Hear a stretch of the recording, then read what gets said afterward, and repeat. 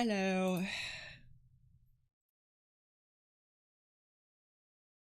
I keep getting caught up in writing and I keep forgetting to press the start stream button, but I remembered this time. But it's not going to be anything too interesting. But whatever. I guess I don't have anything to lose.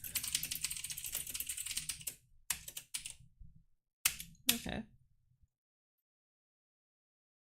Whatever.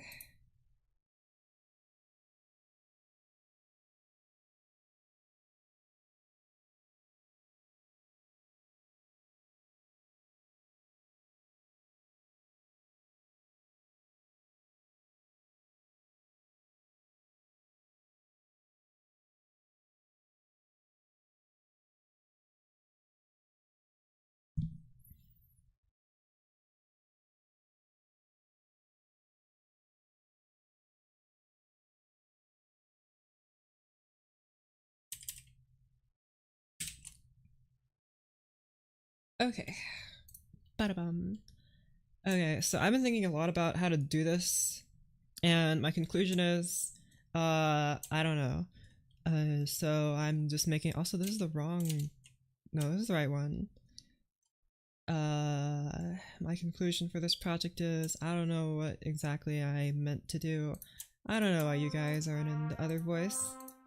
That's literally what I did last time, and that's incorrect. Put you guys in the other one there. Okay. So I did it again, and it's still not perfect, and it's still not correct. What are your favorite artists? Like in general, like every artist, or like music artists, or like classical music artists. It's very broad. Okay, so basically what I did here is that I kept the horn section, I kept the stringy section. I just haven't been getting the string section quite right. Like I just something about it just doesn't feel right to me just yet. And I kind of want to fix that, right?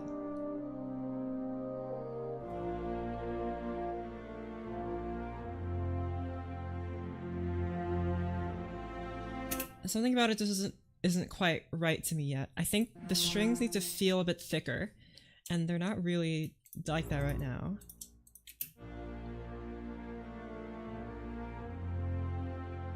I mean, the contrabasses are nice, right? But like everything else just doesn't feel quite right yet.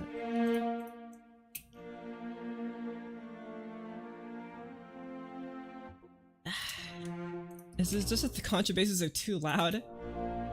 No, they're fine. I think... I mean, I do have these guys split up a little bit. I could just switcheroo these guys around.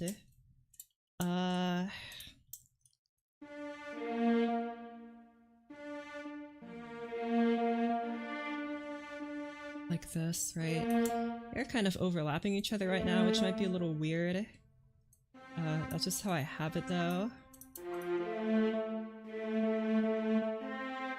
And then to have you guys do that, that might be better, I guess.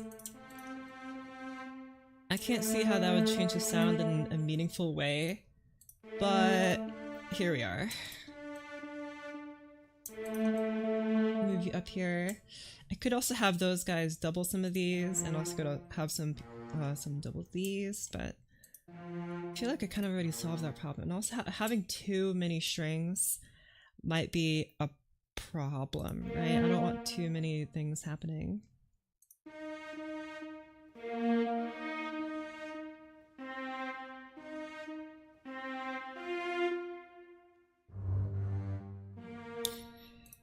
I feel like there could be like...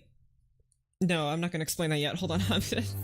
Not yet, not yet. I'm getting a bit ahead of myself.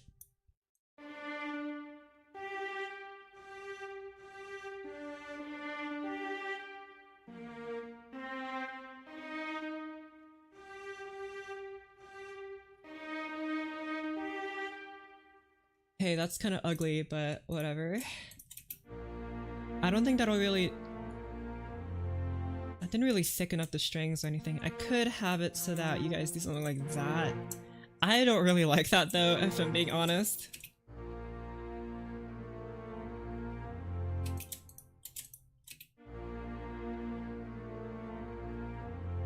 Just to have like another cello double this. I mean, I feel like the bass is fine on its own, right? And also that is a wide gap that I don't think I like very much.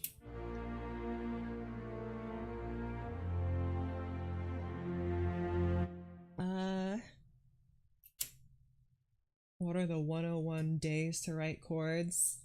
I don't know. That's a lot of days. I don't like that. I think maybe it'd just be better just to have another like this.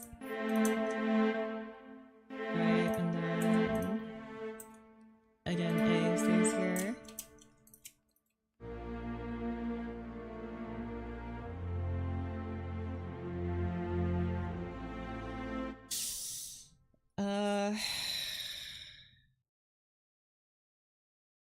I'm not sure if I like that very much. Let's have a voice that doubles the basses. Whoops. And instead get rid of this upper voice here.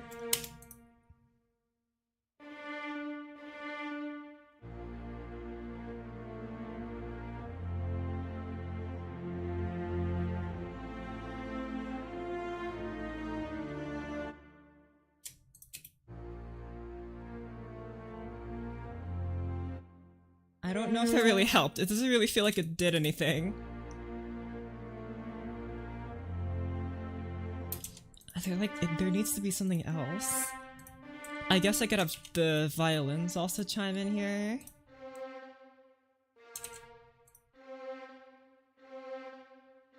I mean, they can just play what this viola is playing, I think.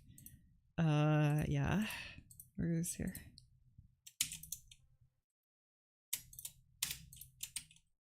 So if I did like that, and then just got rid of this, then you guys would be doubling, and then you guys would also be doubling.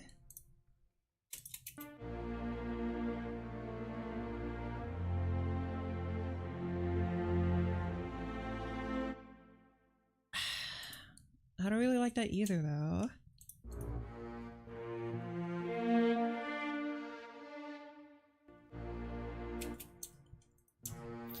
Something about this just feels wrong. Like, it doesn't feel right. I don't like the way that it's structured. Here, let's get rid of, let's get rid of the second voice here. Just so we can focus on these guys. That should be fine. Right, and then you... I don't know what to do with you.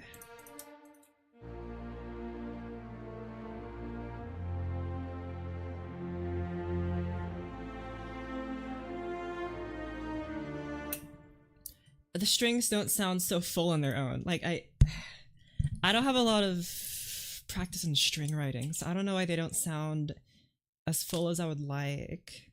Hello. I have you guys all playing like this.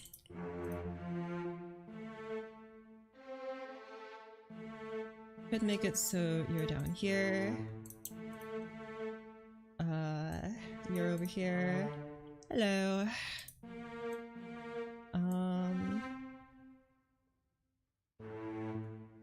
That's kind of a wide gap, but hold on. I just want to hear what it sounds like first before I go crazy doing this. Is this a Fortnite stream? No, maybe next time. Let's move you guys down here. And then you would have to be like right here.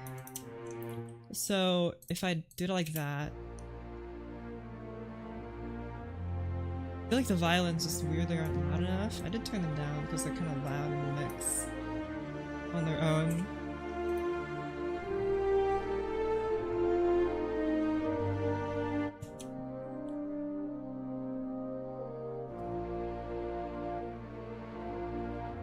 Okay, you guys can't really be heard. Let me do like this. I don't really like this. This feels awful, but you know, it's probably fine, you know? I could have it so that violas only play this part, but I'm missing something in the top end. Maybe double your melody in violin 1. Maybe. I want it to sound like a film score, you know, but I it's difficult to study a film score because they're under copyright. So oh well, there's no way I can like look at them. I guess I can look at like maybe Corn Gold, but that's not really film music, you know. I want it to be like like very nice and heavy in the basses. It's just not coming across. What is copyright but a strongly worded suggestion? I mean, you know, fair enough, but also that means I can't get a hold of the score. I mean, I guess maybe I could go to my library and find a score, but like seeing if my library has a sheet music of like a film score is, I mean, it's not impossible, but it's a little bit wishful. You know, but I guess I haven't checked yet, so maybe next time. Or maybe like check an online catalog. Okay. I'm actually I'm going to get rid of the melody here, just so I can focus on the strings doing this part. Piracy is technically not illegal, just unethical. Well, I don't know about that. That's definitely one of the statements I've ever heard.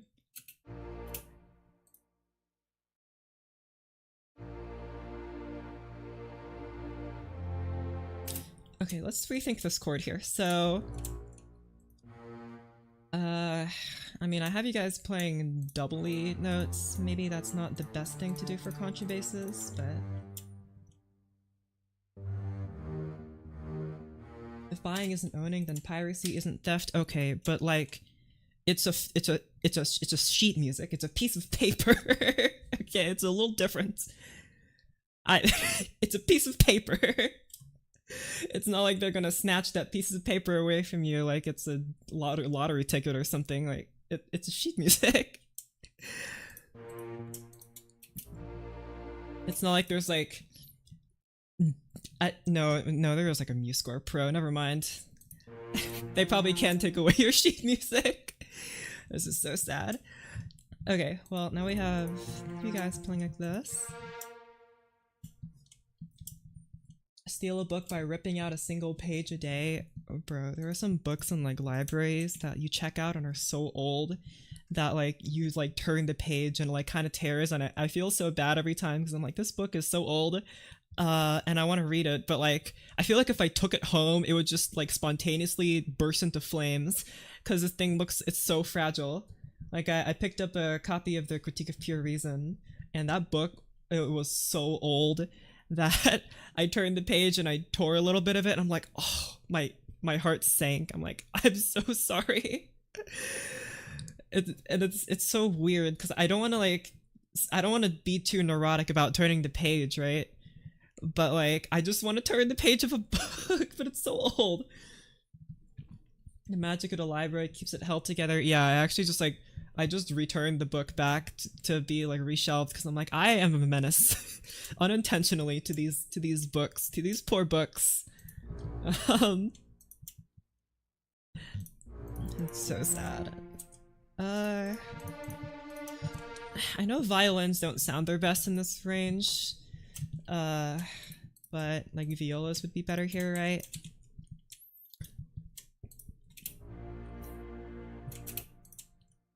I could add another bit of the chord on top, right? I don't want there to be too many notes though. Have some older original George Crumb scores that had clearly never been put of any sort of protection. I was terrified while studying that I was gonna tear something. Nice. We do have music at my library. I don't really look at it though. I mean, most of the scores that I've had to find, I could just find on my computer. If I needed like a music book, it would be like those reference books, right? Like the orchestration books. I get those. But otherwise, no.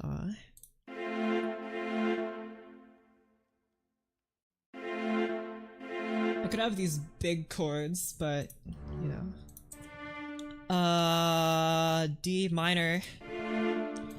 Look at those Fs.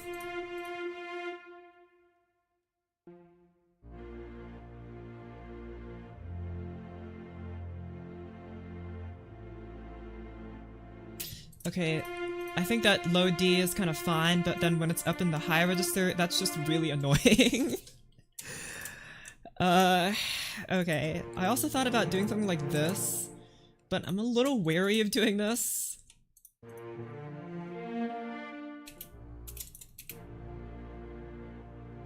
Like it sounds kind of good in like in theory, but like it just kind of becomes a mess when you actually put it together. I could have it so that this high note's only up here.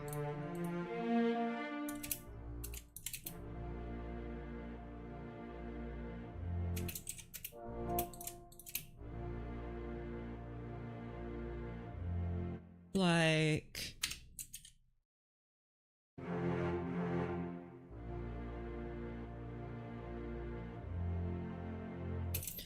Okay, those are some big chords, but again, I just want to hear what it sounds like before I commit to anything fancy.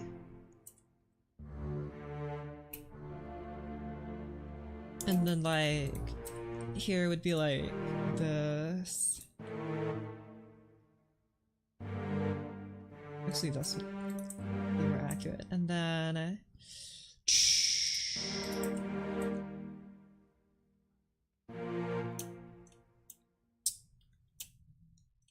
in lower range block chord voicings end up sounding muddy. Not sure I can fix that, but maybe I consider some more space in between the parts.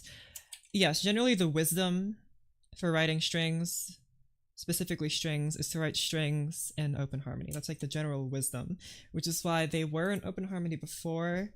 But like now I'm thinking like maybe that's not the way to go.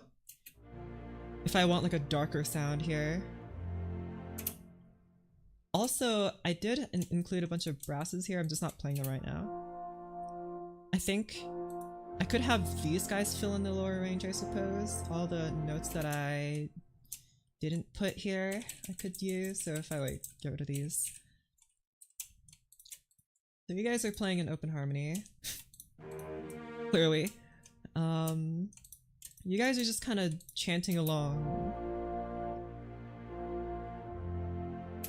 I could move you guys down like an inversion or something just to... just so I can like fill in this gap here, I guess. Maybe let's try something like that. So have you learned any counterpoint? Not formally, but I mean, like I couldn't tell you how exactly to write it other than like a vague idea, so no, not really. Let's see. Let's have you play some bass notes. I think that... no, that B flat's fine. I was gonna say that B flat might be a bit wishful, but no, that B flat's fine. And then here we'll have like... well, I was gonna say trumpets, but I realized that that might be kind of low for trumpets.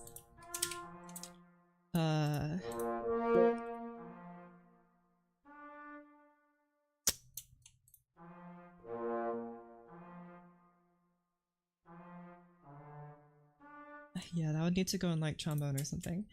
Here. You guys are getting promoted to trumpets for the sake of me figuring out what's going on. I guess it could be horn only. That also works. If I have something like that, I mean that doesn't really make sense that two horns are playing 4 notes, but bear with me for a second. You guys together. I do have you guys separated out for reasons, but you don't need to be. You are here because of that, but I think at this point you guys should probably be combined. Yeah, just for simplicity. So that's not it.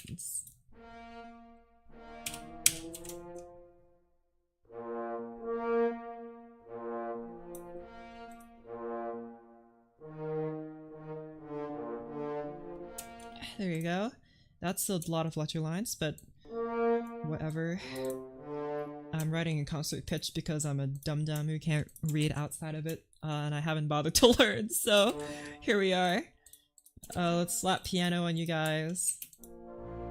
And then I guess we could have you Whoopsies, I pressed stupid score. I keep pressing Control to zoom in and then N to make new notes, and that makes me end up pressing Control N, which opens a whole new score, which is not what I want.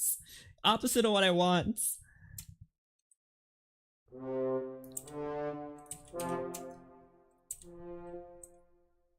But this F is already taken, which means you'd have to move down to like A, and you would move down to C, and you would stay at F, and you would move down to A. Thank you.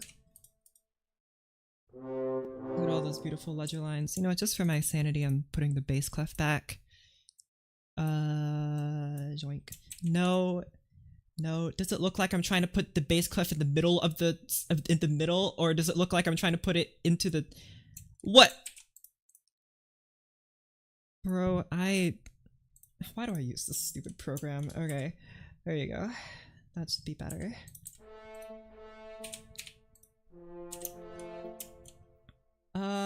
And then it's the same chord. And then I have you guys. You guys are getting pushed to trombones. There you go, your trombones now. And trombones are nice and awesome. I'm gonna change you to these guys just because I have them and I prefer them. But you don't need these sounds. I just like them better.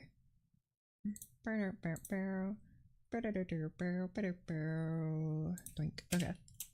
So if I have... No.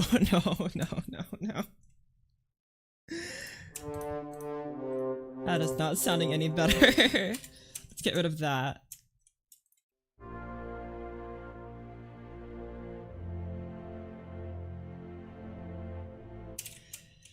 How about get rid of that lowest horn instead? What does that sound like? I have... That's a bit better, I guess.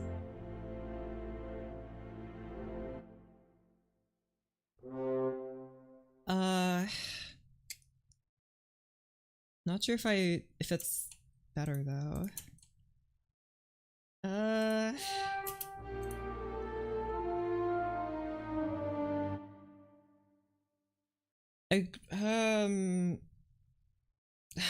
don't know. I don't like that very much. I'm gonna be so honest. Not my favorites.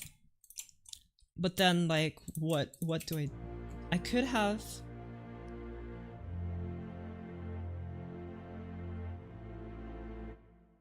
Okay, here.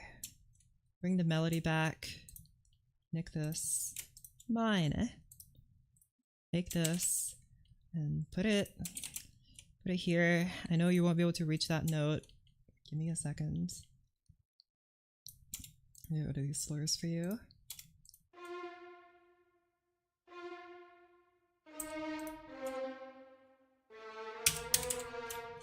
Okay. Could demote you guys again. Get demoted. Actually, you guys can like appear in the second half. I don't really care.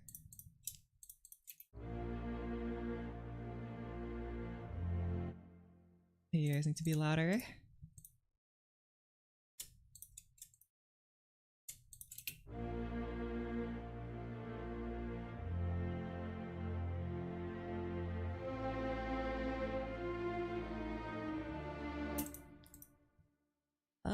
You need to start like this, or probably just makes more sense for first violin to take over here.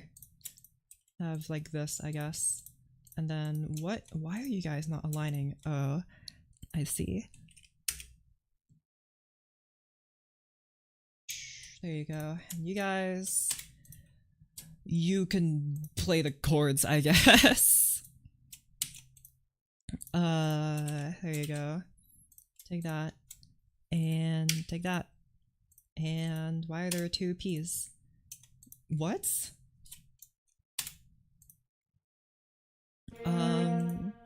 Okay, that's a little hard to see. But it's okay, because it's fine, because it's okay, because it's fine, right?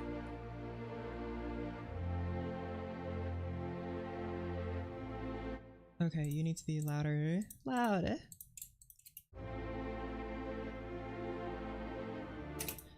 Bro, that's not forte, man. I'm sorry. That's hardly forte at all. Get out of here with that. Yeah, you could have the cellos help out. They're probably gonna play a nice forte.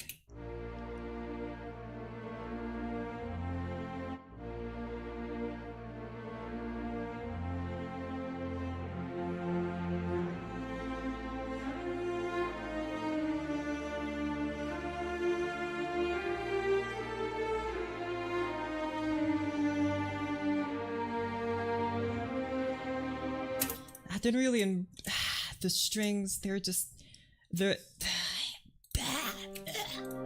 that's not it's something about it just feels wrong. I can't say what it is. What if I just take these notes and like raise them up an octave?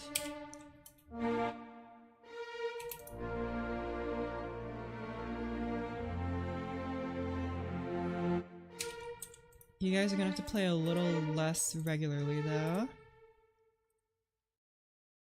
Let's do this.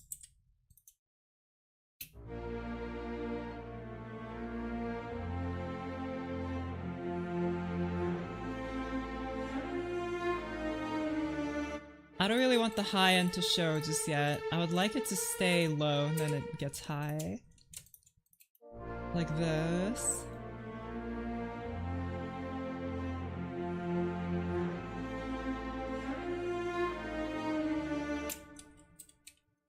Maybe something happening here.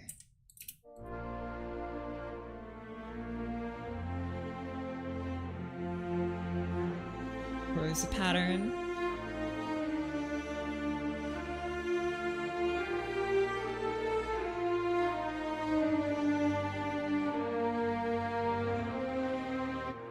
Okay, I don't know why those guys came a little early, but oh well.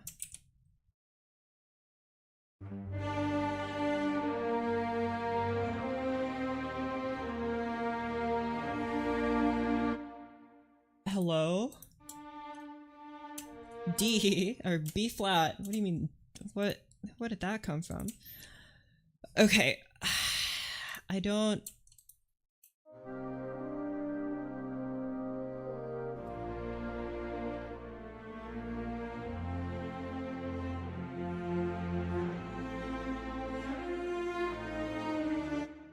I feel like you guys don't even belong in strings. Like, you belong in horns.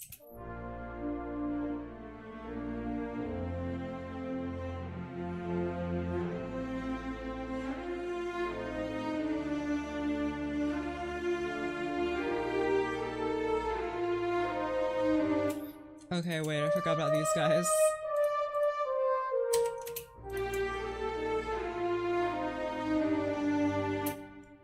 Okay. I just take the whole darn string harmony and put it in the horns. Sound fonts of VSTs for these. These are the Muse sounds that come with this program. That's what I'm using.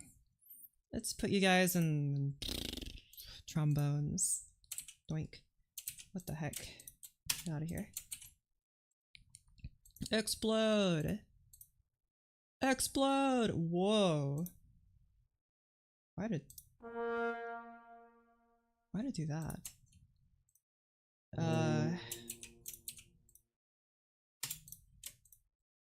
I guess that might be low, but I just want to hear what it sounds like before I make any.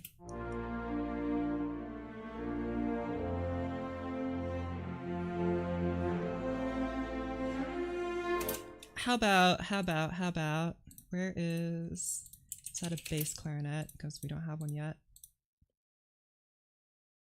You guys go here.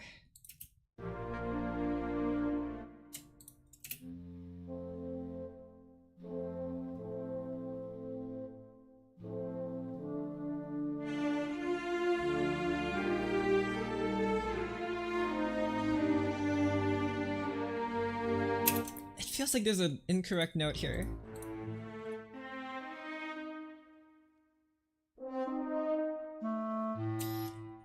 No, I think it's just this clashing here, but I heard it a bit too much.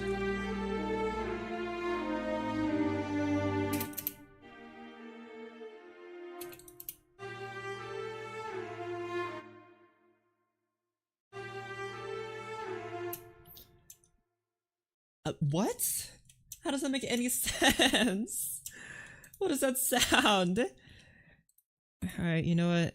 Cellos, just for that, I'm deleting your melody. You don't get any melody. That's your punishments. You guys are all getting pushed to first voice. How do I do that again? Doink, that's how. Okay, well, we'll just have that, I guess. Why are the violas so quiet? I guess if this what the violins are supposed to take over for, but that's a little weird. I mean, the violin can't play this low F here, so that's why I have it in viola first, right?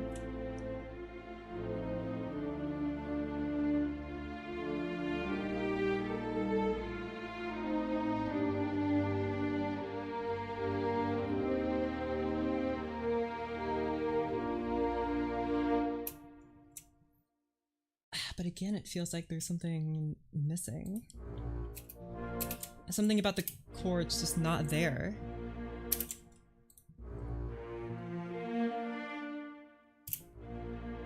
I can't hear this note. Guys! I can't hear this note. Where is it? What? No wonder it sounds so empty. It's because you guys aren't even playing the notes. Why are the violins and violas separated from each other? Did they secede? Get back over here. Play the note that I wrote for you. Alright, you know what? I'm changing this stupid sound. Let's change it to this one. Maybe it'll play. Okay, that's not much better, I'm gonna be honest.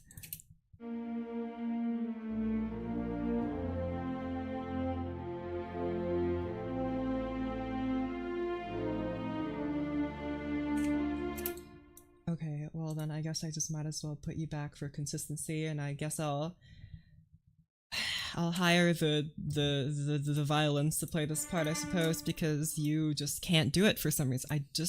I don't know why you can't do it, violas. I put so much faith in you. Okay, well, let's do that, and we should be good. So now we just have... So now we should be able to hear the whole chord.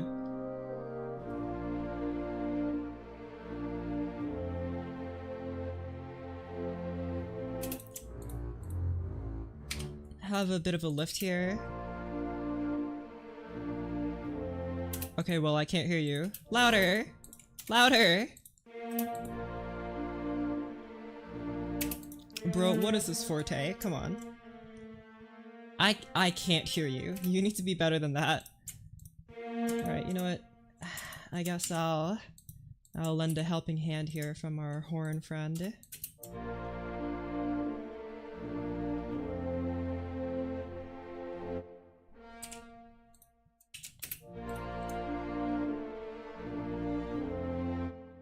Or I guess it could be both horns. If I have deselect this and then oh whoopsies.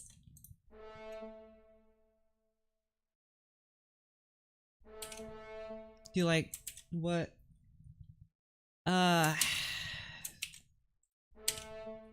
what I'm trying to double you guys in the sections. Why aren't you letting me do that? What? Okay, wait, hold on. Copy this. Give you guys a second voice. Paste that, thank you. Now you guys are playing together. Hopefully the horns will maybe give you a little bit of a push. I'm gonna have to give you a little bit of a crutch here, violas, come on. Come on, you guys are the middle voice. Act like it! Act like it!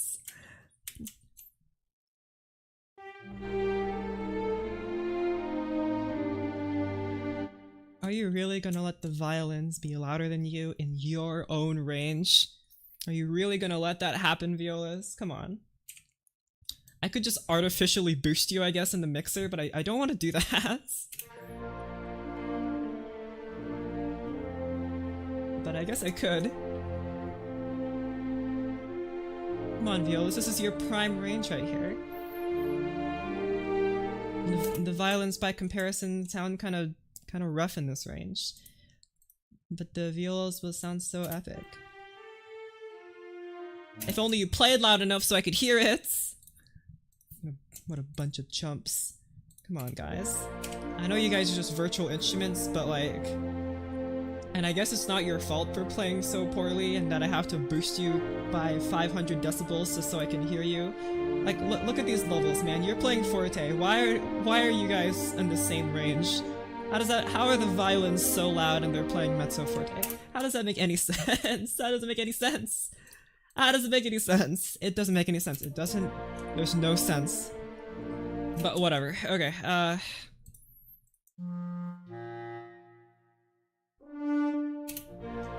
so... I could have like this stepping motion here. Also, I think it's kind of weird that you guys are kind of sustaining. Let me add some rest to you.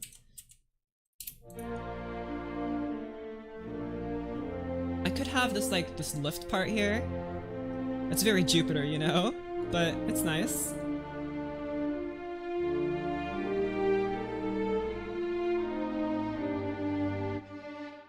Right, I could have like that.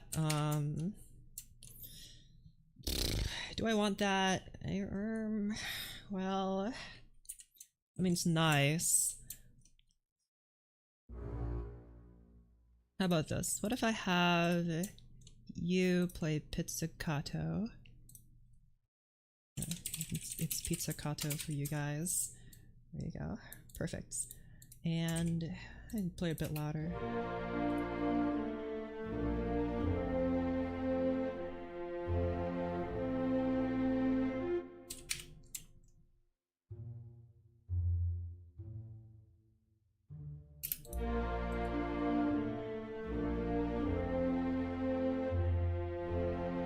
No, that sounded better in my head than it actually did. Never mind.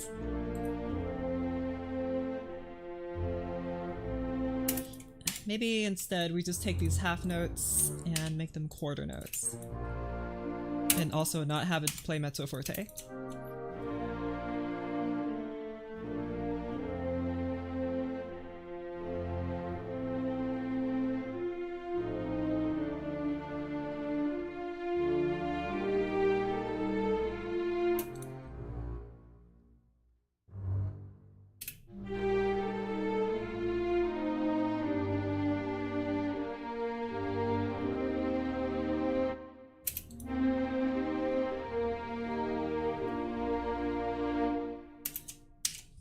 I feel like it'd feel more natural if I had the contrabass play shorter notes, but also it's a little too short, so I'm going to artificially extend these notes by half a beat. That makes me feel a little better, yeah. I mean, it looks kind of ugly, but whatever. Whatever, man. Good.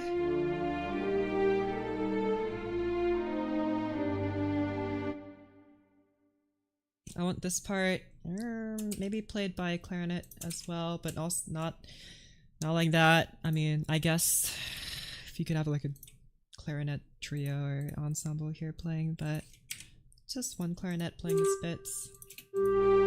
But also quietly because you're not the star of the show.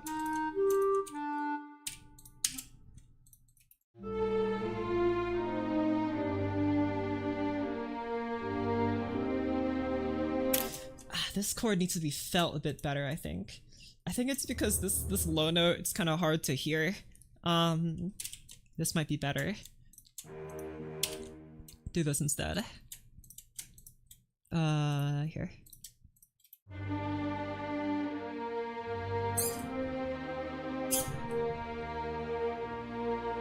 Okay, it's not much better, but whatever, you can hardly hear the difference. Okay, so clarinet here. What about trumpet, actually? Trumpet, save us. A nice, bright trumpet. Okay, not bright enough, man. That's kind of cute.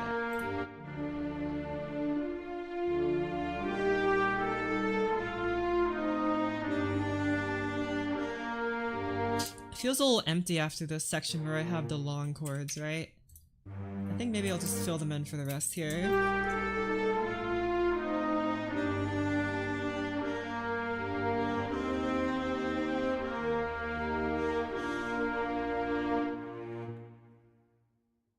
I'm not really liking how maybe I'll just try a trombone instead.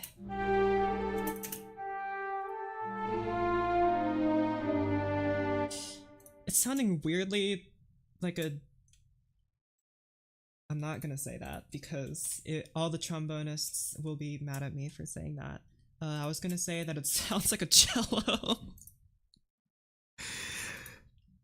Okay, don't tell them I said that though. Sorry, trombonists, but not sorry because whatever. A trombone's basically the brass version of the bassoon, and the cello is like the string version of the trombone, and that makes the cello the string version of the bassoon. I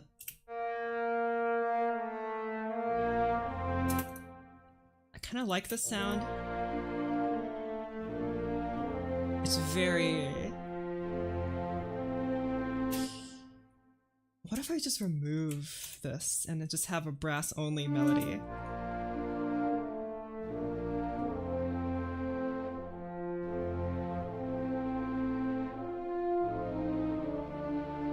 Here, let's turn down the strings. Why are his palettes all the way over? Okay, whatever. Dynamics. Pow. You know, MuseScore would be a great feature if I could select all these dynamics, press Control D, the keybind that you added to your program in the latest update, but it only applies when you're selecting one dynamic or one note, but not if I'm selecting multiple, because no, nobody ever selects multiple dynamics and changes them at the same time. That's ridiculous. Why would you even need to add that?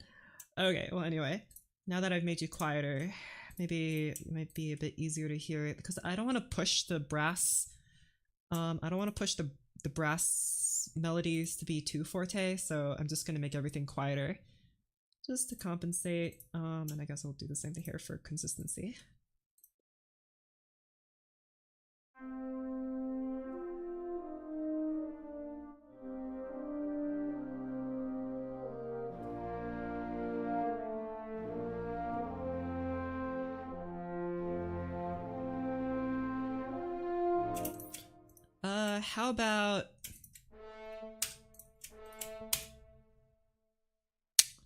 How about trombone only here, or maybe just trombone and viola together? Let's have two trombones. Two trombones, violas together. Okay, violas, thank you. One trombone. And I want you to start a little quieter and then get louder, like that.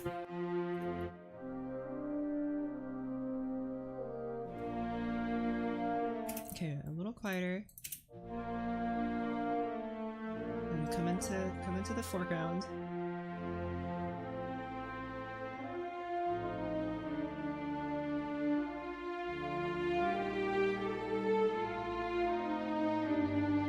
Here, I want a horn to be introduced.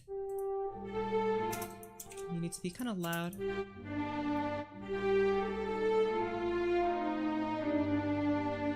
I guess the violins are kind of taking over here. Let's not have that.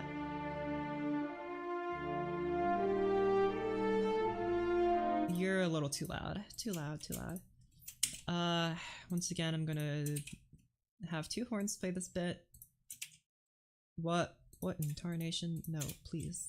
Have one dynamic for both voices. Thank you.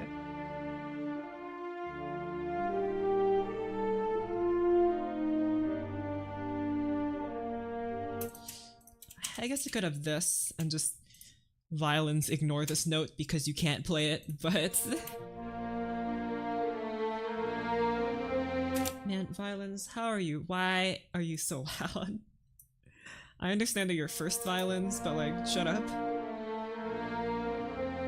Why are the violas so quiet in comparison?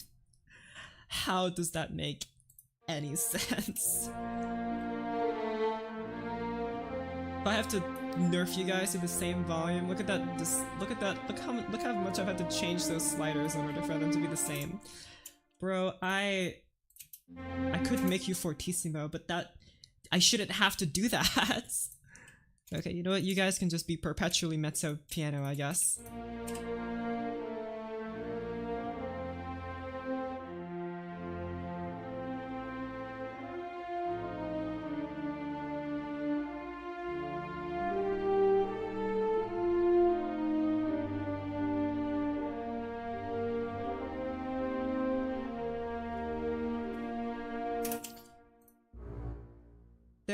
There's no F in this chord. It's just B, B, B, D, D, F. That's 1, 2, 3, and then 1 double B. Well, actually, that's 4 Bs, and one of them is a unison. I'd have F there, I guess. Or maybe... yeah.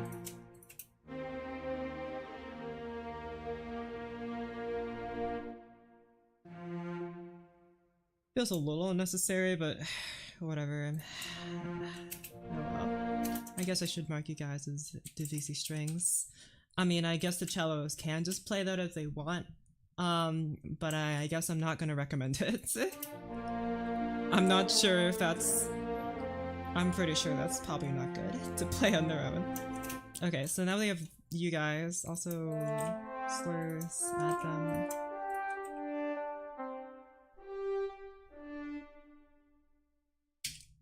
Okay. Okay, so there's that. And I want this theme to repeat one more time with like with more harmony, and then I want it to move to the next section after a modulation. So I'm trying to keep it like intentionally kind of sparse here so I can build up to it, but having all of these instruments play is kind of not doing that.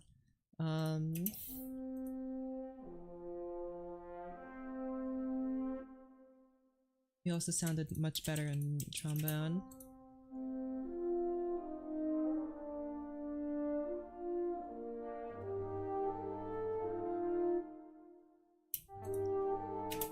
Let's have you play piano here.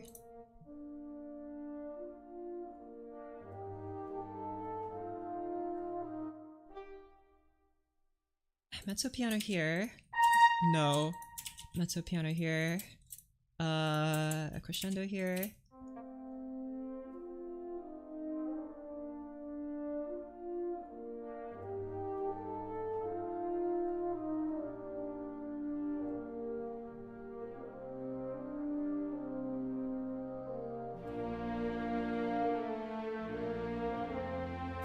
You guys are too loud on cue. Please shush!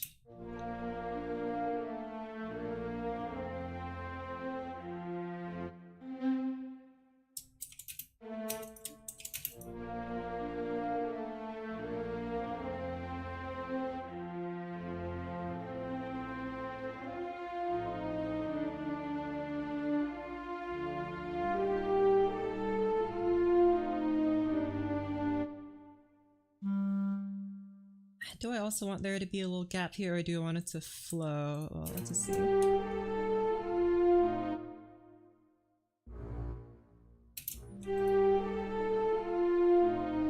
Nope, doesn't work there. Let's just keep it the way it was. Whoops.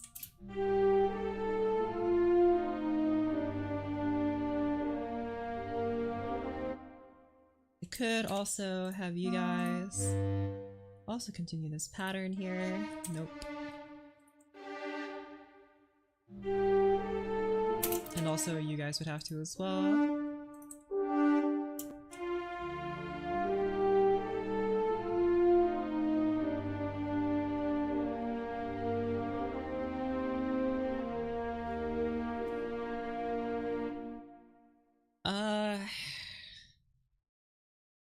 I guess that works. Whatever. Whatever. Tuba, help. Save me. Wow. You're so loud. Okay, how am I gonna get this to do what I want? Again, I want another thing here.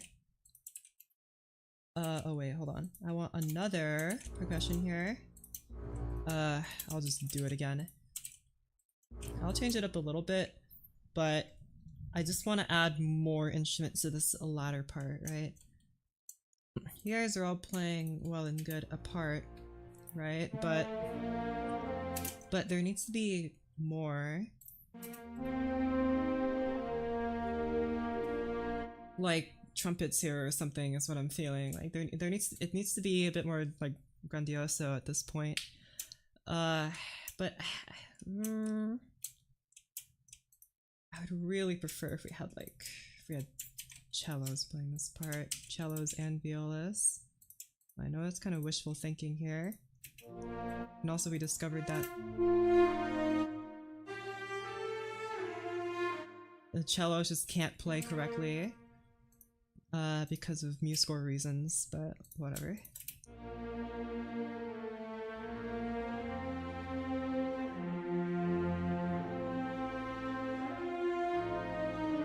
Could have like this, I suppose.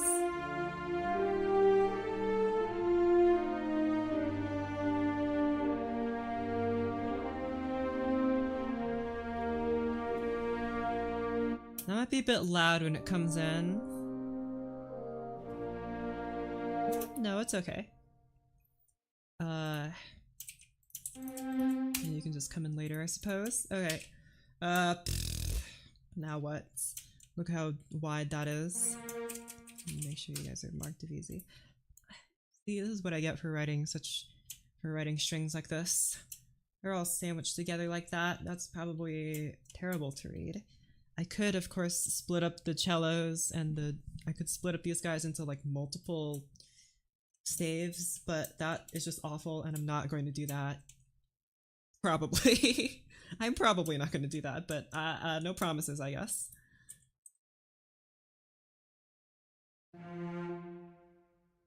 So once again, just nope, yoink.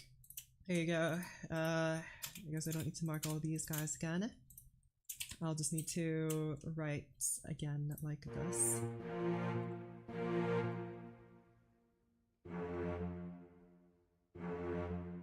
If I... This feels a little unnecessary, but if I just keep it like this.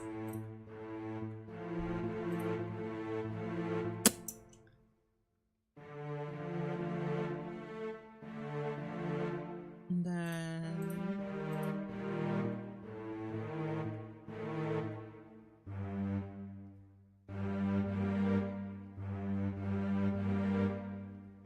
That's quite the jump there. I want you to be a 2-chord. I'm changing this. I might change the other ones, but I know I want this one to at least be a 2-chord.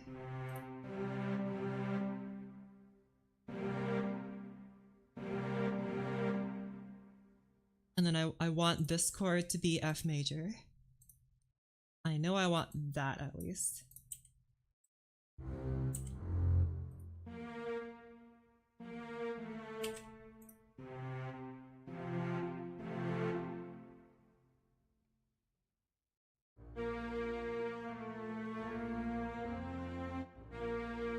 So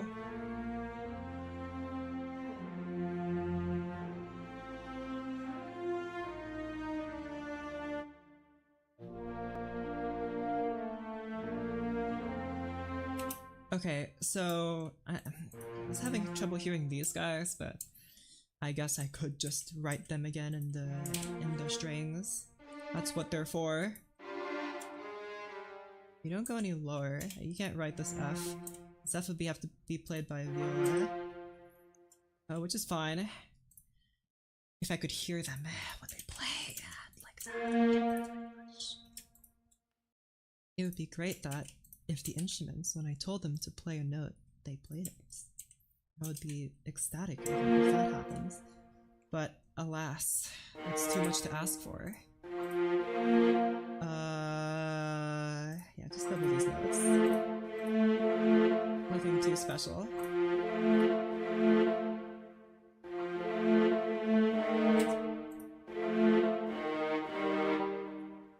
Wait.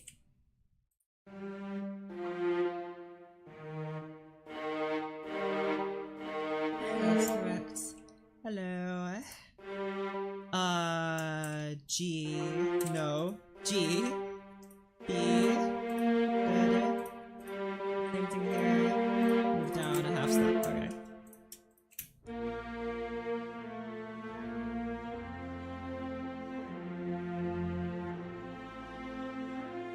Okay, of course I can't hear you, because of course I can't, because that would make too much sense if I could hear you, so just don't play, I guess.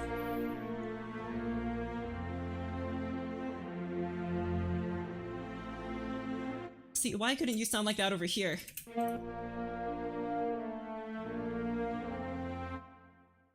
This one's a little thicker.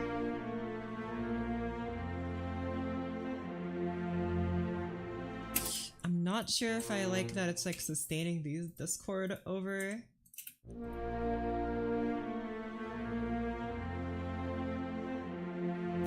It feels a little bit better if I do it like that. I have a rest there, right? We need that space, I think. Otherwise, it sounds a little bit too murky. There's a time for flowiness, and trust me, I know how to write flowy music because that's literally all I know how to write. But there's a place for it, and it's not right here, right now.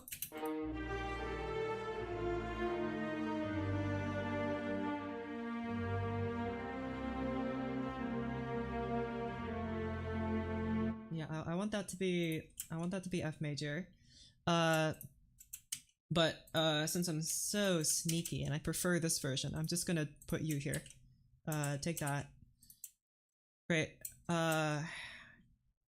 Also, this chord is supposed to be a 4 because I changed it in the other one. I'll probably change the other ones here, like change this to like a 6 or just a 1 maybe. But let's move you guys like up here to E. I don't know what I wrote here that was better. I couldn't tell you, but it just is, so we're just going to accept that. And also put you in piano.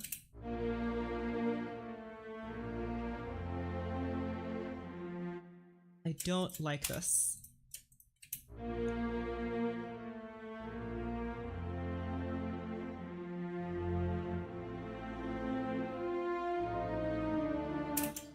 I also see now that you guys aren't playing at a higher volume, you guys are all playing at... Well, okay, wait, hold on. So... let's have cellos play mezzo forte.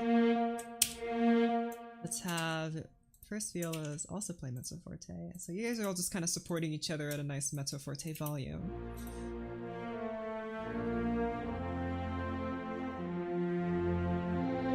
Okay, except for you. Shush.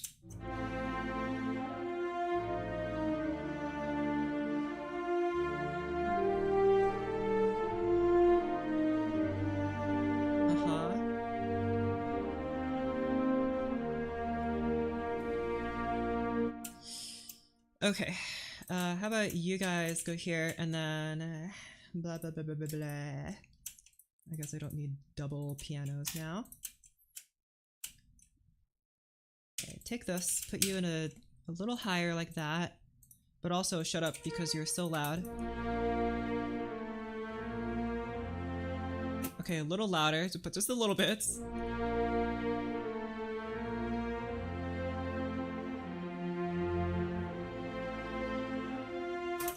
I feel like, okay, so I kind of like where this is going, but like these chords, I think 1-5 is okay. This chord probably needs to change, and like these chords probably need to switch around just to make it more interesting. I could just repeat the chord progression, I guess, but I'm fancy, so we're gonna have something different. This is the 7th note, so I could have a diminished 7th chord. I do have one all the way over here, but I guess I could just swap these chords around because they have the same bass note and are functionally the same, so it's a win-win. let's try that, I guess. Try this. So first, change this chord. These Fs need to move down to A, or not A, E flat. And that's literally the only change. Awesome.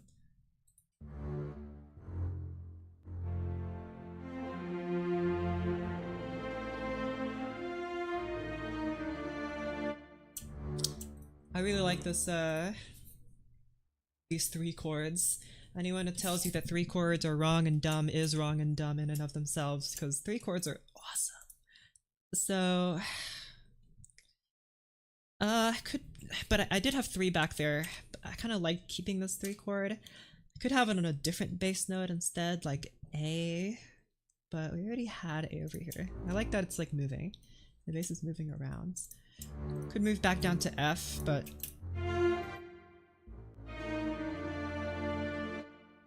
that would make you like this, which is probably fine. Let's just see what that sounds like first.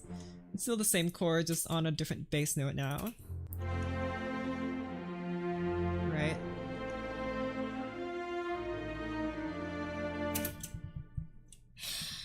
No. I would have to move this to like C or something, because I don't like that the bass note just comes back. I mean, that's a possibility, I guess.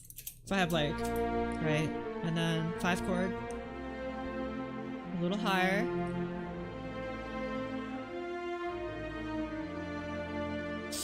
No, the more I hear that, the less I like it.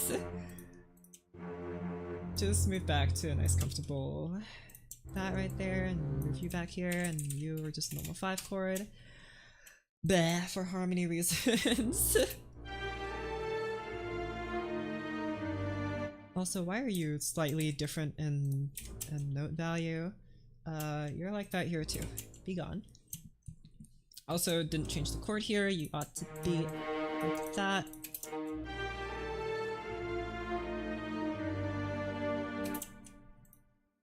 Any other chords here that use G in the key of B flat major? There's E flat major, which is the 4th. There's this chord, the 6th, G minor, and there's also C minor, which is the 2nd. Only one of those is a tonic chord, and the other 2 are subdominant chords. So I guess if I wanted to have this nice G note, it would have to be 6. Okay, I mean, I guess I could have like an extended chord here, but I'm not that fancy. Maybe something else. Maybe like 2 here. Music composition stream on a Saturday. I mean, I was supposed to do other streams on the other weekdays. I just got too lazy. I'm gonna be like, I was still writing. I was doing this. I was working on this exact project. I was just lazy. Okay, so if I have the 2 chord doesn't have B flat, but I could just kind of retrofit it in by saying that this is on the, oh man, this is on, so double the bass note. I guess you can't really tell. It'd have to be like, if you move up here in order to hear that notes change. In order to hear a 7th chord here. But, like, you can't really hear it without the E though. Because the E flat has the 3rd. So otherwise you can't really discern which chord. I mean, I guess there is E flat here, but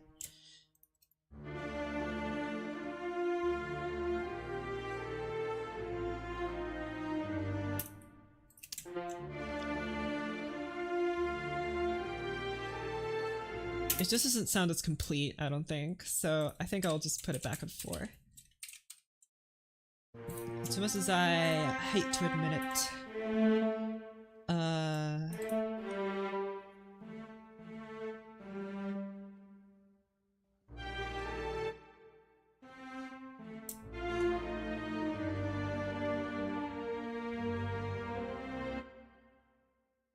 I want trumpet here. Bop.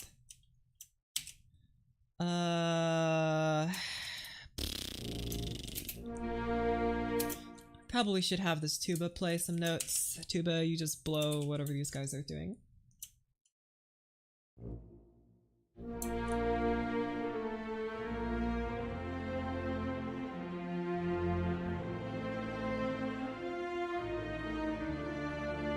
That's very dark. Maybe the tuba should do that over here.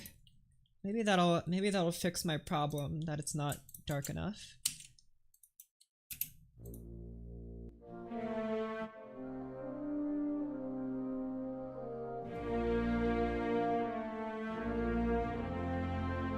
Okay, okay.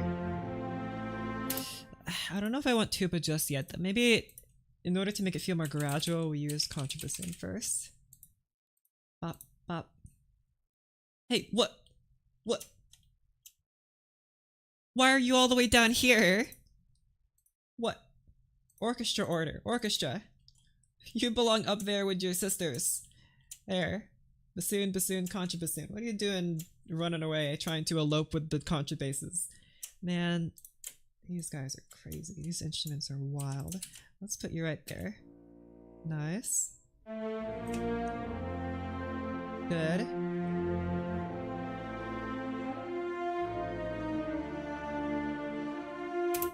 I'll just delete these.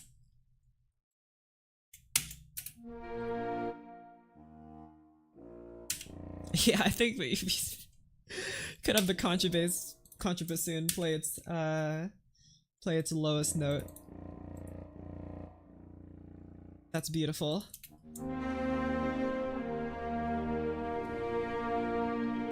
That's so dumb. It sounds so stupid. I mean, it might sound better if we use like organ pedal if we actually wanted like a note that low. I don't have any organ pedal sounds, but that's what I imagine I would put there if I wanted a note that's actually that low, because organ pedals are awesome. Bassiest instrument besides maybe like a synth, I guess. Contra flute. Okay, I'm gonna be so honest, guys. I've tried writing for the contrabass flute. It's not. I mean, it's a contrabass of the flute family. It is not a contrabass instrument. It cannot reach these notes here, and I was so disappointed when I found that out, because the contrabass flute can't reach these other notes by the other contrabass instruments, and I'm like, but it says contrabass in the name. I guess then you would need like a sub-contrabass flute or something, but I don't have any sounds for that. I do have contrabass flute sounds, but I don't have sub-contrabass flute sounds. I'm gonna be so honest, I think if I actually tried writing for sub-contrabass flute, the poor lungs of those people having to play it would die. They would actually deflate like a bunch of balloons. So how about we don't have that? I'm just gonna use this temporarily to clean up this here, and then select. Thank you. Put your right there.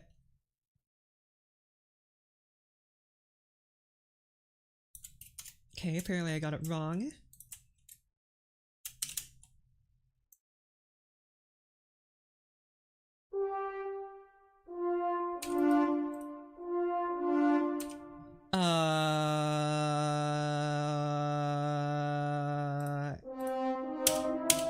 That's the notes. Perfect, and then we have a 7 here, because I'm fancy. This is D minor again. Yeah, so you want to look like this. You are E flat major. Look at that beautiful parallel fourth. And then you're F major. And then you're G minor. You can yell at me about the parallel fourths later. And then this is C minor. Nope.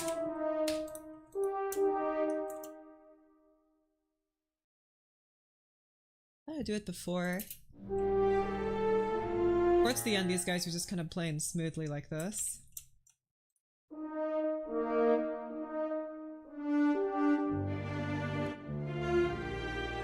Oh wait, I forgot to put dynamics on the tuba. You're so loud. Why are you... Bro, piano. You know what piano means, right? It means shut up. It means shut up. You're so loud. Oh my gosh. I mean, I know you're a tuba, but dang. Come on, man.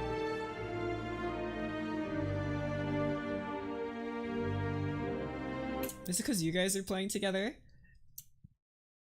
100% in tuba? That might be it. Let's have a trumpet here kind of blast along. But not that high.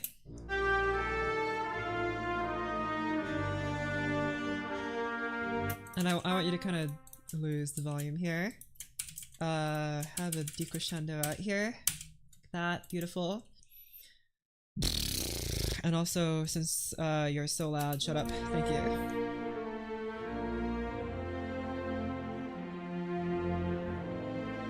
And I guess I need to have you guys also these clarinets. I mean, I don't have to have the clarinets play notes. I could just ignore them.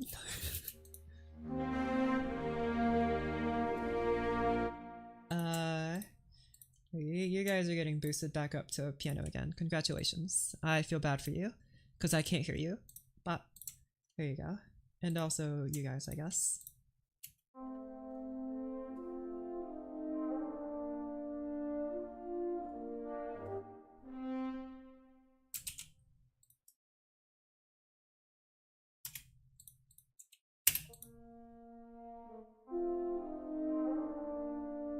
Huh?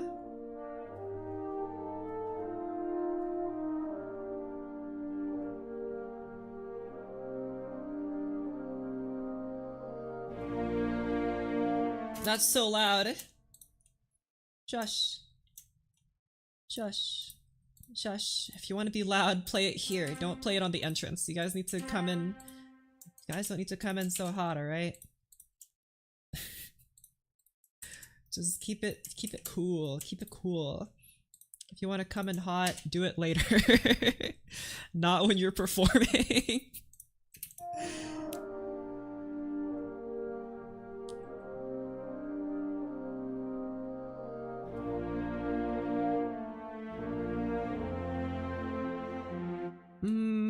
Strings. You also start at pianissimo, I think. And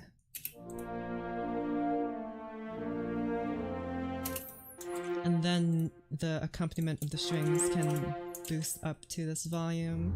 It is the most disgusting thing I've ever seen in my whole life. Look at all those guys jam together. But whatever. It's all for music. You guys go up to the piano volume here.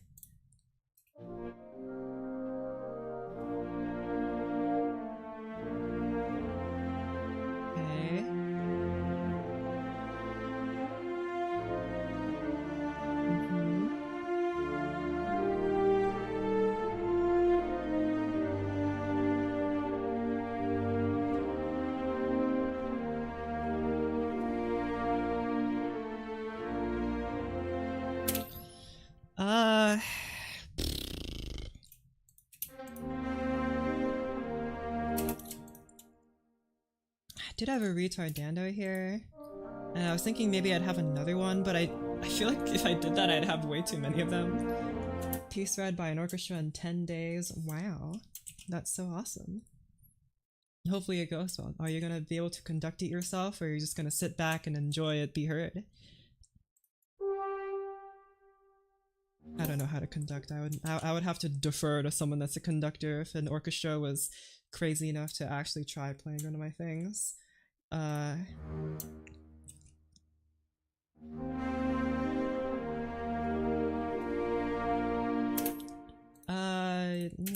can come in a little hotter, I think.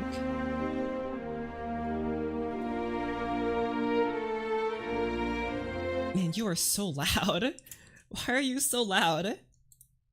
You're playing mezzo forte, bro. Act like it. What is this? Shush.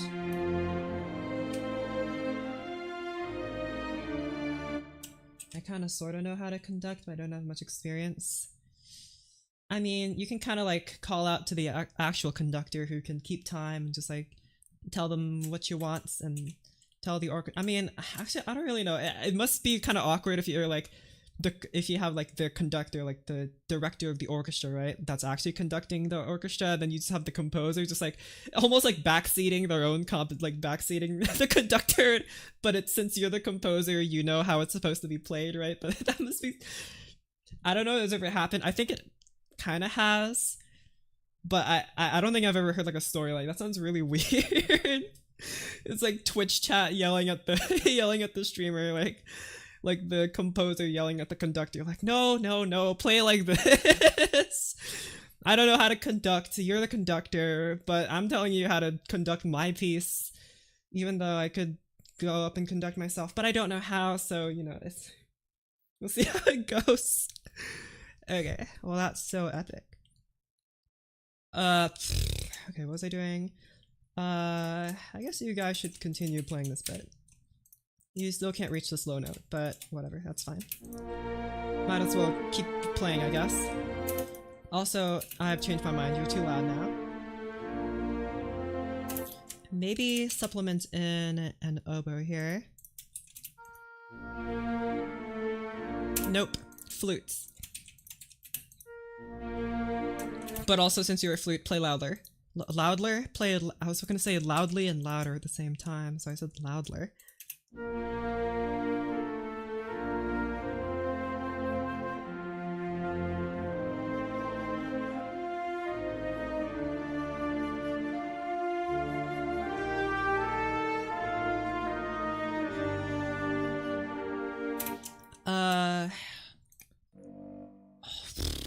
Hold on to these notes a little longer, please, my friends. There you go. A little longer, my dears, please.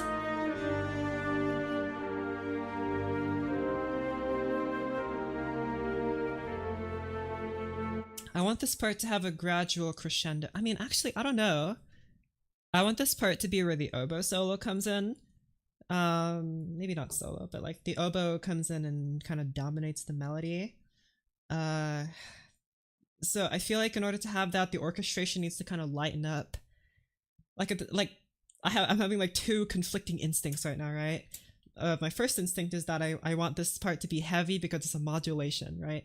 I want the orchestra to kind of fly into it, kind of not accelerate, but like musically accelerate by like having a crescendo here, move into the new key.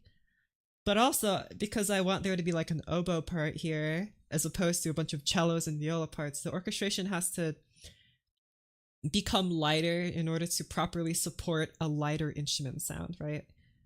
So I can't have both. So I need to have one.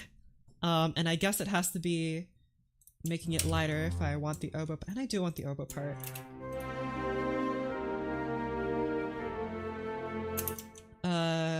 Tuba, go up. Contrabassoon, go up. Right, oh,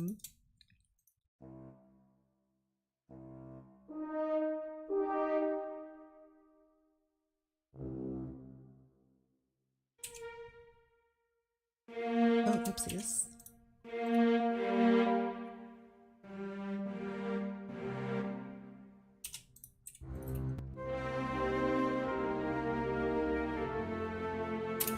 Okay, have a nice retardando here. Doink. What in...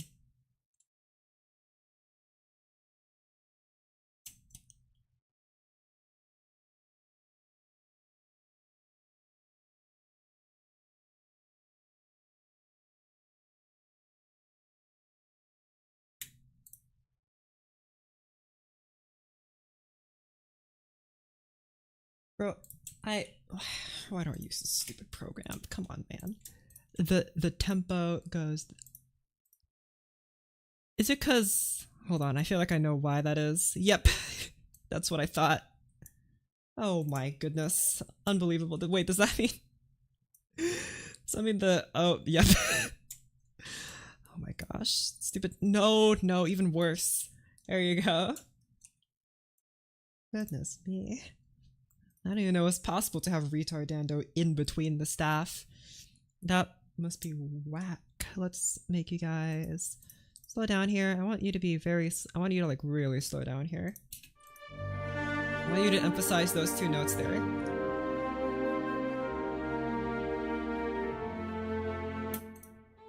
Right, and then palettes, go back to A tempo. A tempo. And I guess I'll have some tenuto markings here, just to make sure you guys emphasize these notes. I don't think the music chord playback will emphasize them, but I still want them here. Emphasize these notes.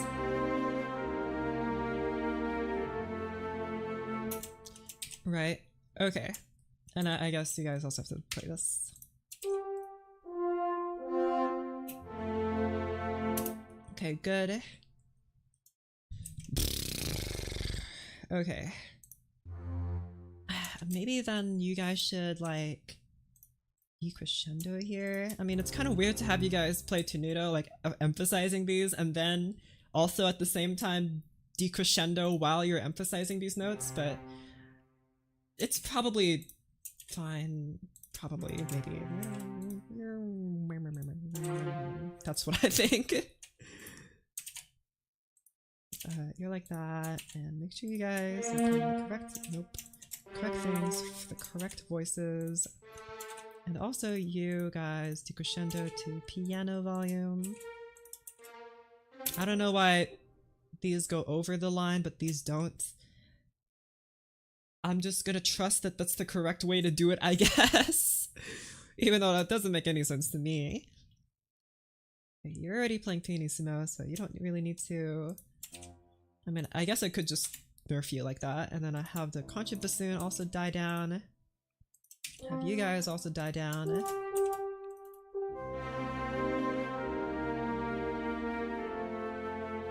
Good, good. I like that. I'm actually, I like, again, my instinct was to make it kind of move in heavily, but I actually like it moving in lighter.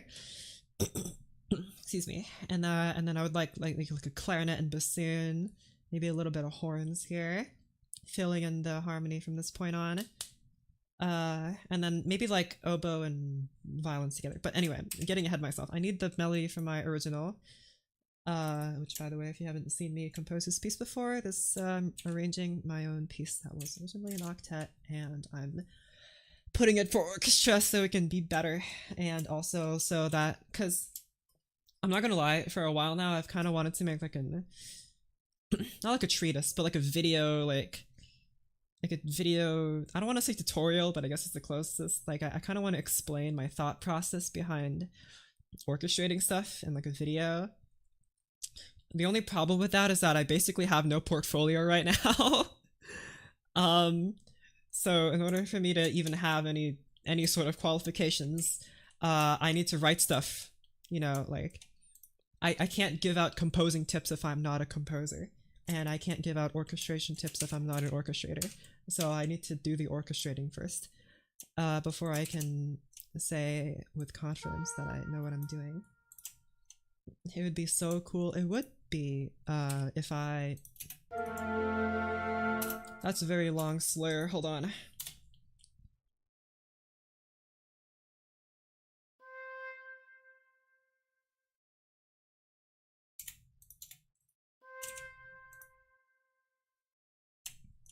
Okay. There you go. That looks a bit better. So I want like maybe even clarinet and oboe together. But I don't want you to be too loud. You guys kind of support each other.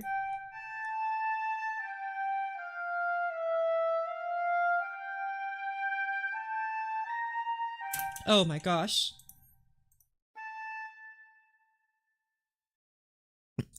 Key signatures.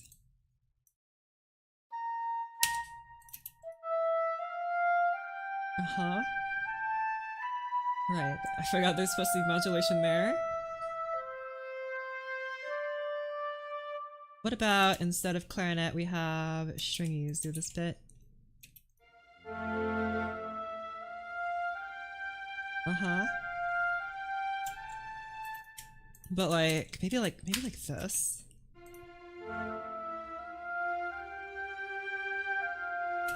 And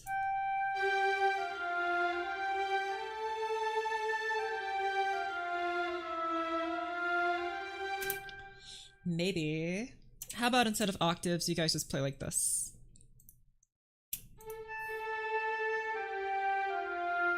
What's your main instruments? Finger snapping. Castanets. What else do I play? I play Counter-Strike. Is that an instrument? I mean, I play it, so it must be. Let's move the slurs there because they're a little different for y'all. I'll have like a thing there.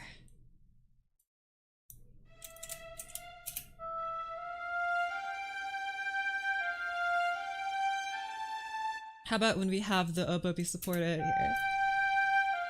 Be louder here. Good.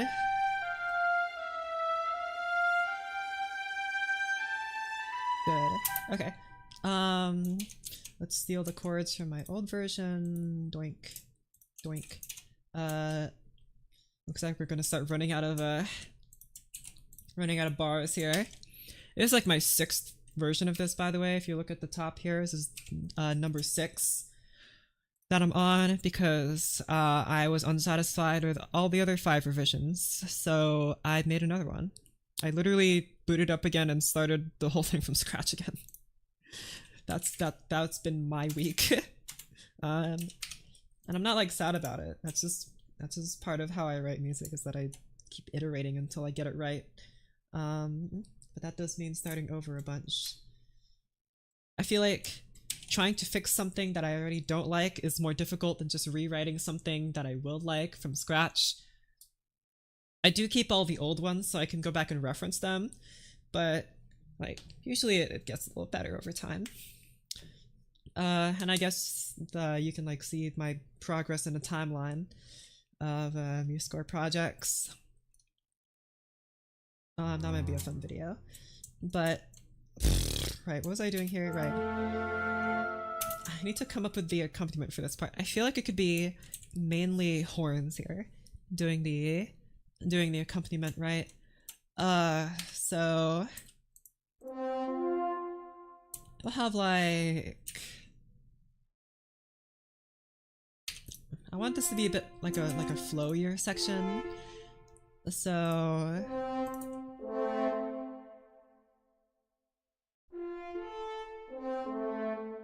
and then bassoon here, play the low notes.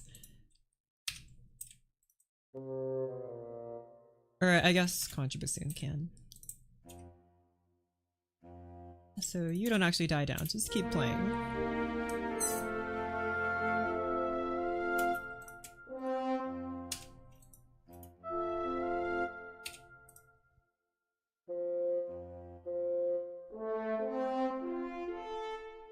Okay, good.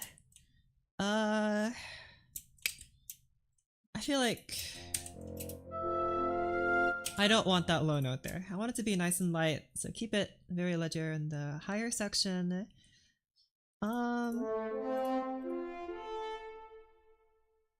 Maybe like it would be better if I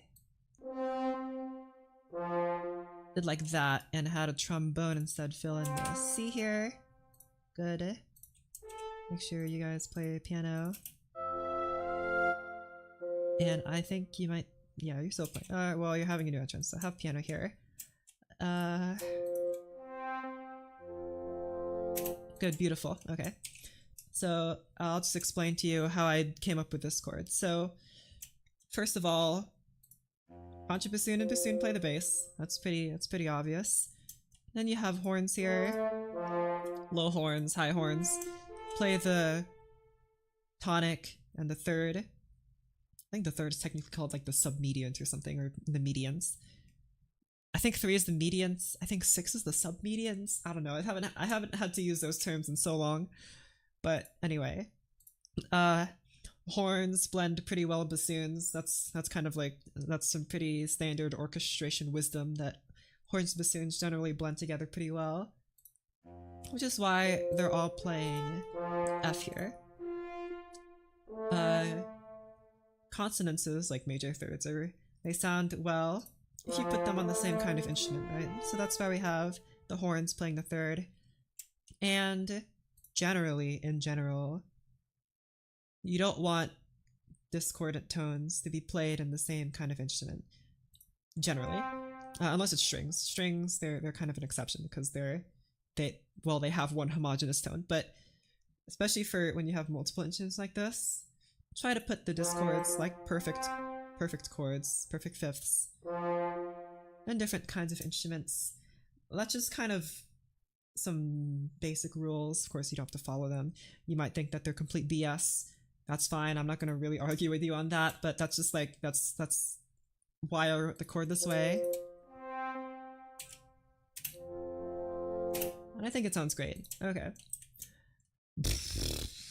I could have like the cellos kind of filling in the lower bits, but I think I'm gonna try keeping it in the contrabassoon. So I suppose I'll steal these guys here, put them in contrabassoon so I can write down the bass notes. C, D, A, no, E, D,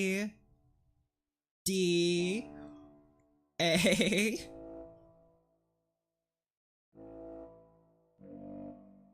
oh, but like I said, I don't really want it to go too low. Maybe we have like this. Yeah, okay. And then, you know, kapow. Easy squeezy. And then we just have chords here. I'll write the chords, and then if I want to add some rhythm later, I will. But for now, we have beautiful C major here. Oh, whoopsies.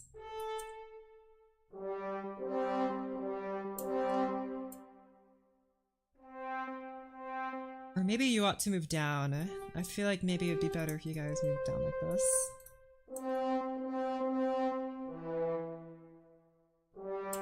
Yeah. And then I guess I could write these and just copy it down there. So D minor, and then E minor,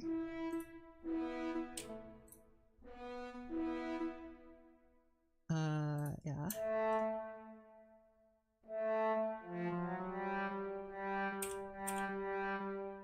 And then D minor again, so move back up. G major, A minor,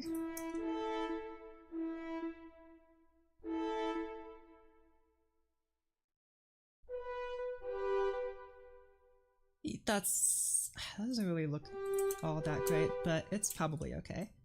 And then have like this.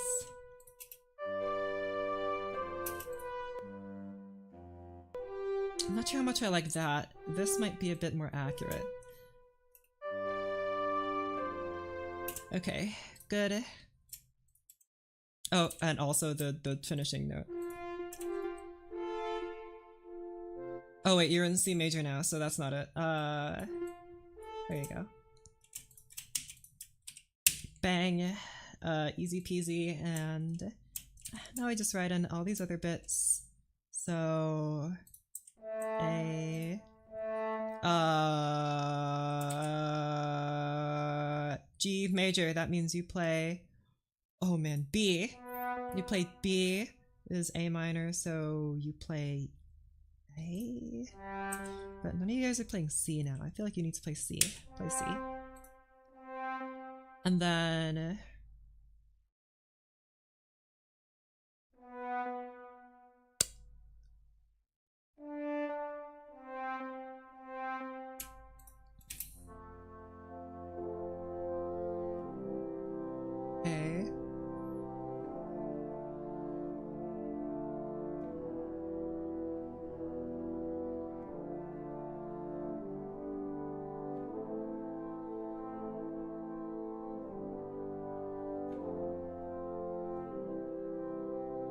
Okay, good. I was just checking there to see if it sounded kind of muddy in some places. It sounds fine. I was a little worried about these lower ones. It's a little bit muddy, but like it's not bad. I mean, it's just a horn quartet. It should be fine.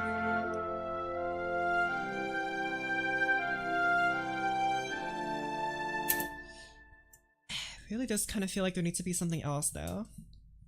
Like cellos kind of bouncing along, you know? It feels like there's gotta be something else. Let's have something like that.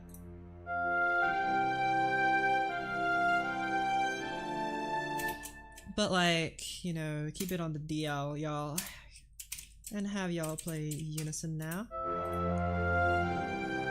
Okay, thank you.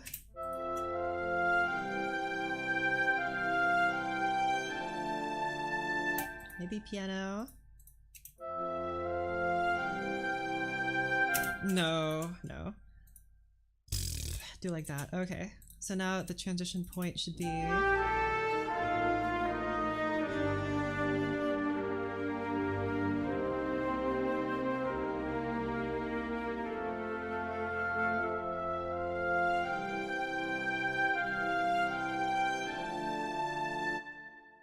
Yeah, we kind of lost something. It's probably...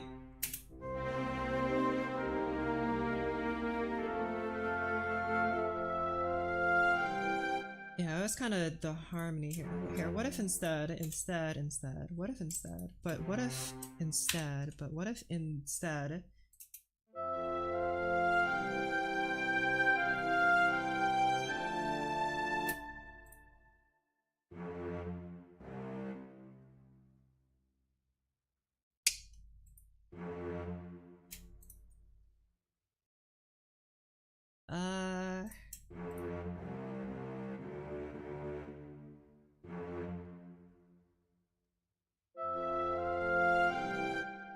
Like we have this, right? But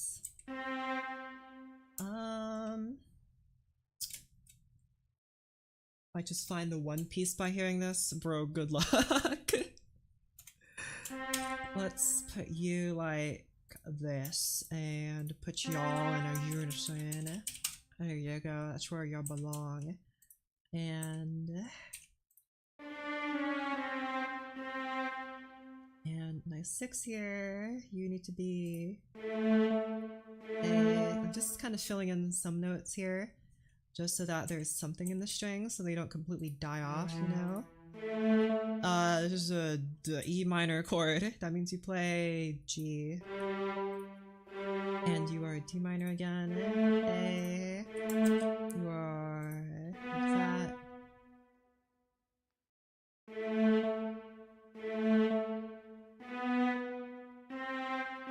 So we just have the middle voice play something.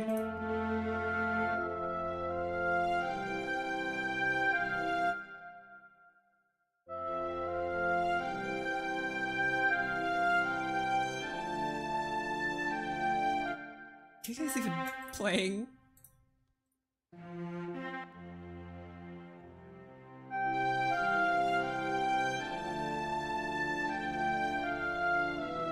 Something about the harmony being mainly in the horns is kind of setting me off. I feel like there needs to be something else. I mean, they sound fine, but maybe try clarinets here. Explode! Boom. Okay. Maybe more accurately, but maybe more accurately, but in a more accurate sense. We have you. Let's have those bottom notes be at hold on, let me open my notes for a second, because I think I have notes on this. You. There you go. Alright. Is Luto around? I know he's I think he said he streams on Saturdays, but he's pretty busy right now. I have some notes on this somewhere.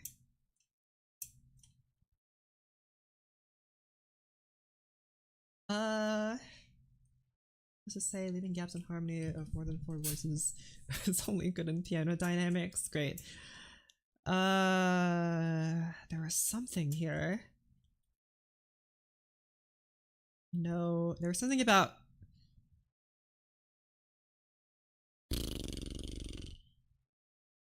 the notes that like are anchor notes and some notes that are like moving notes. But I forgot where it says that. Here. When combining in woodwinds and brass, brass should play the stationary voices. That's what I was trying to look out for. Where did I get those notes? That is literally straight from Rimsky-Korsakov's Principles of Orchestration book. So, I mean, of course, you don't have to take his word for it, but I'm going to. And the voices don't really move a whole lot here. So I'm thinking maybe I just have like the outer voices be played by the brass and the inner voices be played by the winds, or the woodwinds, I should say. The woodies, the brassies and the woodies. So I'm gonna get rid of these lower bits.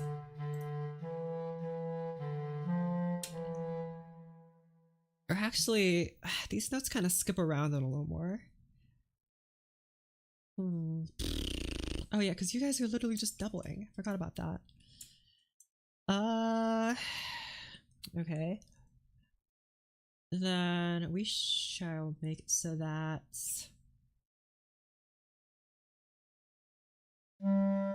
these upper notes here. Man, I wish there was an easier way of doing this. I don't know if there is.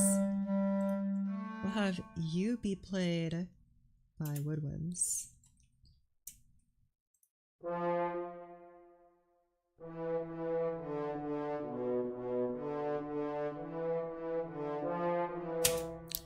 You be played by brasses. Here, do the same thing but an octave up. And same business for you. Just do the same thing. Nope, not there. Here, but an octave up. So now we have clarinets and horns.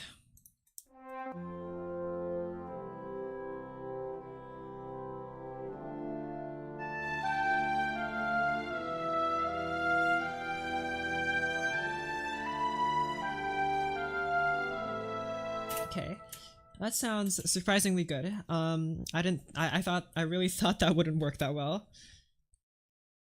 Maybe even like bassoon here, like this.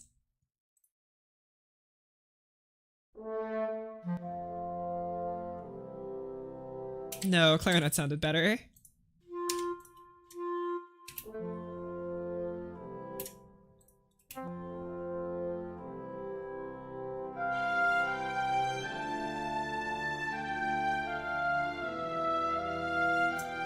Okay. But how does it sound after this bit here, right? Big string melody.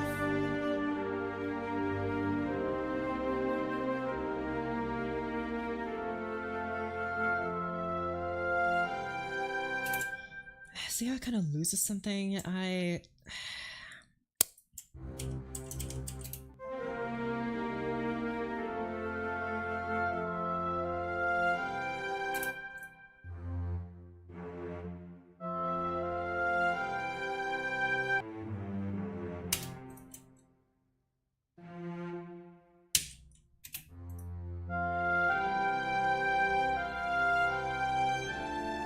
Maybe that might help a bit.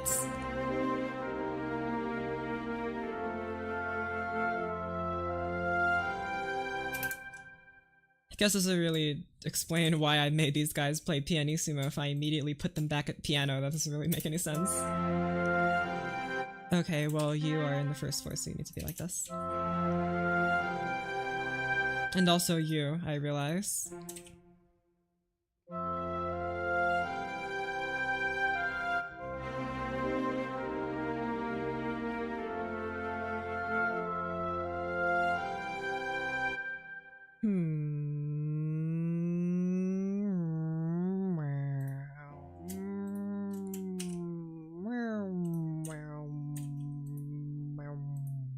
Trombone.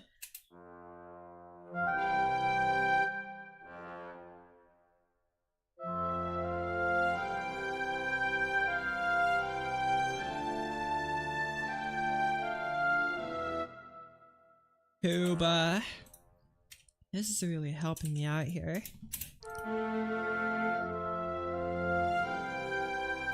No, I don't like that either. Get out of here. I could do this. That should probably alleviate some of that, like, not pressure, but like some of that heaviness.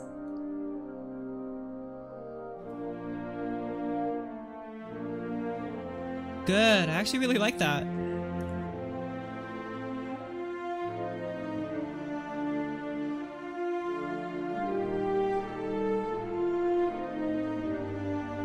Very legendary, beautiful.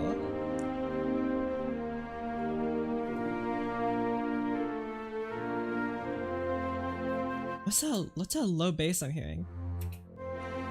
Is that a contra? It is the contrabass, just kind of bobbing along. How about let's do like that? I mean, I guess I could just put you in the normal bassoon. There. You know, whatever. Good. I'm feeling like, you know, I'm having a feeling. I'm feeling a lot of things right now. But what I'm mainly feeling is that you guys should be doing a little swapperoo. Switch-a-doo-boo. Kaboom. Why didn't you... What? You stupid... I'm going to implode you. Thank you.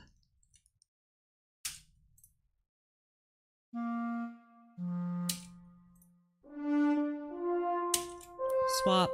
What? Swap. And... swap. Oh. That's not what I wanted.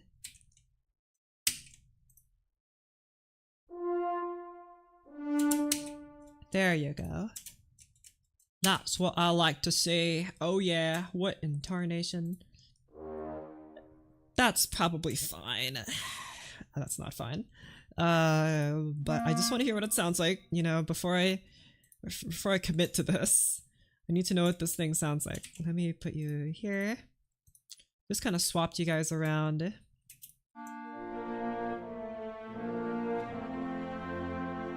Okay. Okay.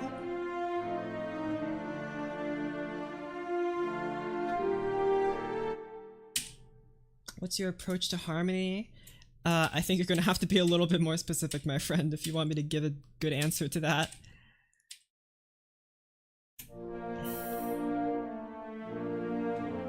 Okay, I prefer this way. Goody gumdrops and what now? What was I doing? Right, contrabassoon. I was deciding whether you're good or bad. I think I should get rid of you, but only in this part. In the second part, maybe you can stay, but this first part, you need to kind of not do that. Just let the contrabasses do their thing.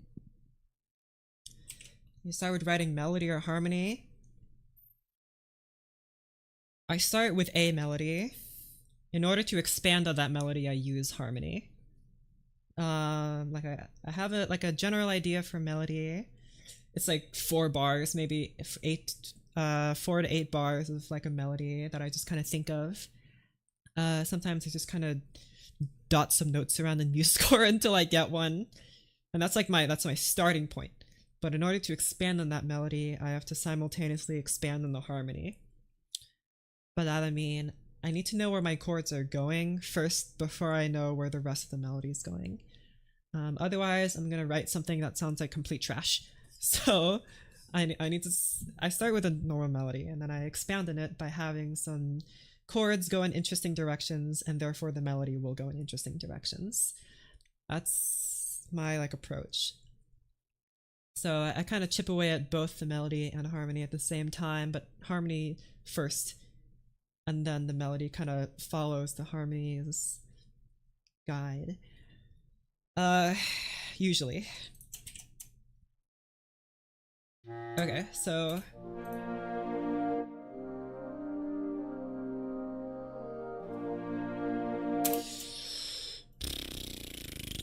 I feel like you need to... Wait, where's the... What? Why is there a retardando up here but not down there? Whoa, what? What? Functional harmony or chord progressions? I use functional harmony like 100% of the time. I'm all about functional harmony. So I feel like a lot of people around me don't use functional harmony, like people in my contemporaries.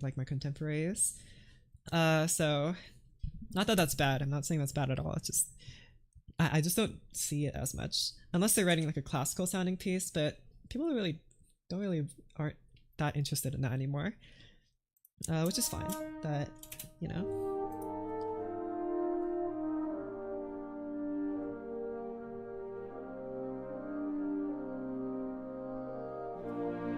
Good.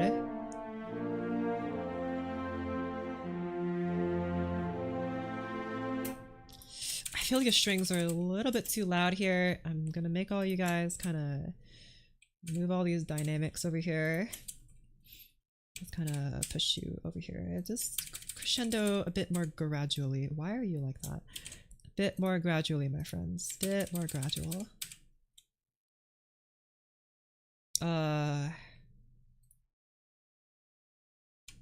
There you go.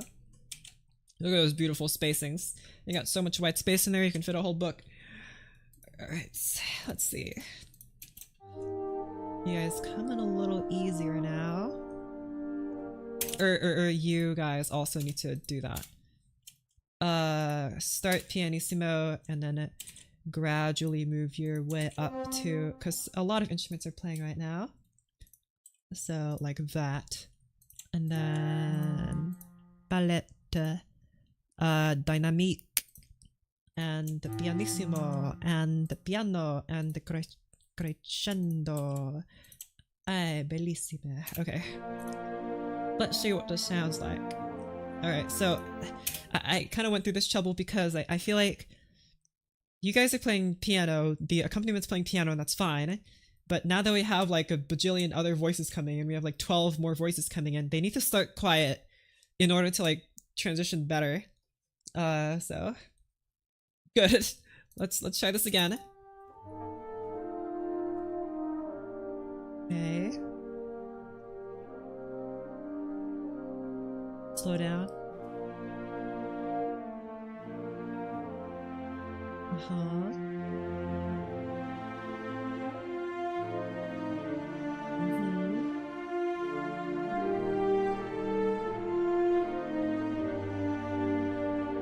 Maybe like piano or Celesta could come in here.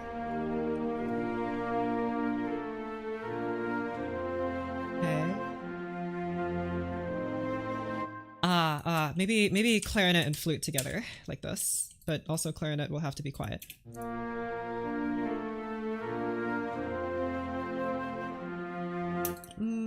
How about clarinet and flute unison?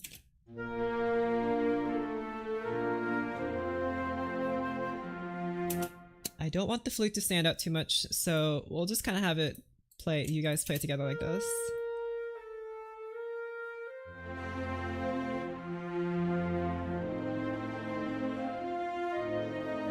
Good.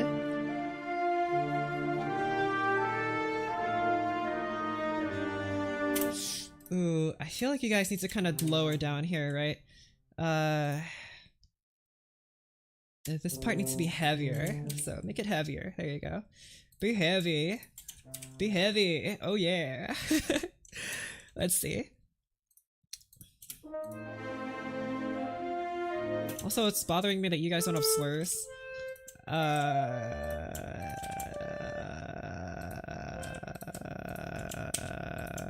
Perfect. Okay. Okay. Reach down. Good. Lower. Alright, maybe this part you can even hold on to this. Like that. Good. Go dig down. Good. And then up high.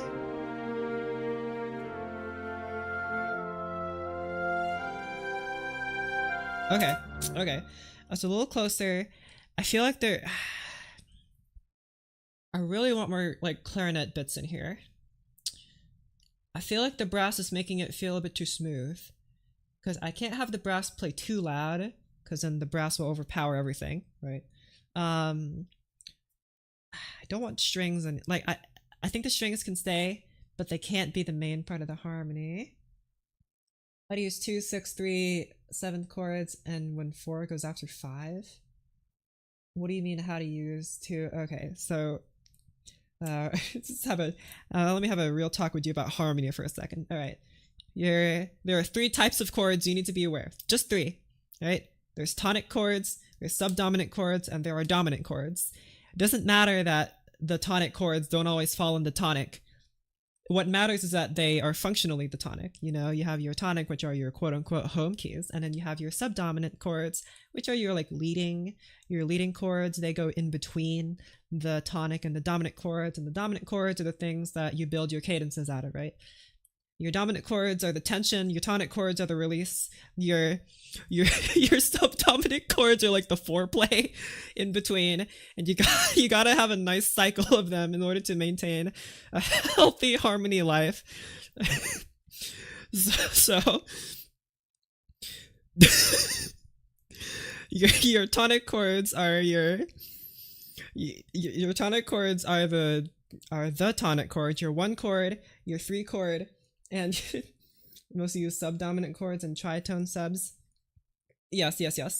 But like again, because I write mainly in functional harmony, this is how I think of chords. Your tonic chords are 1, 3, and 6. That's what they are. It doesn't matter if they're major or minor. That's what they are. They're 1, 3, and 6. Your subdominant chords are 2 and 4, and your dominant chords are 3, 5, and 7. Doesn't matter if they're diminished, augmented, major, minor. Doesn't matter if they're spread out on any inversions. Those are the categories of chords, and you need to arrange them in such a way that they create a tension and release cycle, right? So here, let me just pull up my thing here. So you see here, the way that I think about chords is that it's just, I mean, this looks like a big old word soup of chords, right? But let me just break it down for you, right? We start at 1, then you go to a dominant, right? There's your release, there's your tension, and then 3 is a very nice chord because 3, like I said, is both a tonic and a dominant chord, so it's kind of in betweener, right? I didn't really want to rest on the 1 chord here. I wanted there to be a release here.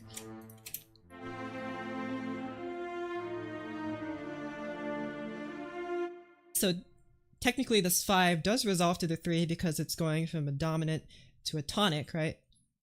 But the 3 chord is a little mysterious. It's kind of an in-betweener. So it's great. The 3 chord is great for in-between movements. And then you move here to... This is literally just the perfect cadence-ish. This is 4, 7, 6. You can think of this as subdominant, dominant, tonic. That's it. These chords, although they look kind of weird, that's just what they are. And then we have a nice plagal cadence here. I'm a huge fan of the plagal cadence. So we can see here, this is like the release, then there's tension building up, there's a bit of release here. There's tension here, there's a release here, there's tension here, there's a release here. That's it. And the fun thing about it is because that since these chords, you know, 1, 3, 6, and 2 and 4, and 3, 5, and 7, since they're all kind of functionally the same, you can swap them out for each other. So if I wanted to swap this chord out for a 5, it would still it would feel the same. It would serve the same functional purpose. It would be like the same cog in the machine. It would just look a little different, right? It's like using a different color to paint the same picture. It will feel the same, but it'll sound a little different.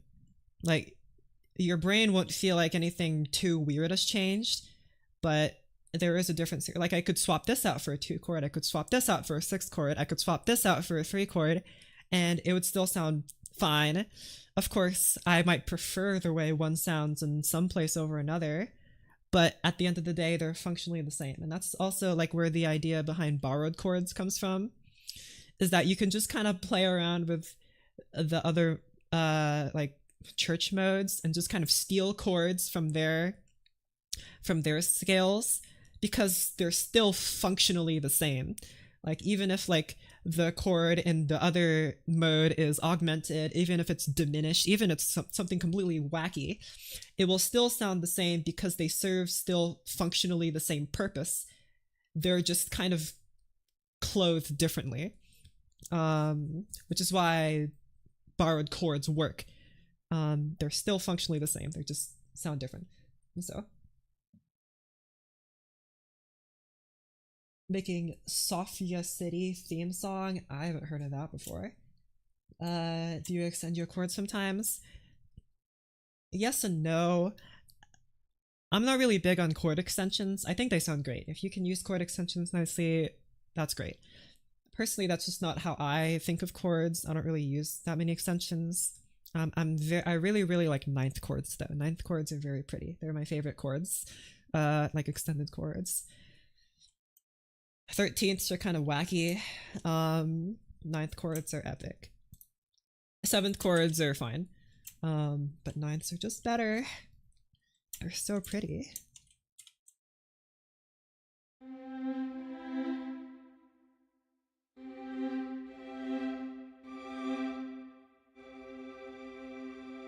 See how pretty that is? That's beautiful. Okay. What was I doing? Right, chords. How do I...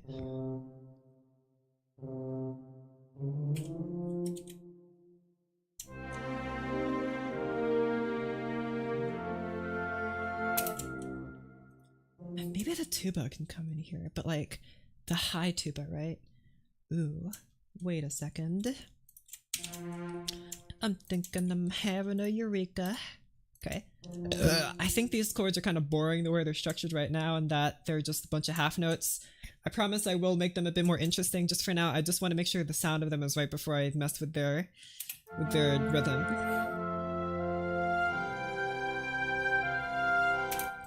I would prefer, I think, if a trombone played these bits.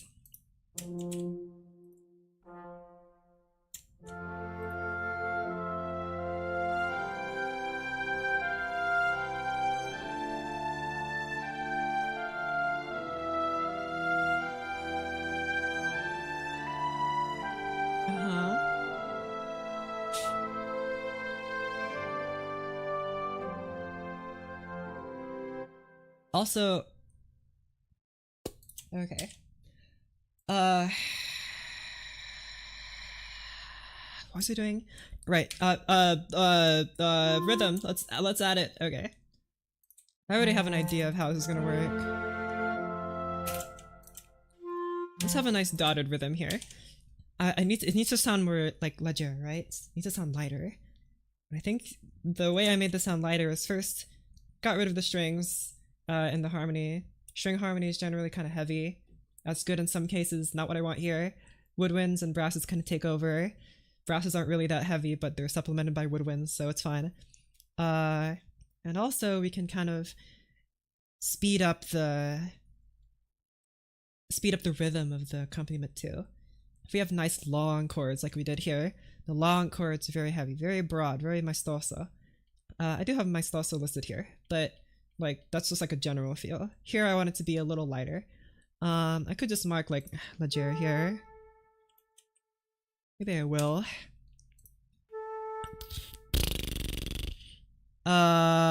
Text. Wait. You apply to the whole thing? Nah. Staff text? Maybe system text? Which text appears on there? System text. Let's have you say leggero. Pretty sure that's how you spell that. Let's put you like that. And let's just call you Dolce. Why are you... Okay, I mean, fair enough, I guess.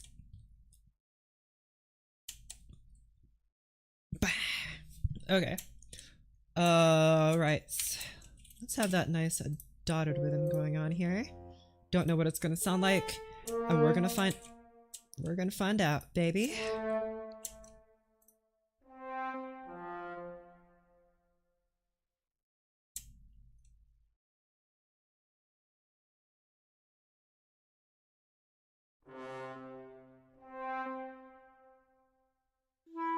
I'm thinking if this is that the accompaniment needs to have a slightly different rhythm than the melody, right? In order to keep it interesting.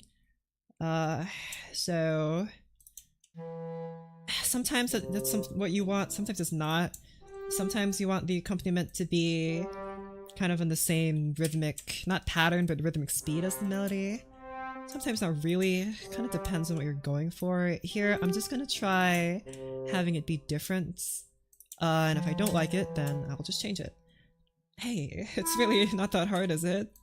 Let's change it all, make it all wacky. Pizzicato melody. That might be kind of fun. Oh yeah, you guys exist. I'll do you later. Bow, bow. Bow. Blah, blah, blah. I don't think there's any... I mean, I could just do this. Where you play B flat, and you play D, and you play E. Beautiful, I'm a genius. Okay. Oh yeah, you guys are playing in octaves. I probably should have remembered that before I stupidly did you guys separately. Doink. Okay, beautiful. You guys are also playing in octaves, so I don't want to really mess up the chord symbols here. Here, I think we can actually do that. Thank you. Beautiful.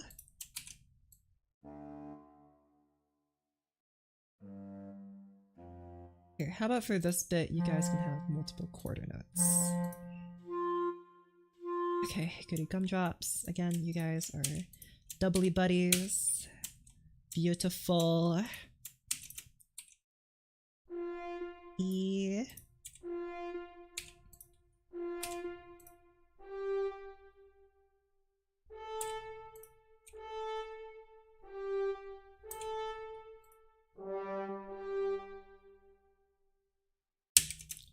Okay.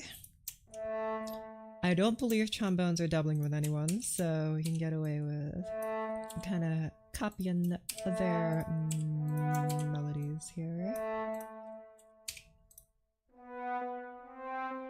And I think you are actually just playing the bass notes, so I'm just gonna do like that, but also higher, okay? Could have bass trombones fill that in, but okay, I just want to hear what it sounds like, you know?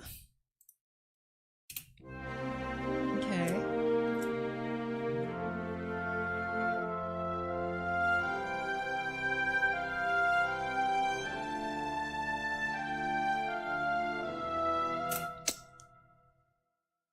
Okay, this is gonna be crazy, but like... This is gonna sound awful, but I just want to hear it.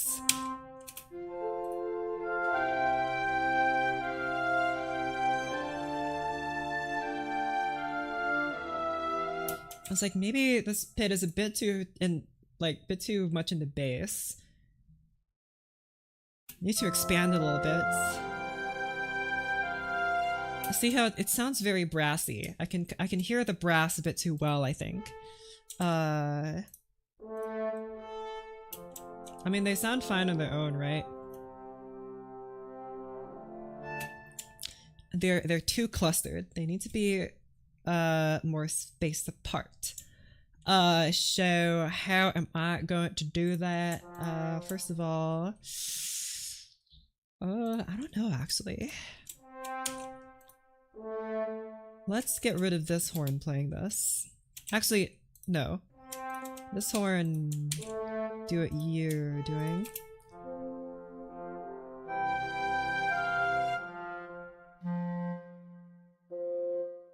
And, get rid of this. And also get rid of this.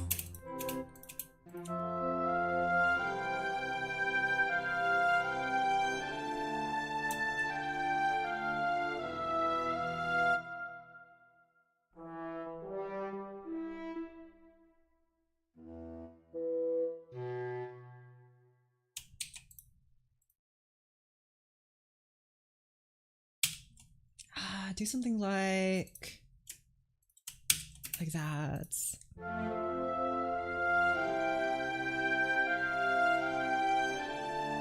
That's a little better. It's a little closer. Y541. Because plagal cadences are awesome.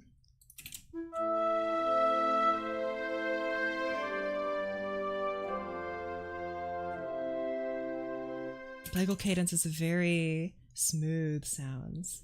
Beautiful. So I don't think I really use that here. I do have plagal cadence here. It's like more 641.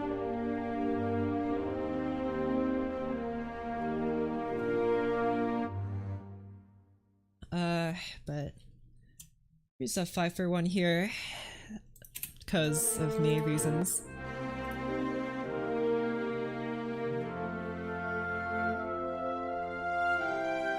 I kind of lost something after I moved the here.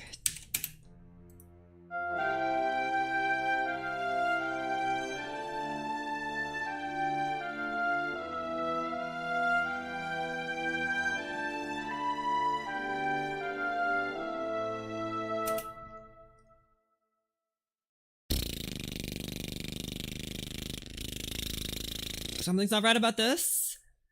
It's too... I know what the problem is.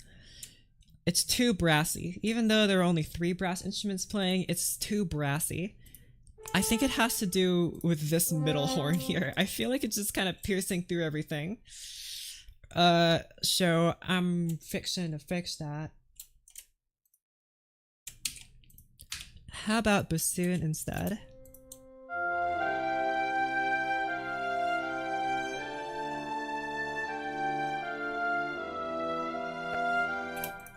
If I have a hammer, I'd hammer in the morning, but also if I had you guys maybe a bit like this.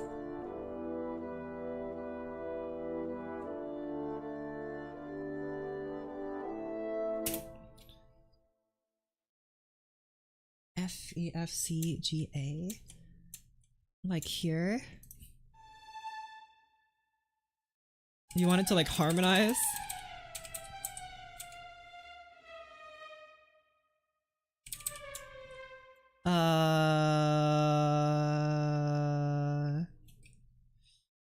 Should have to be like D or something.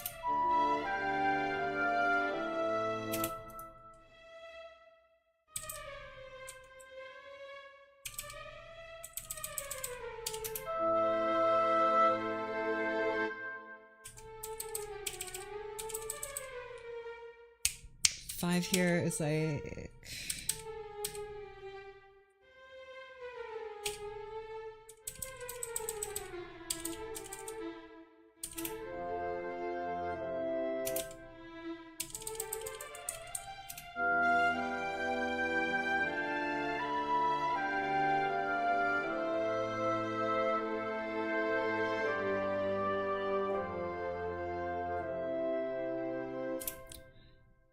I'm gonna have something... well... I think a harmony, like, part is interesting. I think for this I want the violins to stay with the oboes. If I'm gonna have a harmony, it ought to be in the flutes, I think. Or maybe the other oboe. There is more to this that I haven't implemented yet. There is counter melody. I just haven't written it in yet because I'm still focusing on making these chords sound well. They're not sounding good enough. Try replacing you guys. Switcheroo you guys out. Maybe you should be in the like here.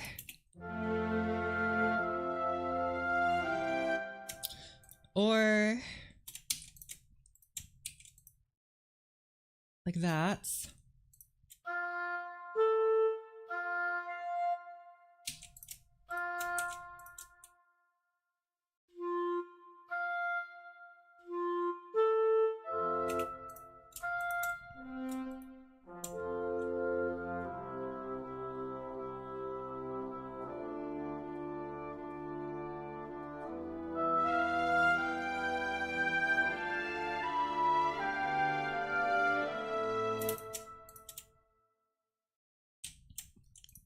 it's kind of bothering me that you're different right now. Okay. Yeah, I was aiming to get rid of that brassiness there. But now we're... C router. You're just copying this guy. I think perhaps instead you need to play one of these middle voices. Nobody here is playing G, I just noticed.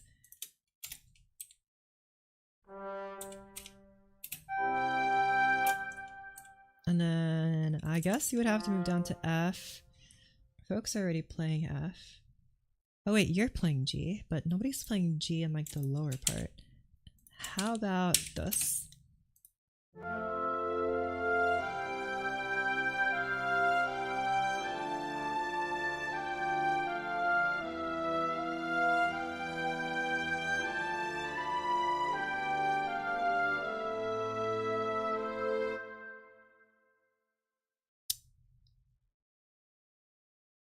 I don't want it to be too loud.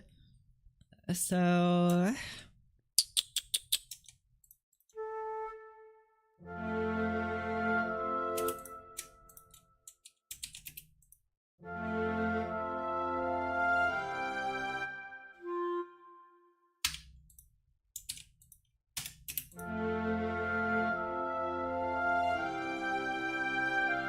maybe it's better to have the bassoons do like this.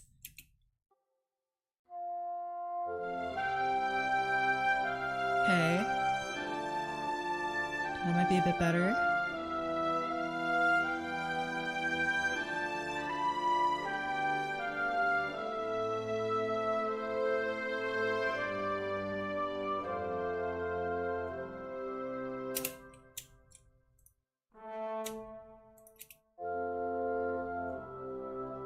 I've kind of widened the harmony here.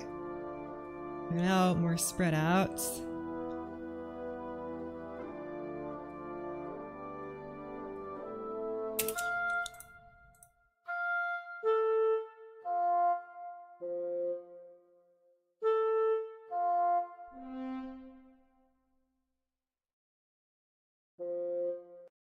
I don't want this. Simplify, simplify.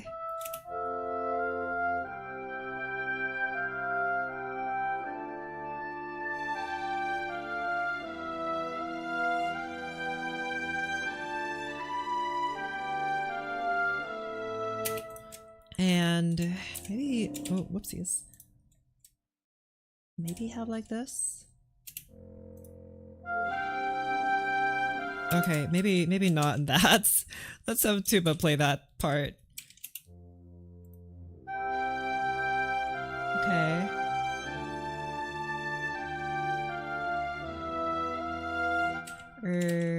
Cello instead. Cello, save us, cello. Cello. It's like not... Okay, cello kind of helps. Bye.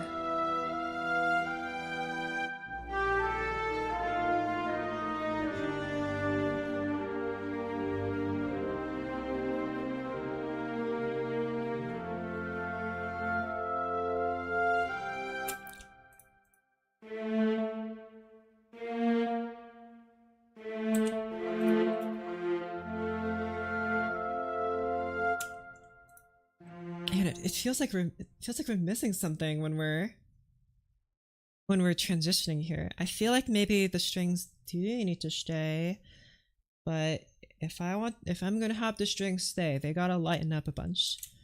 So you know what? You guys are getting put here, but I'm gonna have y'all do stuff. But you guys need to be very open harmony, alright? None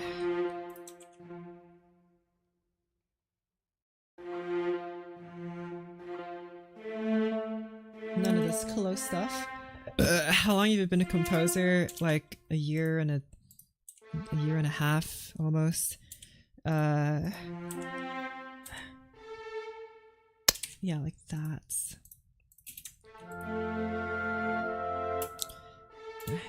Maybe viola could play that notes. Violas are very pretty in this kind of place. There you go. Make sure, are you guys all playing? Nah, I bet you're still playing mezzo forte, yeah? Apparently I didn't make you decrescendo. Like an idiot. So make it only able to select the first voice. Thank you. And you gotta move down. Nope. Yep. D. Nope. Nope. Yep. Yep. Yep. Nope. Yep. Nope. Yep. There you go. Beautiful. And then you. Nope. You gotta be like this. First voice. You. First voice. Beautiful.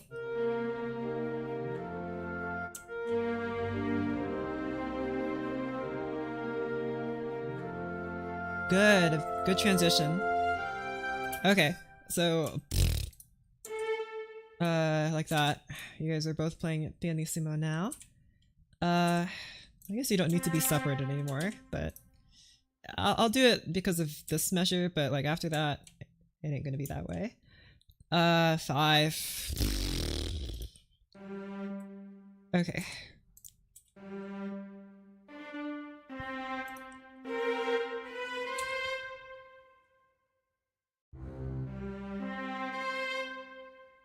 I feel it's kind of dumb. That's not much better though.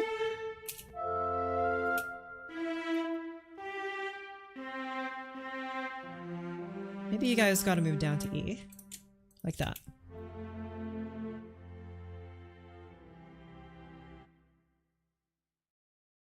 I feel like I would prefer that third in the higher part.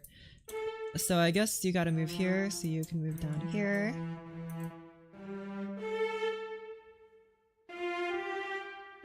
Like that, perhaps.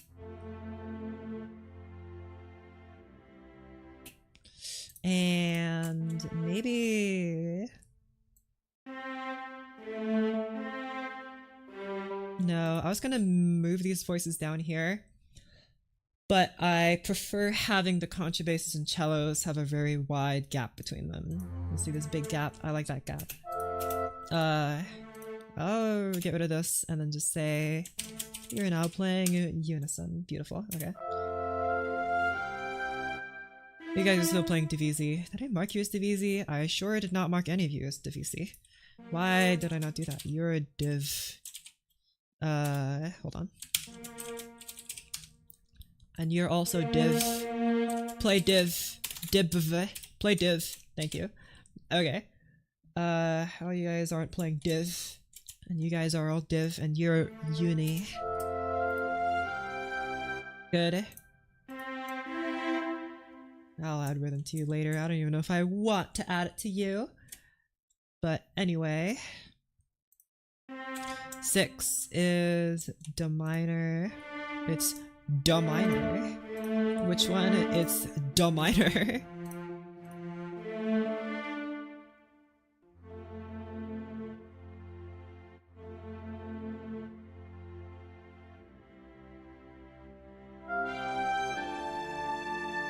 Okay, before I move on, I want to make sure that adding this aided the transition a bit better from this string part.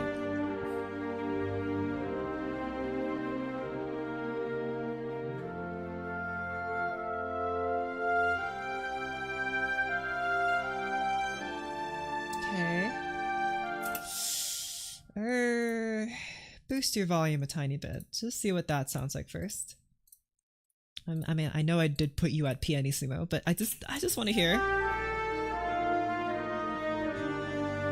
Good.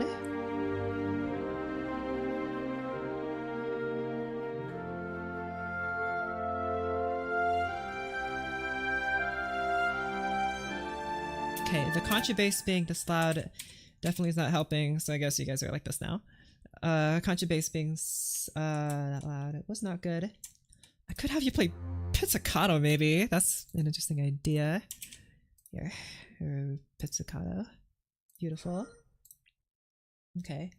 Luto isn't online. So sad. I wanted him to hop on it.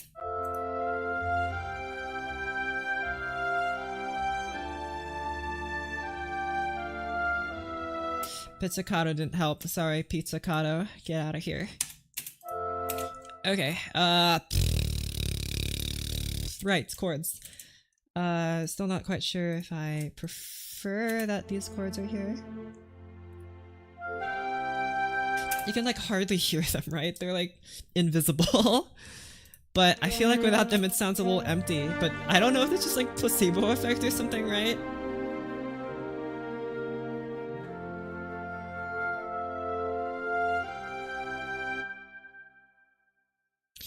How about you guys kind of shush? Palettes. Dynamics.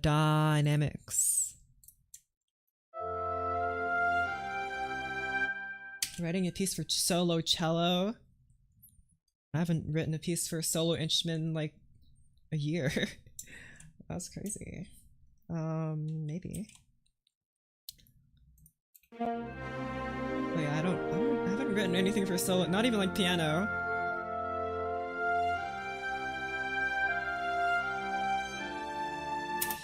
I feel like there need to be I was gonna say more flutes, but I'm kind of reserving the flutes for a melody line. Okay. Well, anywho, I think oh maybe I just need trumpet. Music software free, or is it really an expensive thing to own? There's a free software. It's just MuseScore 4, MuseScore 4. And it is free, and the sounds that you get are free. Well, I'm using some paid sounds, but you really don't need to buy sounds. I just did it because I wanted to, but they do have free sounds, and they are pretty good for literally being free. Especially the string ensembles, they're pretty good. The string ensembles are pretty good in the new sounds. So if you want to write like a string symphony, sounds great. Woodwinds are pretty good too. The brasses are a little bit questionable, I'm not gonna lie, but the winds and the strings are pretty good. The horn is also pretty good. But brasses are, in my opinion, a little bit lackluster. But otherwise, no, it's great. Big recommendo. Except I guess if you don't have a super duper good PC or computer, because otherwise it will crash. E minor.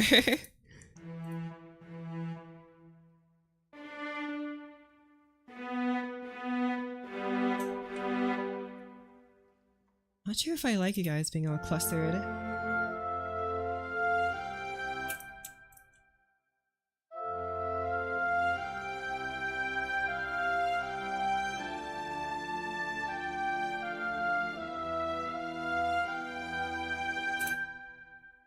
No. Say it pianissimo.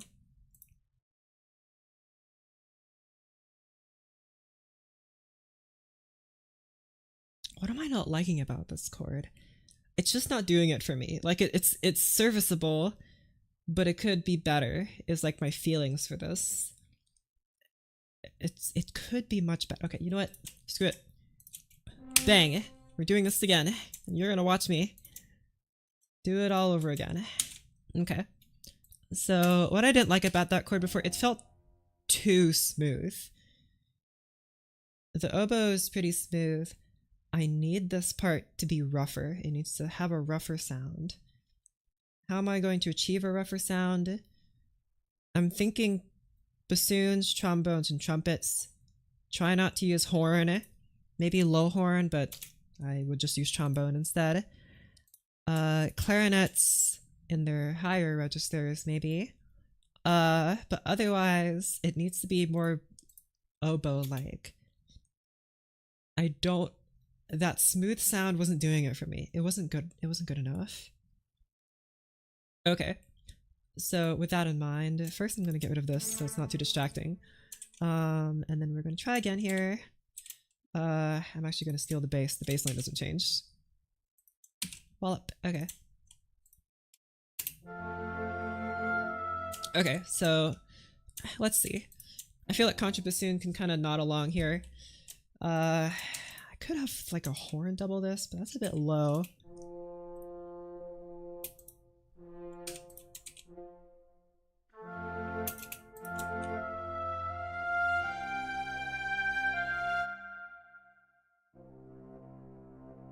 Horn and contrabassoon are sounding pretty good together.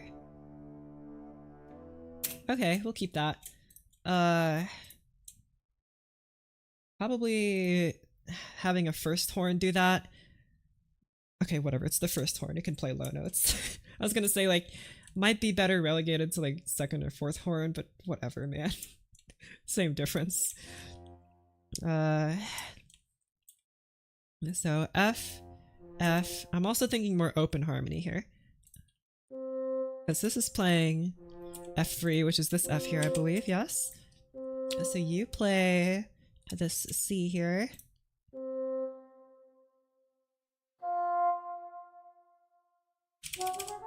Maybe even A. That's pretty high, but like...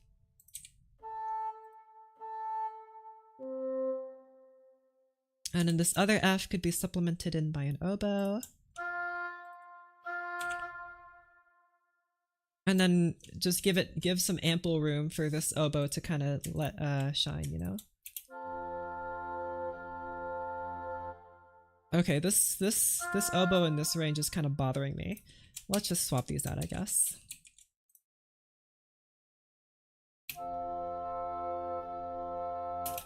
Okay, I'm gonna be honest, I kind of preferred it the other way around, weirdly. Let's put you in clarinet, maybe. Do a second clarinet. That's pretty. How about this?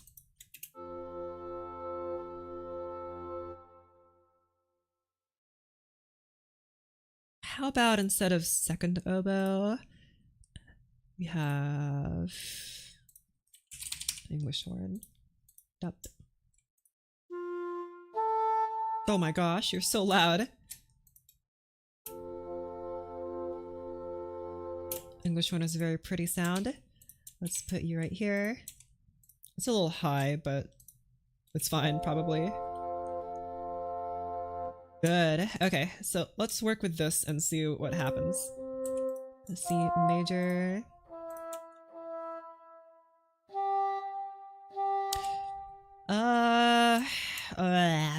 D minor. There you go. Adding all the funny notes. Again, I don't really want brasses here. I could have you guys be played on a trombone, maybe. But let me just write the chords in first before I get too wacky.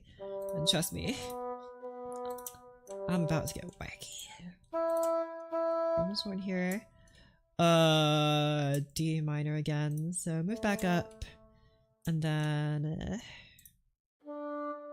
whoops. G major. A minor.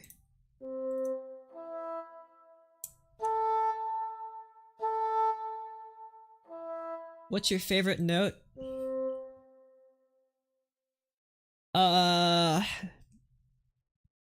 B flat. Or maybe E flats. Maybe even F.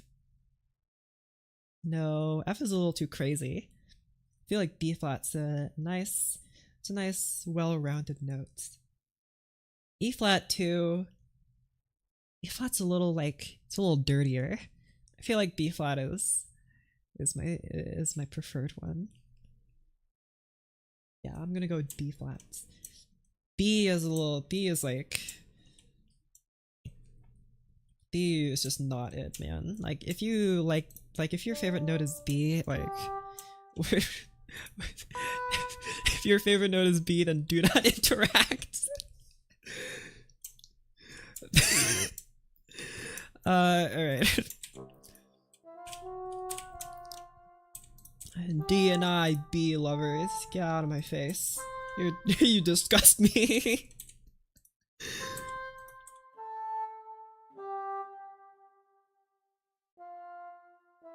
Okay, try this now. Or wait, also horn. B sharp. No. Now you're just now you're just trying to be weird.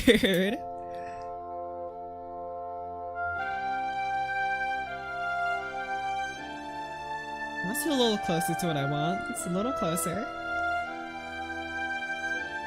Here, try this. Try this. How about we put you guys in trumpets and trombones. Alright, there you go. I did say I don't want like a brassy sound, but just curious.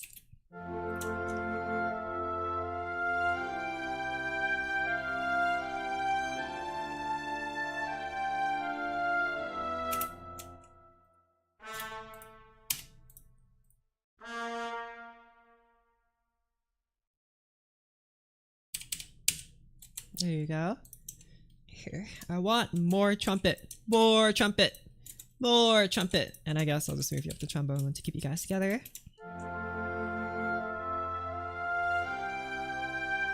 Need a brighter sound. Here, swap you guys around and have the trumpet play higher and have the trombone play lower.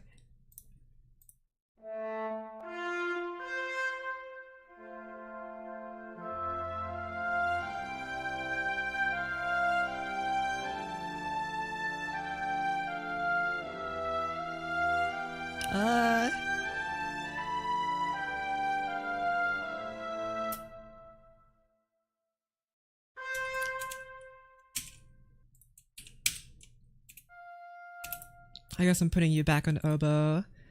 English horn, you're getting oboed. Take that, okay. And then after that, we'll have maybe a first clarinet do that. Maybe the other way around would make more sense. Yeah, there you go.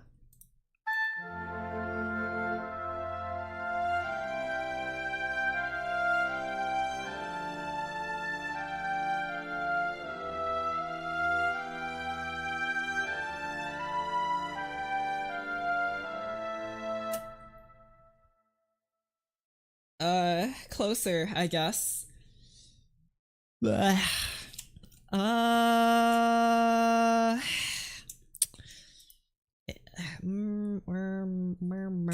Put you back in bassoon. I like the trumpets here. I like the trumpets. I feel like the trombone was a bit too broad. It sounded too wide and open and round. The bassoon by comparison will sound thinner, and that's what I want.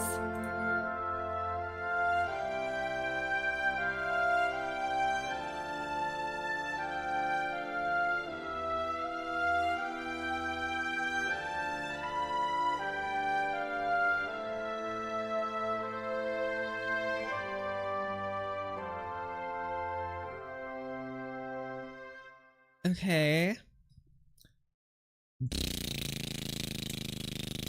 Okay, but how does it sound if I go from this point to the next? It needs to like continue nicely, right?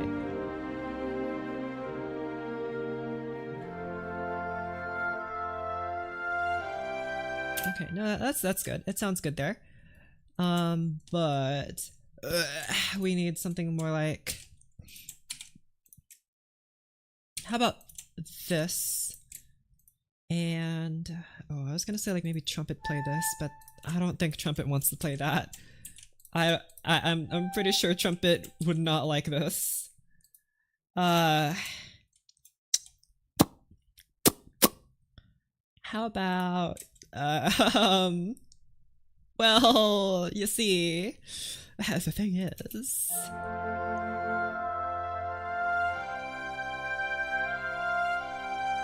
like, another oboe would just have to play here in order for this to really make sense. I could just lower it, I guess. That's fine, that's fine.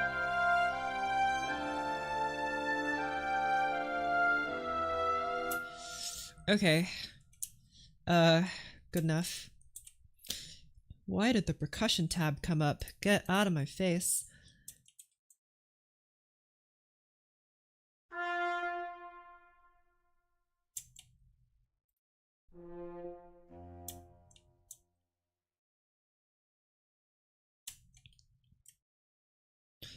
Let me remove the chord symbols here. Kind of annoying. Okie pokey. So what I'm gonna do is I'm just gonna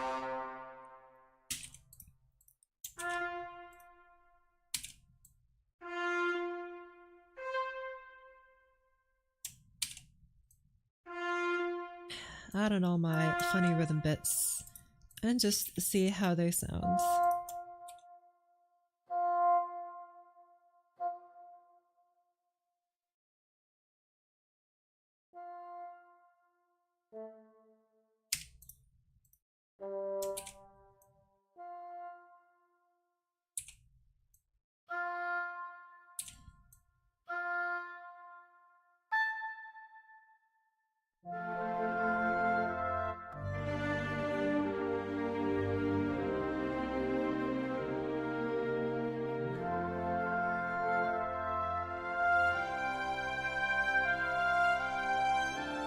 Okay, that's much better actually.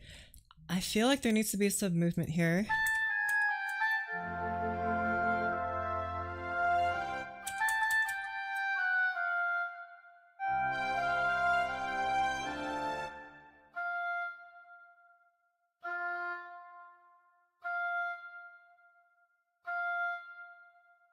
A little bit of contour, it didn't hurt nobody. Let's have you guys, I'll play these notes.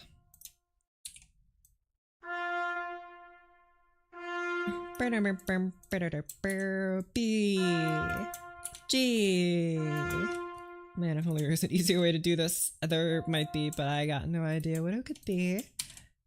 Speaking of B, B, and you are E.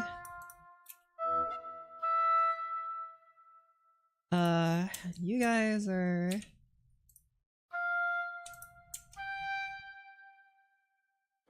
a little special.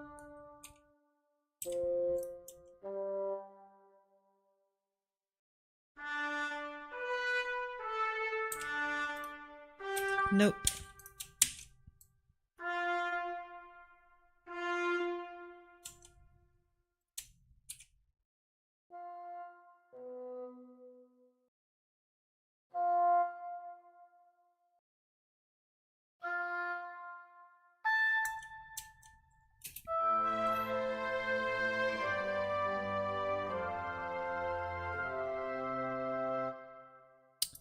I feel like you need to move down, actually. It needs to be a bit more final sounding.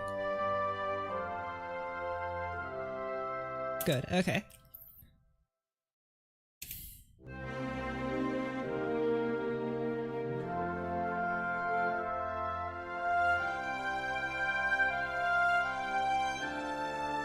Good, much better.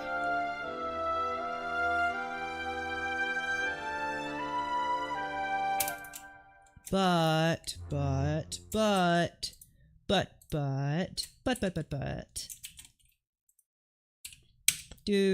Nope.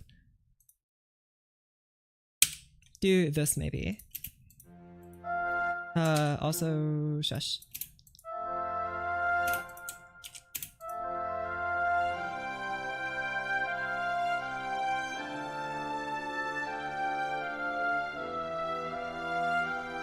Maybe even same thing in violas.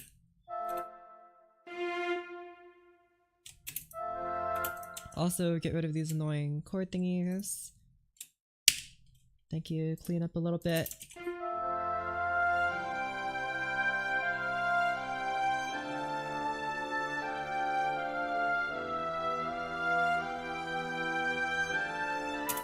Here, I'm gonna speed up the tempo a little bit. Let's speed it up to like...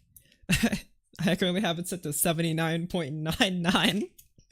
Let's set it to 90. That's 10 BPM faster. I just want to hear what it sounds like. It should sound fine. I just don't want it to be too brooding, you know? I'm just worried that it might lose some effect.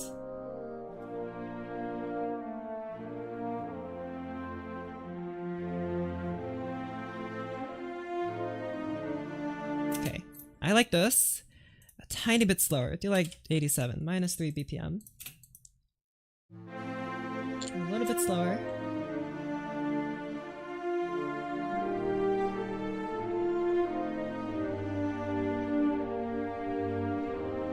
Good, it's like Andante a little bit. It's good, I like this. feel like here the chords need to sustain. Like, something in me is just telling me the chords gotta sustain here, you know?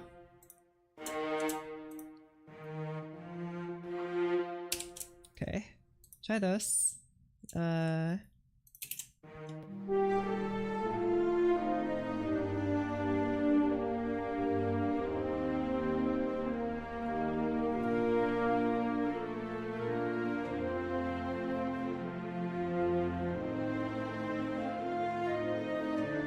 Maybe like, I was gonna say timpani, but like I feel like timpani might be a bit like, might be a bit early for that, right? But I can try.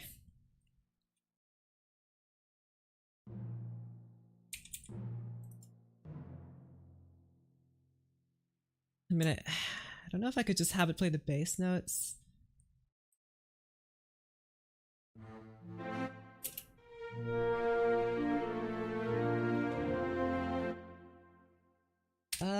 I also don't want it to sound too like, too, you know what I mean. I just don't want it to sound too much like, I don't want it to sound too much like that, you know. I just don't want it to, you know, sound like, you know, like, you know, like, you know what I mean.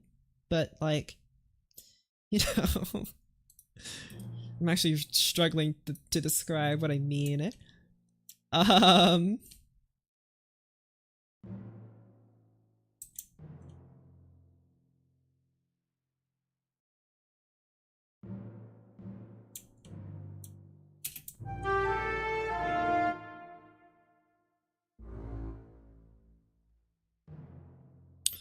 5, 4, 4. That's like 1, 2, 3, 4 different timpani. I guess it's okay, but I guess people have written for far more than 4 timpani. I think Holst wrote for like 8. I'm just trying not to use too many. I know I've seen like videos of some timpanists like tuning their timpani on the fly for like one note that the composer asked for, maybe because they didn't have enough or they just called for it to change the timpani for this one specific note, and they change it like so quickly. I'm like, how do you do that? That seems difficult as heck.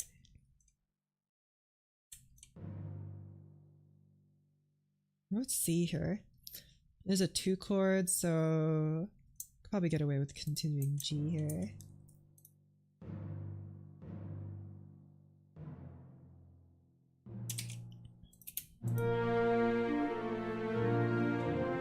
Right? Ah, you're too loud, too loud. You're in the background. Uh-huh.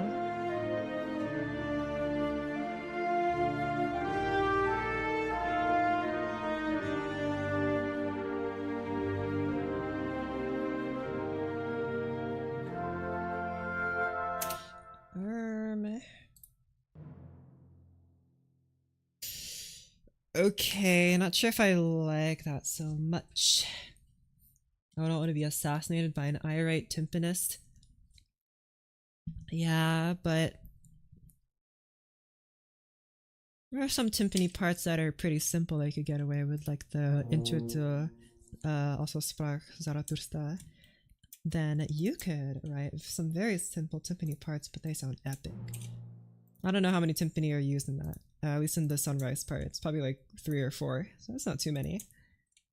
Let's write for soft mallets here. Let's use a soft mallet sound and increase the volume.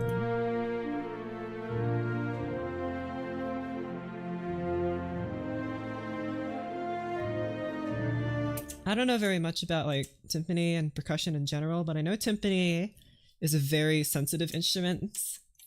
Like you really have to get it right in order for it to sound like super good. I guess you can say that for any instrument, but especially timpani, you have to, it's very precise, right? Especially when composers started calling for more than 2 timpani. I think Beethoven really only wrote for like 2.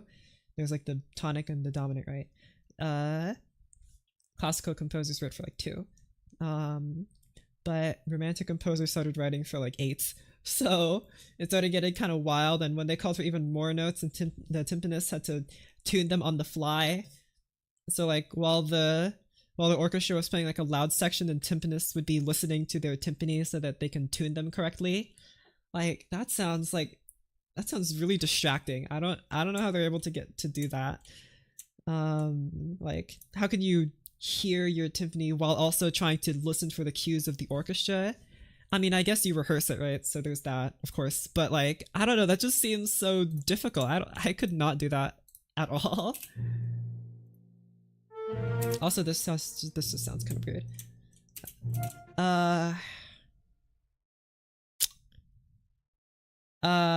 This is supposed to be. Wait a second. 3.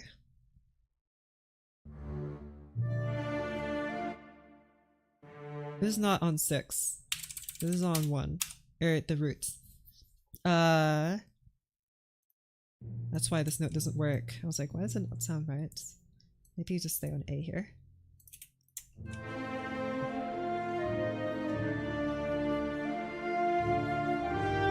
trying to be mindful of how many timpani I use. It's 1, 2, 3, 4 different notes. F, G, A, B flat. I mean, they're all like clustered together, so that's probably not such an interesting sound. I don't know which timpani are more like likely to be used. Maybe I have this like high F.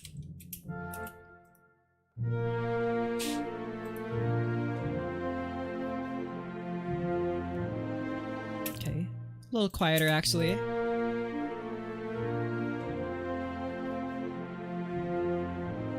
Good. Very pretty.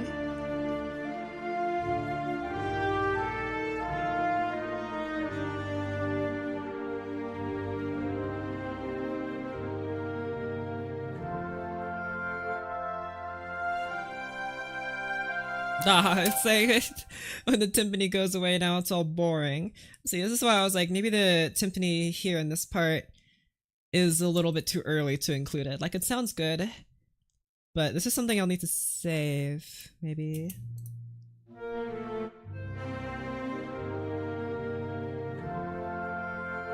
I mean, I guess I could write it here, but like, this is like a whole new key, so that's like a bunch of new notes. So, because it moves from B flat to F major. So having new notes would probably be a nightmare to have unless I want 5,000 timpanis. So let's not have them yet. Or maybe I probably could have them. I just need to be a bit more like skillful about it. Maybe have like a nice, whoopsies. Have a nice roll here into pianissimo.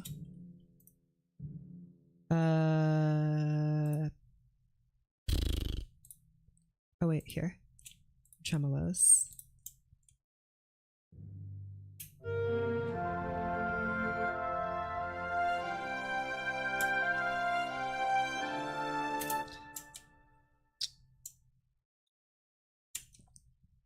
Try this.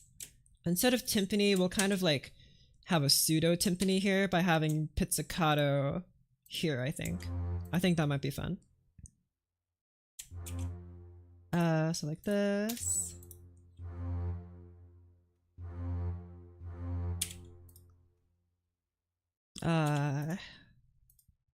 Just kind of fill in these gaps here. I think they should be quarter notes, actually. I think that makes more sense for them to be quarter notes. There you go. And then...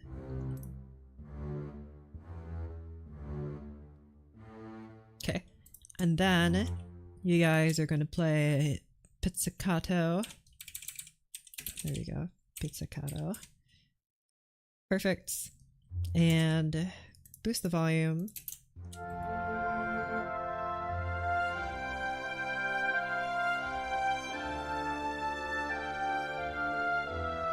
Okay, you guys are kind of hard to hear. What if I do like that?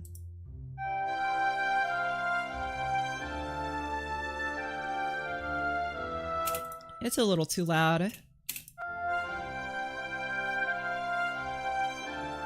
Kinda gets the job done, you know, though.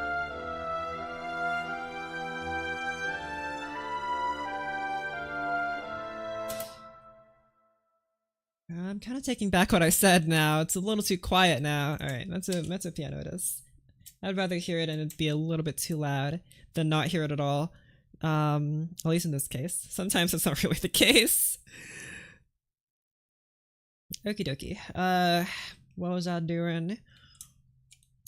There is more to this.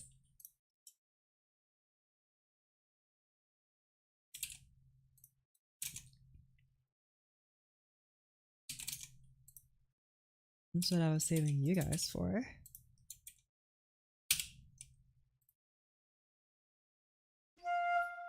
Oh wait, you guys are in the wrong key. You need to be moved up a perfect fifth.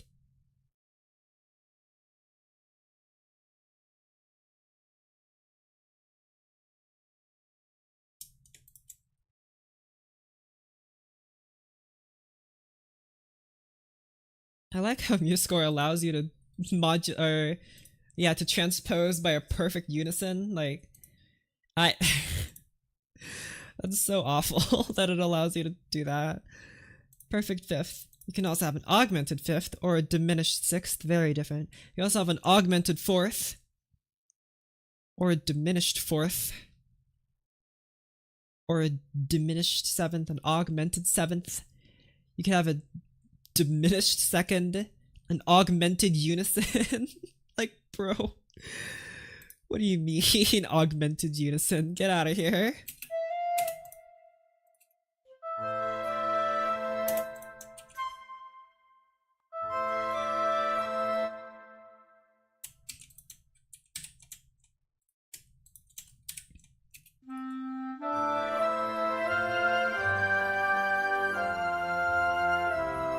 Very pretty. Okay.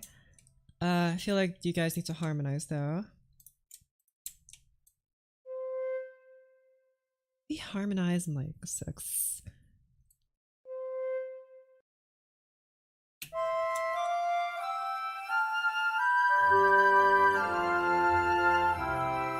Pretty. Okay. You guys are a little too loud there. Since you're not the melody, you're just kind of a contour. I'm gonna nerf you guys. Mezzo forte for you. Try and make an American Rhapsody, but I don't know much jazzy or folk music. Well, this is a perfect excuse to start listening, isn't it?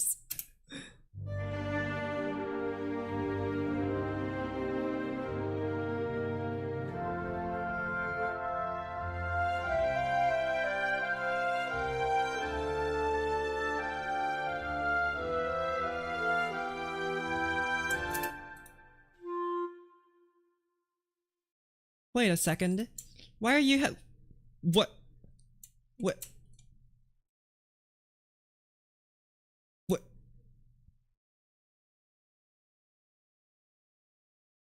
Okay. What in the world was that? I don't even know if it was possible to do that. We had a different keys. It wasn't even. We're in concert pitch right now. Like, how are you playing in a? Okay. Well, sure.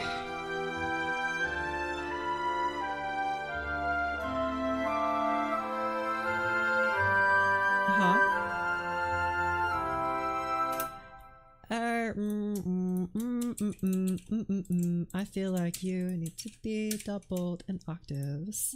There you go.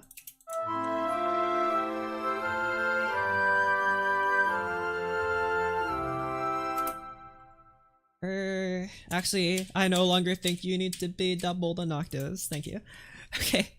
Again, it sounded much better in my head than it actually did when I put it on the page. Okay. Also, this roll sucks. I don't like it. Let's just do a normal timpani hit. Okay. This high F will kind of be piano compared to these lower timpani notes anyway.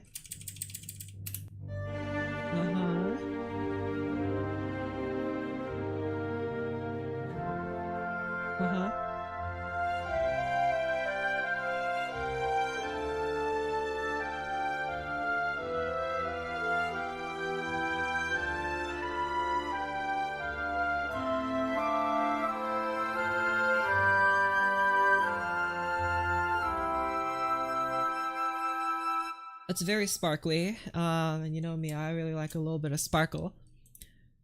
But I feel like it's still missing something. What is it missing?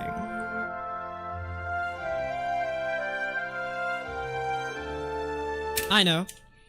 Well, I don't know, but I know what to look for. Let's go back to my chords study thingy here.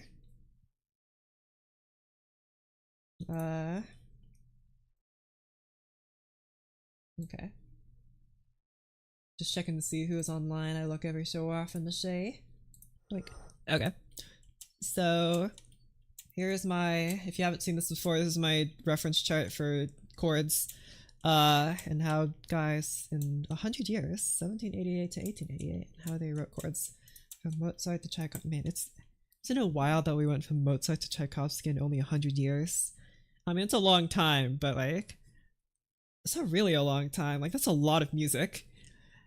There must have been lots and lots of more music before then, but we just don't have it, I guess.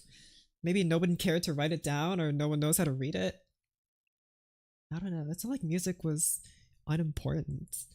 I wonder, because like Renaissance music certainly exists. Why is there not a lot? Okay, well anyway, hello. I'm looking for like a nice open sound. Not like that. That's a bit too heavy. That one's a bit too dark. That one's Tchaikovsky, so it's also a bit too dark. Using Windows 7? No.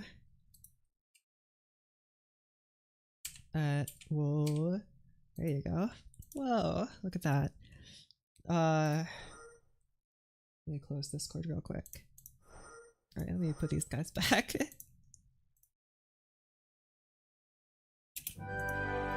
I feel like the Brahms one is close to what I want, but I'm not sure I like how many strings there are here. What if I play without the strings? Yes, that's what I want. Okay. Windows 8? No. It's like, it's Windows Vista. Okay, so we have a timpani here. The brass is in a very, very widely spaced. Horns are only playing one notes. Just in octaves. That's good. Okay. And then flutes up at the tie end. Here, let's listen to it without the flutes. I like that sound a lot. Let's see if we can try to emulate that sound here in our big girl orchestra.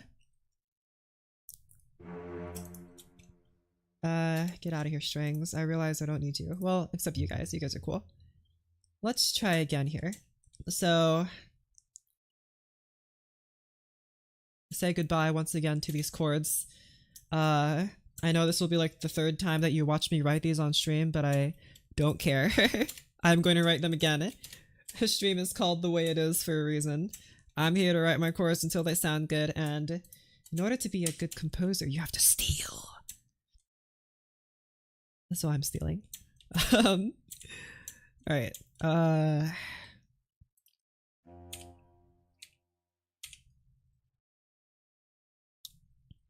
Let's have a very basic pattern here.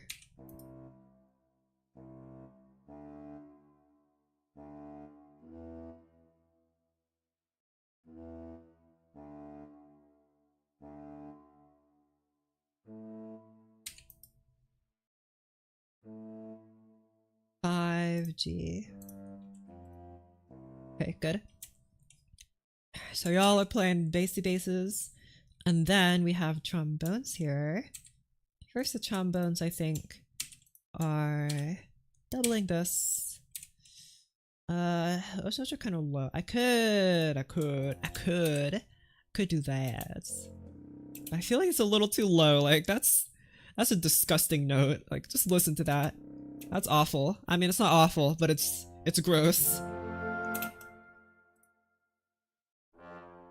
You'd have to be played by like a bass trombone, but I just want to hear what it sounds like.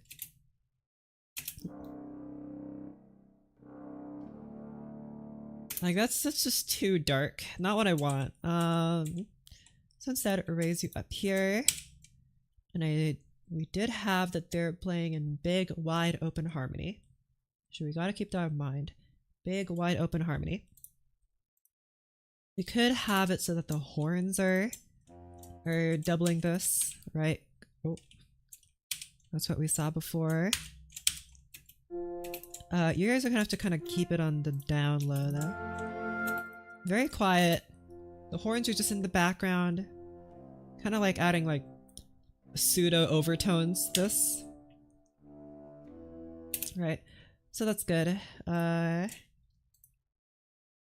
out of here, chord symbols. Okie dokie. So what happens next is that we have to add the other guys. Again, big, wide open harmony. I have to be careful though. I feel like it might be easy to accidentally write it so that you guys are too close. Dynamic.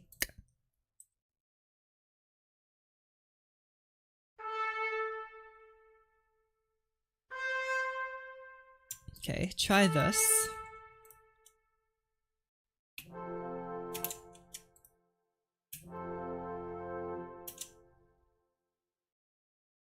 Okay, big wide open space. Both bassoons also play high like this. The bass is a orchestration of guitars. I never had to worry about other instruments. Now I have to orchestrate something and I feel lost. Okay. I've been thinking about this for a while because I've been thinking about making like an orchestration like thingy, like a video about it. I just haven't felt qualified enough really, but like if you want to know my thought process, the first thing is listen to the orchestra. Just listen to an orchestra. Listen, think about the piece you're trying to make. Listen to the sound that you want to emulate. I mean, you could try starting to learn orchestration from scratch. I mean, you can. I wouldn't recommend that. That's like trying to learn chess theory from the ground up, right? Just see how the other guys did it, right? If you can read sheet music, then find a symphony or something, find a suite for orchestra that you like that kind of has the same sound that you want to emulate. Like you don't have to steal it, but like it's close to what you want, and then pull up the score for it, try to follow along. And like it's kind of difficult to follow along with a big orchestra score, but like just like follow like, you know, like the flutes or something, or the violins especially, something that just like you can read pretty easily and have the main melody, right? And then, you know, highlight the parts in the score that you like the most. Like maybe you find a cool chord, or maybe you really like the way this melody was emphasized, and pick out which instruments are playing what and how they're arranged. Are the instruments arranged closely, or are all the notes kind of packed together, or are they all spread apart? Which instruments are they being played on? Which instruments are playing the high notes? Which instruments are playing the low notes? Which instruments are playing the bass notes? Which instruments are playing the thirds? Stuff like that. That's kind of like a basic thing. And then when you actually get to the muse score, or whatever you use, there are various like tips and tricks I could give you, I guess. What I would recommend first before you actually orchestrate something is that you write for as little instruments as you can first. Start with like 5 instruments, maybe 6 or 8, 4. Start with a small amount of instruments, and you know, make them a diverse kind of range of instruments. Have like maybe a string quartet and like a wind quartet or something. Simplify. You don't have to write like a piano sketch. A lot of composers do piano sketches. You don't have to do that. I don't have a piano, so I just have like piano sketches, right? You can write, you know, simple sketches. Try to squeeze as much sound out of you can out of those little amounts of instruments. You don't have to make it super complex. Just get it down so you have a general idea of how to get the most out of the instruments that you're writing for. And also when you have a small amount of instruments, it forces you to get creative, right? It forces you to try to achieve your sound with few instruments, or at least get as close as you can. And that way you'll understand the limitations of your instruments. And also you can contemplate what you think you can add. Instead of just adding a bunch of notes to a bunch of instruments all at the same time, you're not really going to make a whole lot of progress doing that, because it's going to be difficult to discern what you feel like is wrong about it. Like what I'm doing here, I'm kind of struggling here because I'm writing a bunch of notes on a bunch of instruments at once, and I'm like, I feel like I can do better. At least I can kind of describe what I don't like about it, but I feel like maybe you might not be able to immediately be able to describe if you haven't spent a lot of time writing for different instruments before. Just figure out what you want to write for as little instruments as you can, and then especially once you've studied the scores of the composers that you want to emulate their sound, and you also have your template to go off of. It's very, very useful, handy to have a template to base off of. Like I'm basing this off of a template here. This is my old, it used to be a quintet. I expanded to an octet. This is what I'm emulating. Like it's nothing super special. Like look at all those whole notes. It's mostly just like half note harmonies, but this is my rough idea of what I want. And then I wrote it for all these guys, which is not a whole orchestra, but you have a lot of different sounds here, right? You have horns and different clarinets and oboes and yada yada.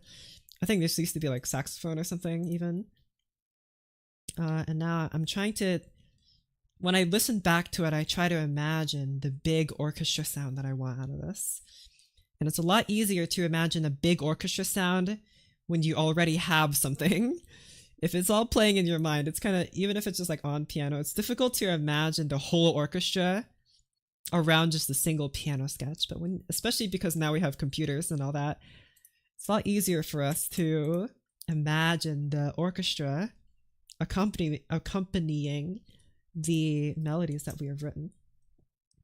So that's my extremely short way of orchestrating stuff. All the nitty-gritty, like in what ways exactly to put the instruments, there are an infinite amount of ways. You'd probably have to like read a book. So why I feel lost, because I try to imagine the whole thing at once. It's good to imagine the whole thing at once because you have an end goal in mind, right? But you gotta take little steps to there. An orchestra doesn't write itself, okay? An orchestra isn't written in a day. Unless you're Mozart, I guess, but none of us are Mozart, alright? I feel like we can all agree. So, here we are, chipping away at it, and having a lot of fun. Okay, so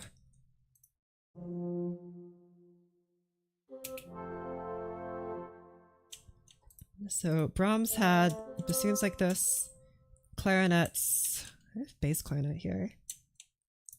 I guess we need bass clarinet for that note.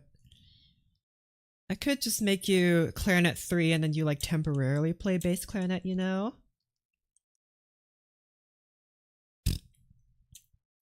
because I want some soprano clarinet action. Okay, I'll do that. Let's put you on clarinet 3. And I'll just have you like, I think choosing key signatures matter. Yes and no. You'll find that when you start reading orchestration books, that certain instruments just sound better in some keys than others. Oh, not some keys. Depending on your melody, your melody will fall in a certain range of an instrument, right? So like this melody here is being played in B flat major. Let me select only this. There. This melody is being played in solely B flat major. And I can change the key if I moved it around like this, but you'll notice that some of these notes, if I move them around, they start to get super high. Like the horn notes start to get kind of high here, and it might sound kind of off. I could go lower, right? And that's fine. But like, just be wary of the range of your instrument, especially for instruments like the oboe. The oboe is kind of pretty sensitive to the range that you put it in. Generally, you want the oboe melody to be like above this A here. Like lower than that, it's fine, but it starts sounding kind of...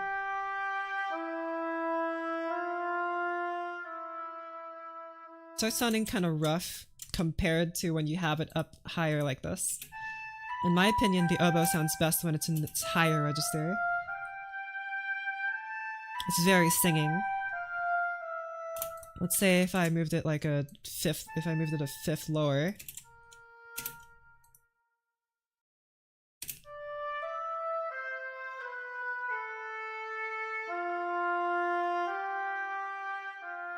I mean, it still sounds good, don't get me wrong, the oboe sounds great, but I think it sounds better in the higher register. And of course, like I said, when you start writing for less instruments, you'll kind of get familiar with how different instruments sound in different ranges.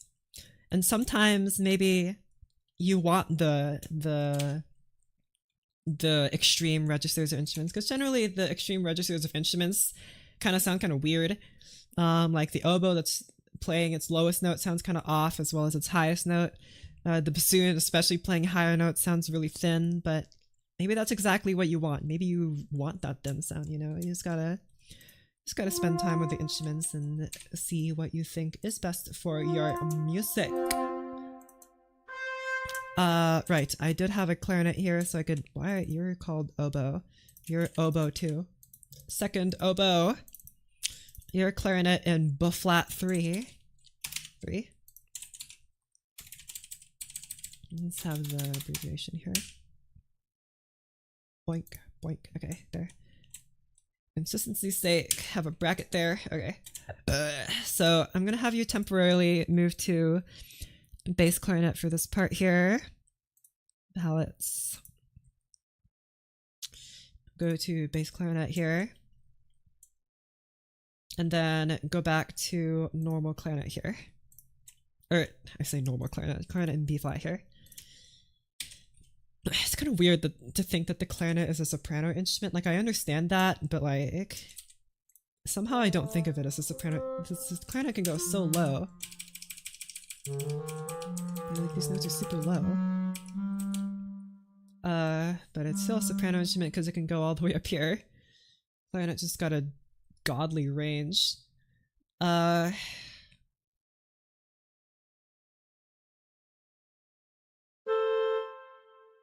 wait, that doesn't make any sense. There you go.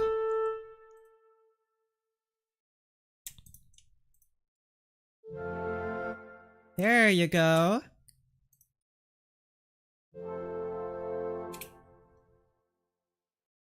And now I want that high note to be played by a beautiful oboe. Nice. That's what I like to hear. Okay. How much is the difference? Make like one semitone difference between D major, D flat major, E flat, or E? Generally, it's because you'll notice that different keys tend to have different symbols, right? B flat major has 2 flats. If I raise it by 1 semitone to B major, all of a sudden it has 5 sharps, right? I mean, in my opinion, the keys are all like functionally the same, right? But like, the players would rather read 2 flats than 5 sharps, you know? It really just depends. Sometimes it's kind of inevitable if you're doing a bunch of modulations, and maybe you might come across a key with a bunch of sharps, but in general, players like keys with less sharps and flats, right? I mean, it makes sense, right? It's easier to read.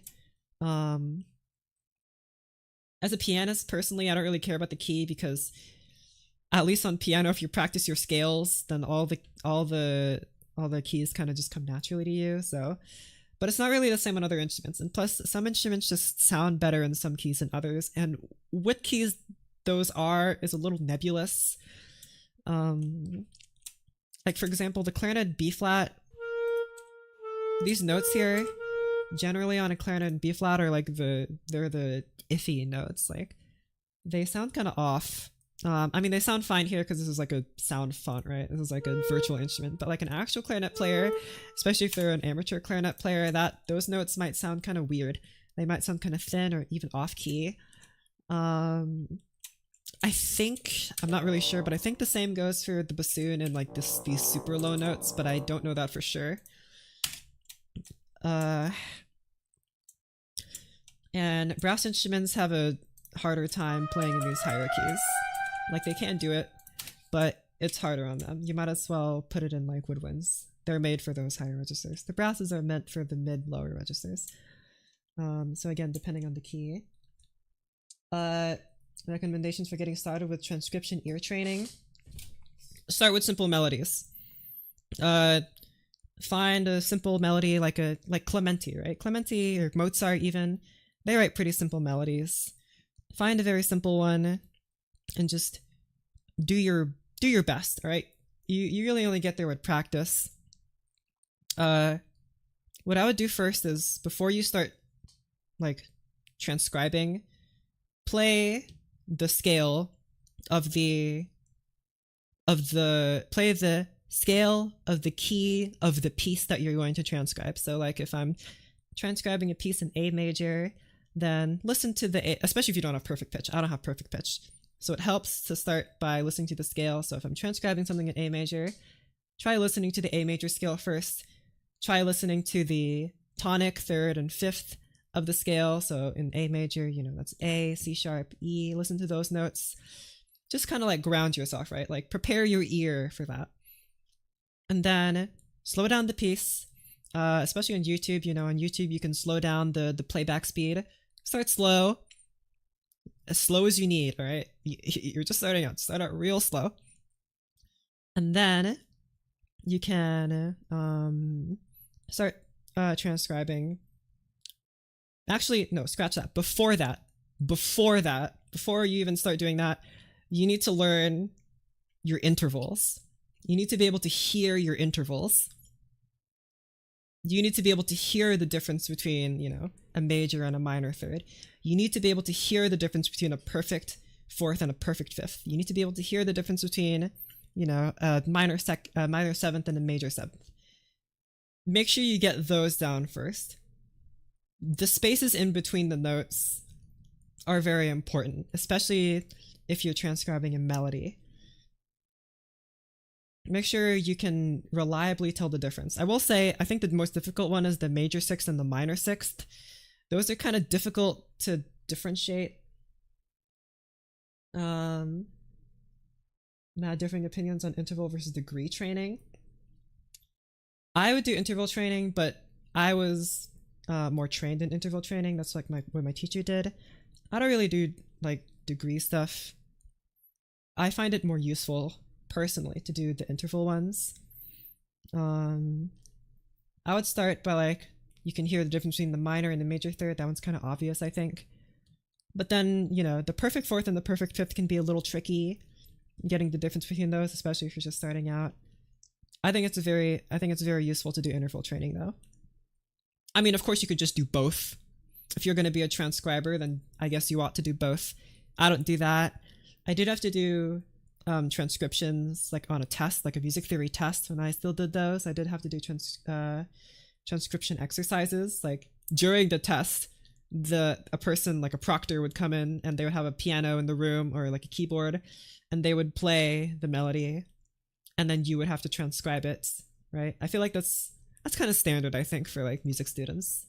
If you're a formal music student, which I was for a little while. So that's kind of standard. But they start you with either degree or interval training. I was interval training. So that's what you start with. And then you make your way up to melodic transcription. Also, you can, if you're not quite comfortable with that yet, you can also do rhythmic transcription. Just listen to the rhythm of a piece and transcribe it. Use the correct note values, maybe even rest if you're feeling fancy.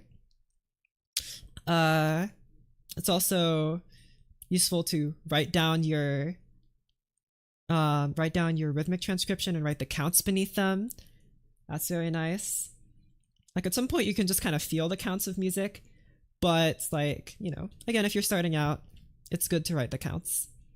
1 and 2 and 3 and all that kind of stuff is one of the most important stuff and the base of everything.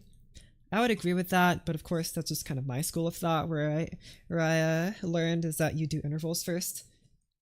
I can't really say much about degree training because I didn't really do a whole lot. It was intervals for me. That's how I learned though.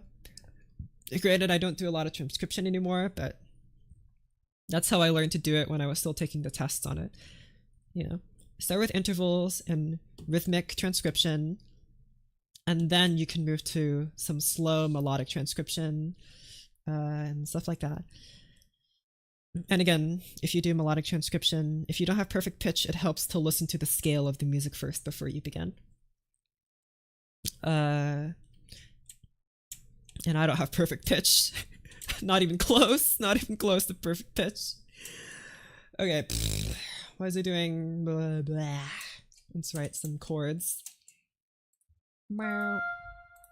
Oh. Okay.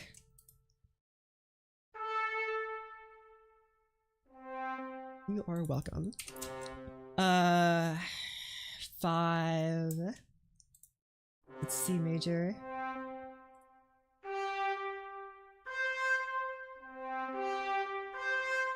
Okay. Oh wait, do I even... Oh yeah, that's right. You guys...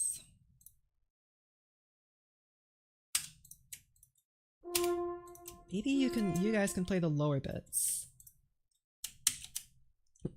Play along with the piano keyboard situation affords that. Yeah, that's a good idea. Or just play on your instrument, right? If you play the clarinet or you play the oboe or something, then you ought to do it like that. I don't do that. That's just I just don't. Of course, you probably should. I don't. That's probably really limiting. What software is this? This is MuseScore 4. MUSESCORE 4. The fourth one. It's a beautiful software, except when it's not. But otherwise, it's pretty good. Okay.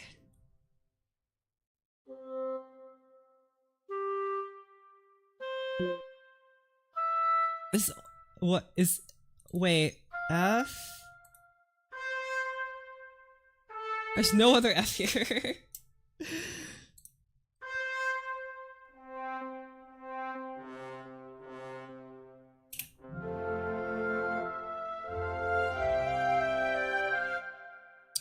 Yeah, there are... Actually, maybe I like that. Okay. I was a little like... See, this is a C major chord, right? And the only instrument that's playing E in the harmony is the oboe. And I'm like, well, that's kind of weird, but actually maybe that's not such a bad thing. Because I'm like, I've been thinking this whole time, like, my instrumentation sounds too dense. It sounds too dense. I can hear the brass too much. It's too dense. I don't like that it's so dense sounding. So I wrote open harmony, and this is the most open harmony. This is super open. So I'm like, it's kind of weird that there's no thirds, but maybe that's fine. Maybe the only thirds should be here. You can also play directly to MuseScore with a MIDI keyboard. I do have a MIDI keyboard, but it's like, it's not like a piano. It's a MIDI keyboard. It has like drum pads on it and a bunch of knobs, control knobs, right? Because I used to make electronic music, so that's why I have that keyboard. I don't make that anymore, but like I still have the keyboard, and I still like playing with the drum pads. I wasn't any good at it, but it's a lot of fun to play with drum pads. Like I can like waste away like multiple hours just like messing around with drum pads. It's so much fun. But I haven't made electronic music in a while. And I've been kind of thinking about getting back into it by getting FL Studio. Because I just messed around with GarageBand on my laptop. For like when I was like, 13, I was just messing around in GarageBand. And it was a lot of fun, and GarageBand is more powerful than you think it is, surprisingly. Like, it has some pretty darn good stuff for being literally free. Like, the iPad version sucks, alright? The phone version, iPad version sucks, but the Mac version, like, if you get it on a Mac OS computer, it's pretty darn good. Like, it's just Logic Lite, and really the thing that you get with Logic that you don't get in GarageBand is, like, the plugins, right? The plugins and some like sidechain thingies, but unless you're getting really into the weeds, like GarageBand offers a lot of great virtual instruments, fantastic reverb, some of the best reverb you'll ever hear in a free software has the Space Designer, a phenomenal reverb. And also has like a virtual amp, so you can plug in your guitar into, like, if you have a like an USB in into your computer, you can have a virtual amplifier built directly into it, virtual pedal board. That was a lot of fun. So electronic music I've done is notate sheet music for synthesizers. I see. I did used to make a lot of electronic. I don't know if I have any on my computer right now that I could show y'all. But maybe those are probably on, I mean, my MacBook that I used when I was a teenager, it's sitting right next to me right now. Like, I still have it. It's on my desk when I need to use it for something. But I don't think I have any examples of my old electronic music on my computer anymore, but per gaps I got some. Let's see. No, not there. Music.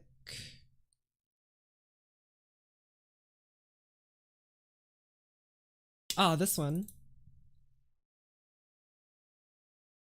I think I've definitely showed this one before, but you know, for y'all. I did used to have, and then again, like I said, these guys are all performed in GarageBand. These are some improvised chords. So when I say that I've been composing for like a year and a half, I mean like I've been composing for like classical music style since then, right? But like in terms of writing actual music, I've been doing it for a lot longer.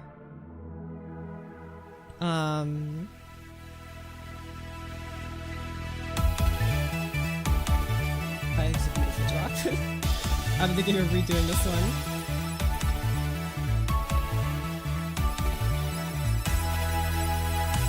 I think I made this like maybe like 2019, 2018 probably. I remember making this when I was in middle school. So maybe even earlier than that, actually. I was like, maybe it's like a few years ago. No, it was a lot longer than that when I was in middle school. Oh man, this is so sad. Okay.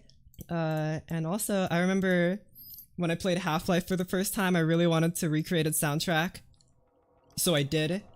You have like a bunch of electronic drums and like a phaser pattern. I was really obsessed with the Half-Life drums. So it was this very hypnotic pad part. In order to achieve it, it's like bit crushed drums with some distortion and lots of phasers. The Half-Life drums are all phasers. That must have been a little bit after I was in middle school. Like, I don't quite remember. Okay, well that's just the loop. So yeah. But I haven't done that in a while. I do classical music now. I mean, I'm gonna be so honest, I prefer this. But like if people are talking about like electronic music, like stuff, then I understand what they're talking about. It's just that I don't do it anymore. Like side chaining, I understand that. Compression, quantizing, stuff like that. Except whatever the ring modulators are, I still have no idea how those work. Those are actually like black magic. But I think producers will also agree that ring modulators are kind of black magic.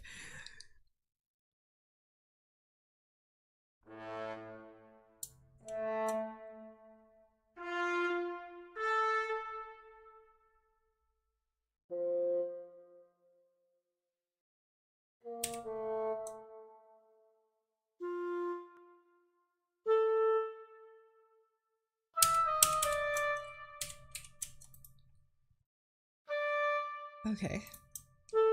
Don't know where to start on electronic music. I remember being 15 on an old FLC and it was named like Fruit something. It was Fruity Loops. It's still called Fruity Loops, which is where the FL comes from, but I just sampled stuff and mainly did drums. I remember on my iPad I made a dubstep track. I remember literally being bored in like elementary school or middle school or something, and I had my iPad with me. and I made like a dubstep track. Using just samples. I didn't like use any fancy synths. I just used the samples that came with it, but man, it was fire. I had so much fun. It's so much fun just to mess with, like, of course, like, it's probably not, you probably shouldn't publish like a project that's just made of loops. I guess if you're, I mean, I guess like that's considered like DJing, right? You could do that, but like, you know, if you want to call it an original piece, probably not, but like, man, messing with loops is just so much fun. And I recommend all of you do it.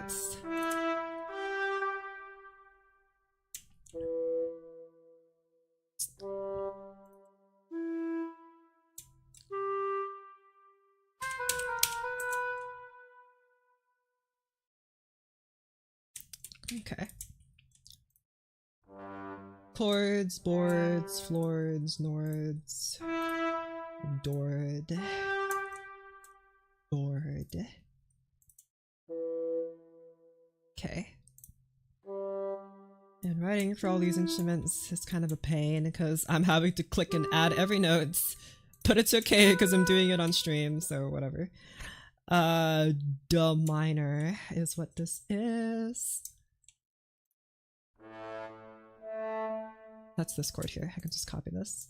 It's in breakcore now and it's fun. All I need is a depressive pad and complex drums, which is that's actually so true. The same with like lo-fi. I remember trying to make a lo-fi once and I listened to like a few lo-fi tracks and I'm like, this is easy as pie. And it kind of is. I mean, of course there's more nuance than that, but it's not that hard. It's not actually that hard. No disrespect to lo-fi people, because they make great songs. It's just, you know, not difficult. And of course difficulty isn't everything. That's not even remotely true, like difficulty. Some people, like, I think I brought this up multiple times now, but like people that like, I remember contemporary critics of Mendelssohn, the composer Mendelssohn, didn't like him because his music was too easy. Like imagine that, you're getting criticized because your music is too easy. Bro, so? My music's easy, okay. Great, play it, it's easy. Everyone should play it, like, that's the stupidest criticism I've ever heard in my entire life. His music it's too easy. It sounds too effortless. Like, man, I don't even know what to say. That's just an awful criticism. Like, bro, you're just... it's like, give me a challenge, man. I can't believe you wrote such easy music. Lame. Boring. I don't get it.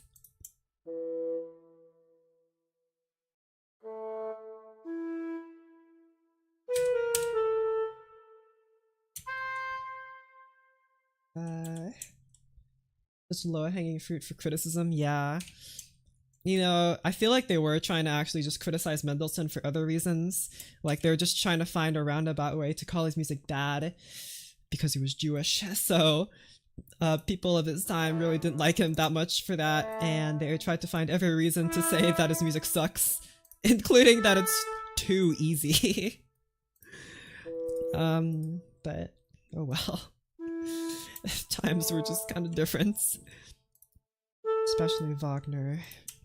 Really not a fan of those people. Not a fan, he was. Okay, should be like this, I think.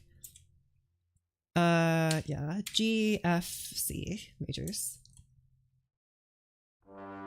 No, you guys should move up.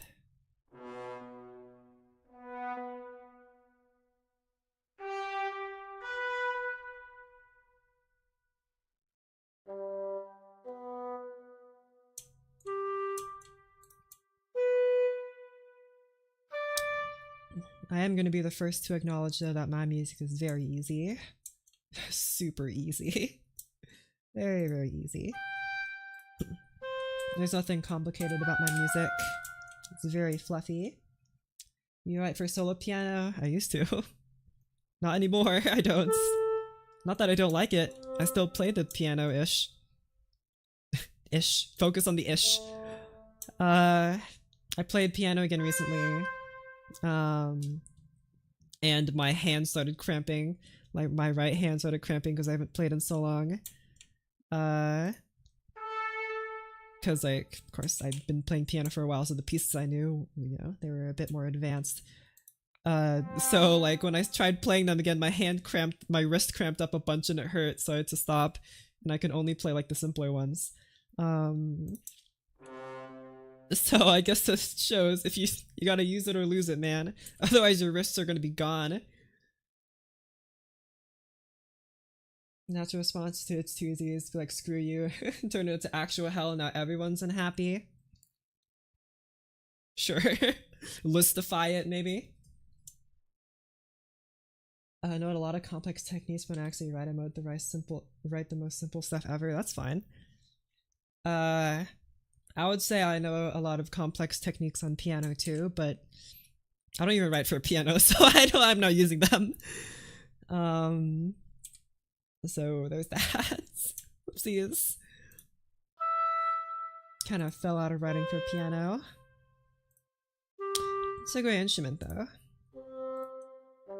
But I really wish I had a harpsichord. Like, I really want a harpsichord. Those things are so plink plonky and it's awesome. Okay. So, what do you guys sound? I'm going to mute the melody instruments, so I'm going to mute the first oboe. Hold on, where are you? Mute first oboe, mute, and then mute first clarinet, and then mute the flutes. I just want to hear the accompaniment only. No, why can't I hear anything? Oh wait, also the violins are the melody. Mute those two. Okay, again, I want to hear the accompaniment only.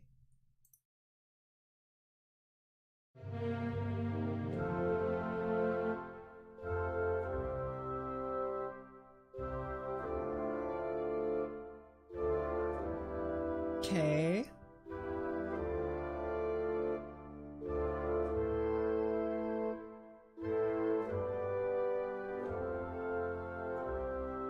Beautiful, very grand sounding. I feel like this low trombone is a little bit too low.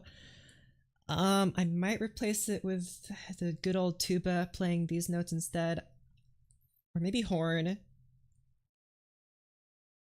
I'm thinking about horn.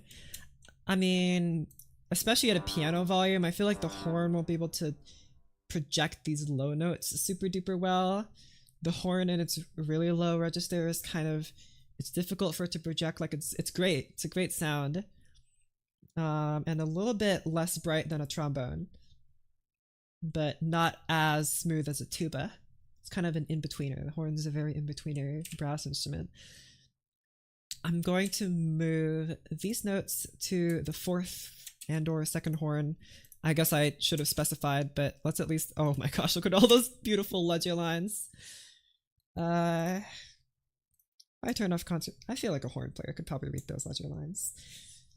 I mean, maybe they'd prefer bass clef. I'm not sure, but I know horn players are pretty used to reading ledger lines, so it's probably fine. I'm not though. I mean, not these low ones. I'm not.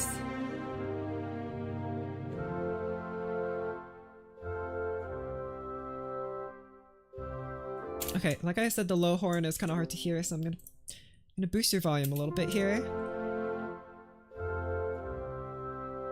Good. Good, good. I like that. Okay. Now let's bring back the melody instruments. So I'm gonna unmute these guys. And try again.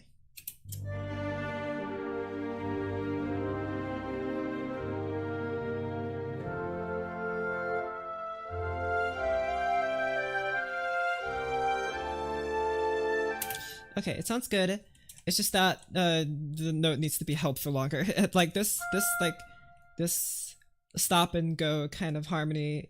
It worked in the strings, but it's not really working up here. It just sounds a little empty. But of course we can fix that by adding some stuff.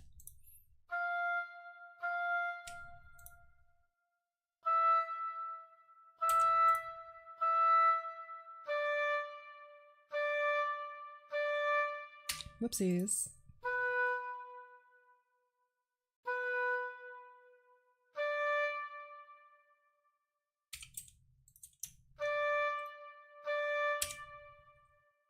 Maybe like...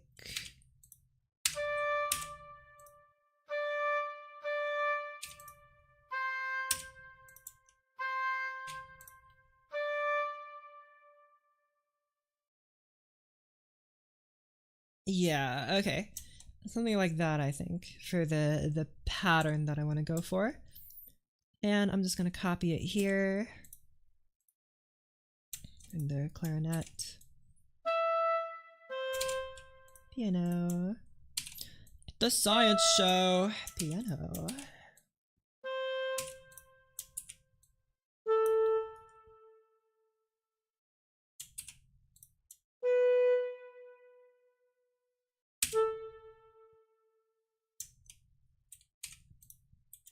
There you go. Bleh. Okay. I don't want to mess up this bar too much, so let's just do this first.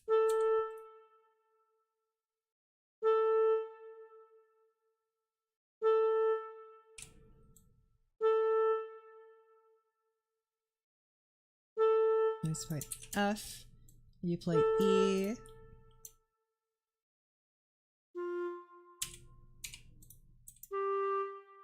Okay, I'm gonna do it for these upper voices first, and then we'll see what I think about the lower voices doing this bit.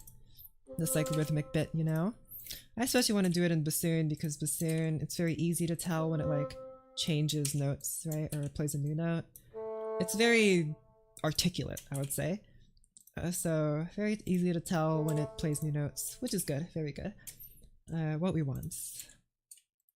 Okay, just want to hear what this sounds like now.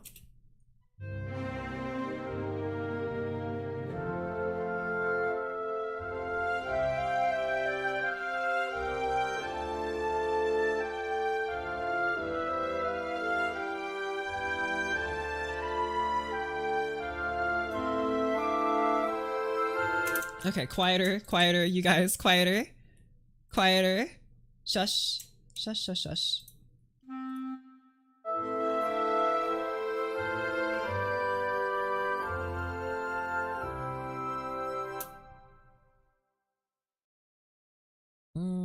You quieter too.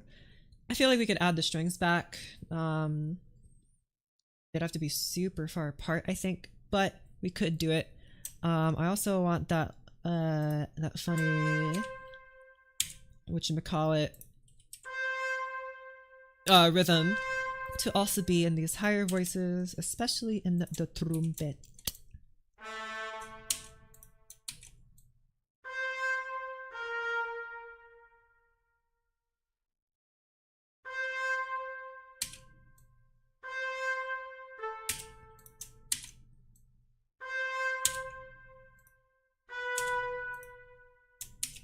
And I guess also here. G. Oh wait, are you guys not just doubling? Yeah, you are. I'm just gonna cheat. Kablam! Easy peasy. And we're gonna do the same thing here with the bassoon. Doink. Easy peasy. Alright. Beautiful.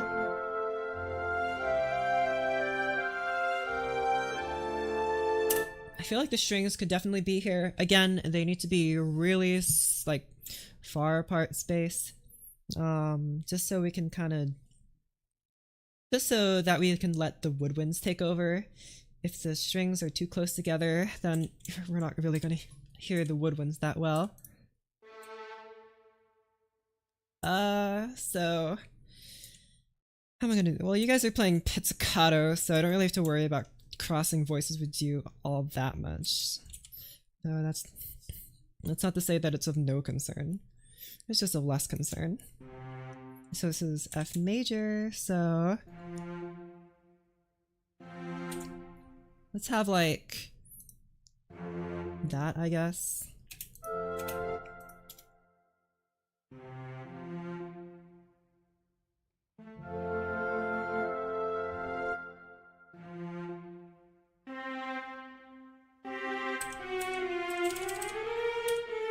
like that.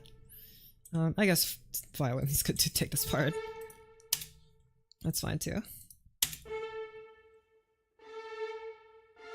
Maybe like that, you know? Big, nice, very open chord.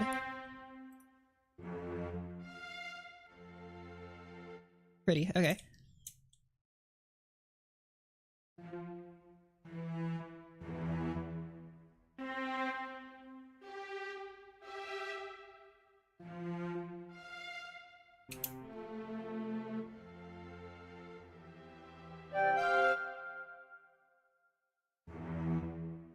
Since you guys are just the strings, I'll have you play very broad strokes here, and then I'll see what I think.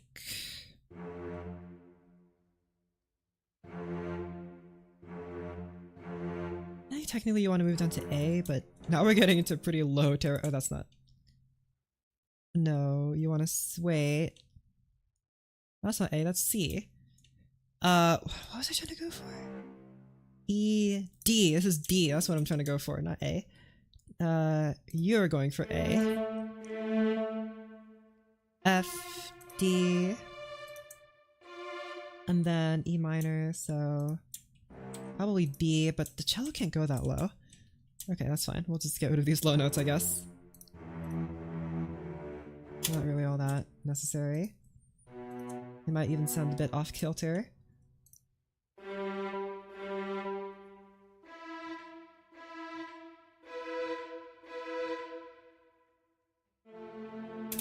Include this.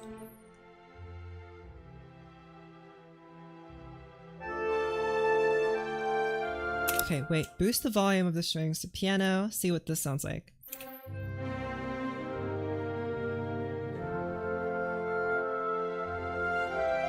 Or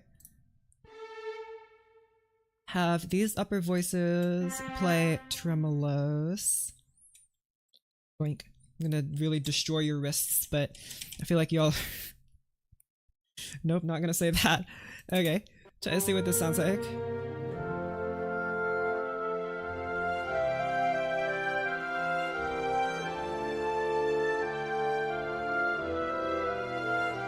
It's kind of hard to tell that you guys are tremoloing.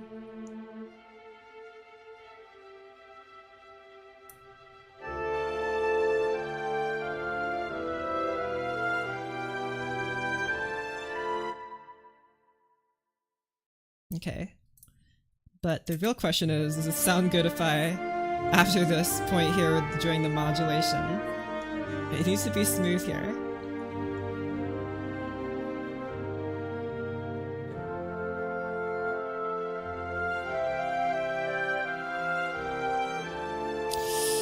It's not as smooth as I would like, and I'm not sure what that is.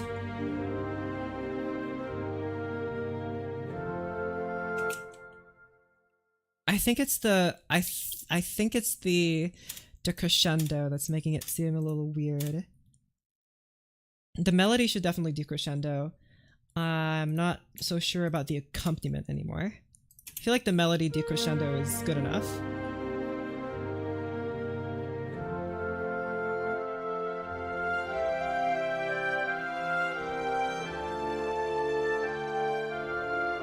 And now you can be mezzo piano again.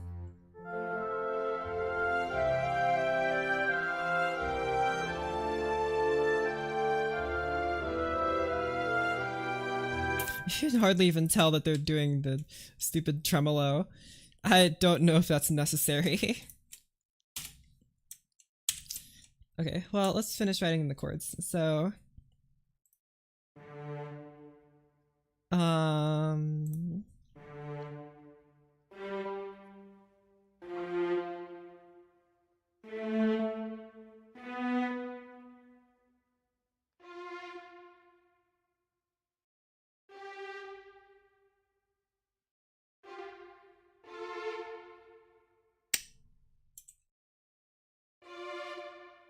better. And then A minor.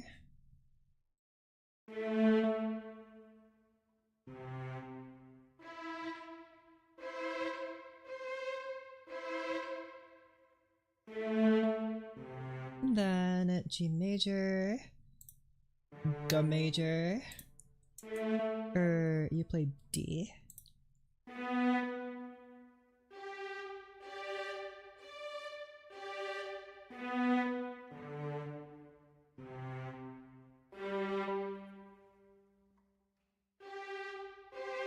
Okay, beautiful. Okay.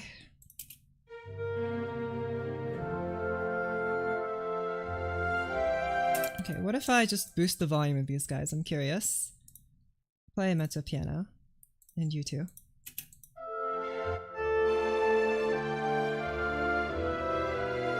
No. You guys have to stay quiet. I like you guys because you kind of fill in the gaps.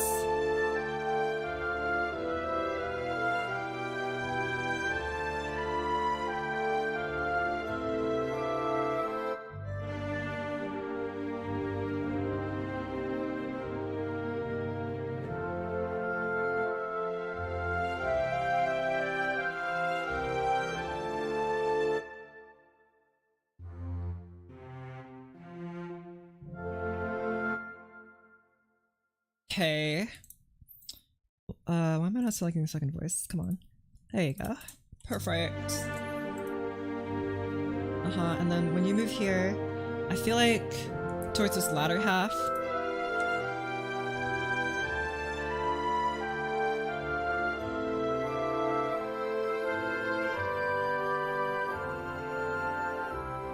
what is that there? Something in the trombone sounds off. Or in the brass. It's probably this low C.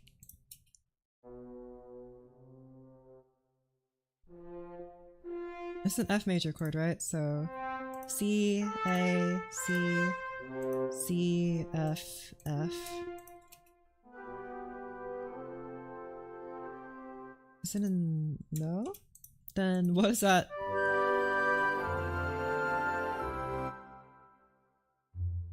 Ah, it's you. You're playing D. Okay, there was something in the bass that sounded wrong. I just got that wrong.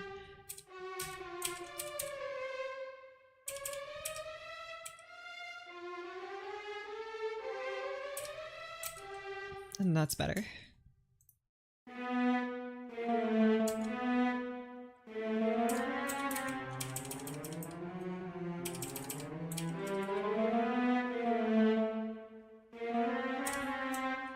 There you go. That should be better.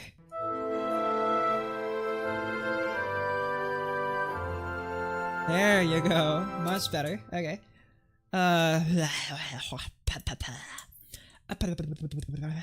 What next?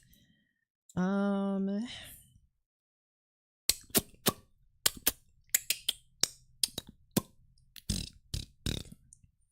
don't know. I feel like I gotta spend some time thinking about whether this is actually what I want.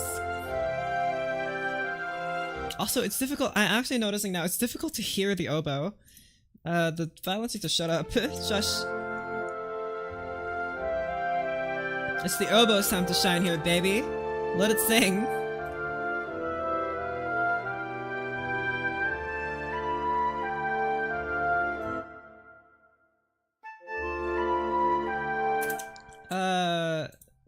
More pizzicato note here. Thank you.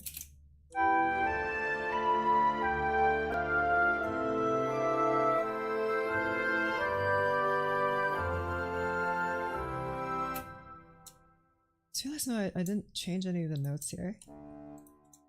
You need to play G. It's like, why does it sound a little bit off? Ah, it's because I didn't do it right. Duh.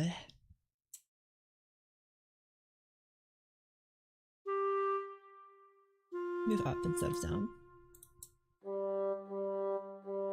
G major.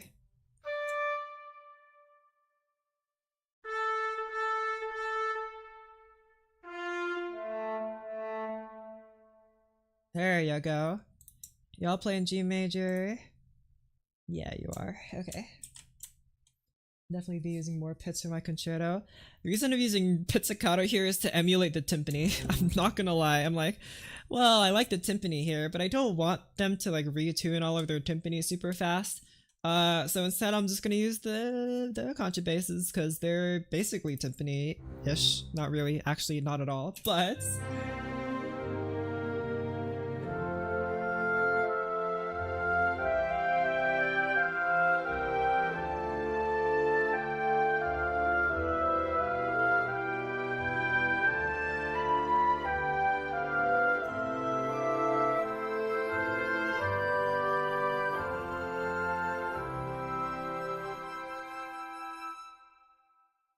I like that the flutes kind of hold on to that note because the flutes are getting the next melody in my sketch. So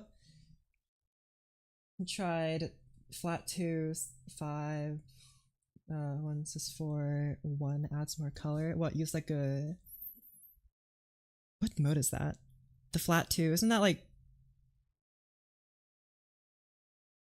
is it Phrygian? I can't remember for the life of me. There's like a, which mode is that from? Man, I'm gonna kick myself if I don't figure this out. Hold on. Turns out I don't even have the screenshot of it. But I do have these. I do have this.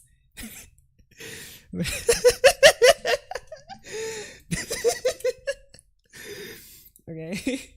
What else do I have here? Oh, I have this. The Undertale movie. It's coming soon. I think that's all the Jack Black I have. I don't have what I'm looking for. What I was looking for though. Oh wait, no, I have more. A Neapolitan chord. Yeah. I know it's like a substitution of something. I just don't remember which mode it's found. I know it's like a okay, whatever. The point is I forgot my music theory. I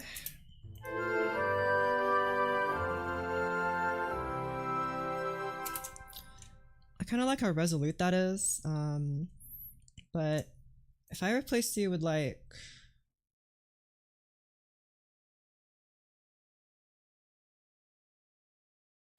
I'm a big fan of 4-1, I'm not gonna lie. It's like my favorite cadence, besides the 3-1 cadence is also my favorite, but in the original here, let's listen to what the original sounds like.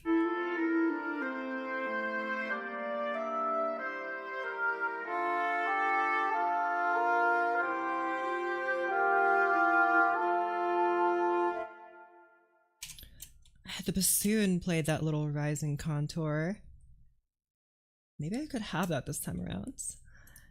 I kind of like that. I kind of like how thin it sounded. It sounded kind of wild. But you're gonna have to boost because you're playing.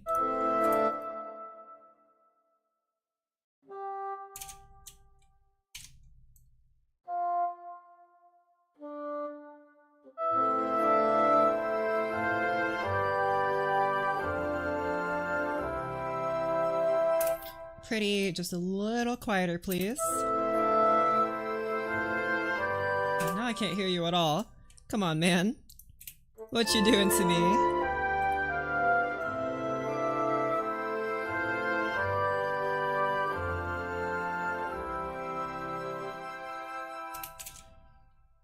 And the next part is being played by the flute here.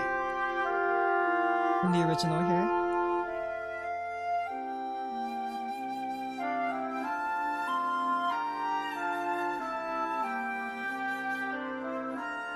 So the chords just kind of alternate here between 5 and 6.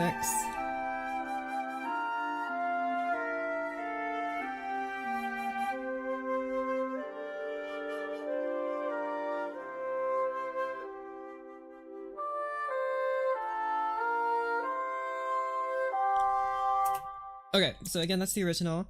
I really like this bassoon playing this here. It sounds very thin and beautiful. Okay. So maybe I shouldn't say thin and beautiful. Is that too soon?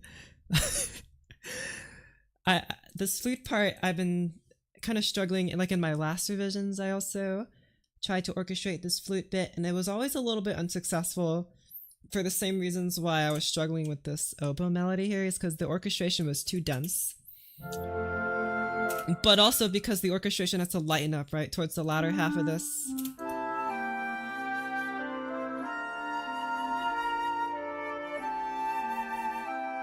Orchestration has to kind of lighten up. Maybe even like slow down here. This very thin chord I like. It's hardly a 2 chord. I just wrote 2 because that's basically what it is, but it's hardly a 2 chord. So in order to write this next part, let's go grab the flute melody.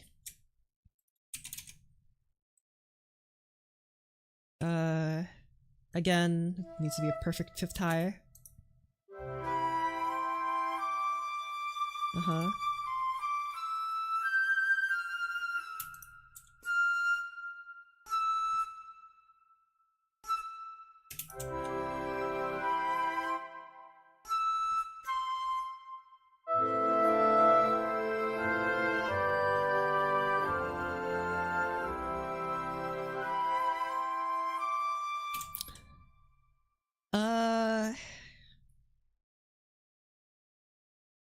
Okay, what's gonna change here? Something needs to happen. I can't just have the same, or maybe I can have like the same orchestration here, but like what's gonna happen? I feel like maybe there needs to be more bass.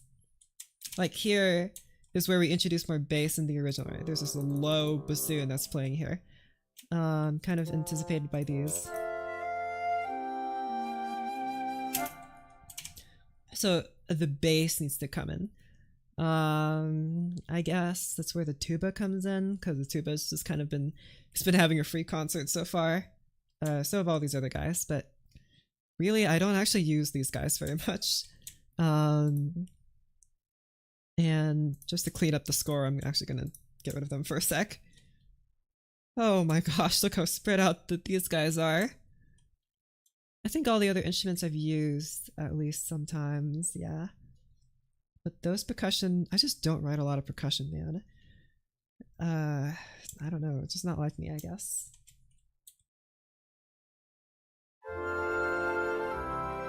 I'm a big fan of the triangle though. It adds a lot of sparkle. I love sparkle.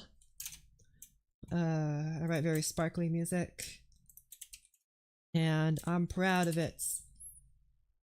I feel like if actual like music critics got to my music, they would say that it's too kitsch. That word, kitsch. Because I feel like that's kind of how I feel about my own music. That's too kitsch. It's kind of a difficult word to describe, but it's kind of like gaudy, you know. That's how I feel about it.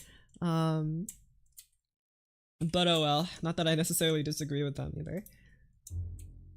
Never heard that word. I hadn't either until I heard it be used in art circles to criticize other artists. Kitsch, I believe. And it's a very strange word, but it's a very specific one. I can appreciate specific words, although it is being used in criticism, so, you know.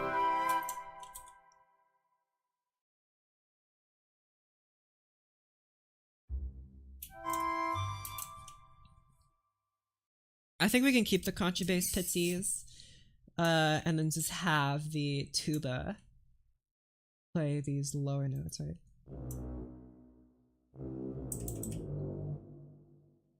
Maybe not that low. That might be a bit too low. Oh, whoopsies.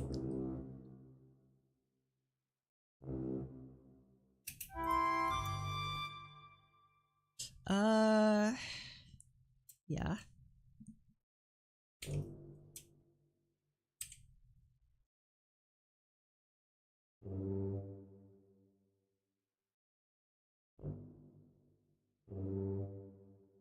I feel like you guys kind of need to alternate here. Okay, again, you guys are just kind of alternating between the same chords while the flute kind of finds its footing. Again, these alternating chords are just part of the sketch, so I could just change them. And I might. They sound fine. Doesn't have to be, again, doesn't have to be complicated, but could be complicated, I guess, if I so choose to make it so.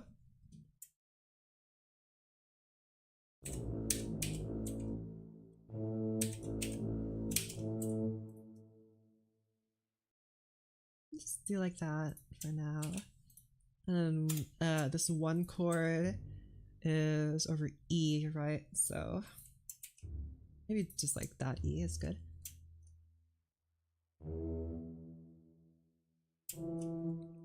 Because again, the orchestration needs to loosen up here. Maybe even over a longer span than that, like here. Get rid of that, and then like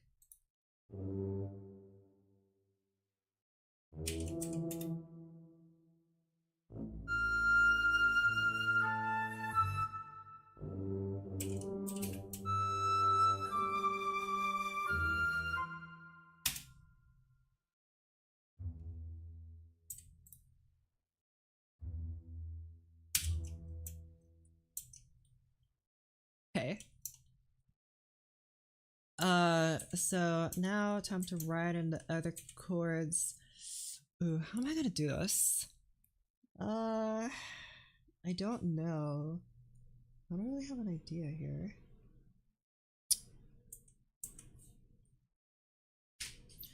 Because, like I said, I don't really want it to be super duper a continuation of this. I guess we could have flute and strings play together. I mean, the strings are already playing with the oboes, though. Here, what if I get rid of the strings? What does it sound like without the strings? I'm curious.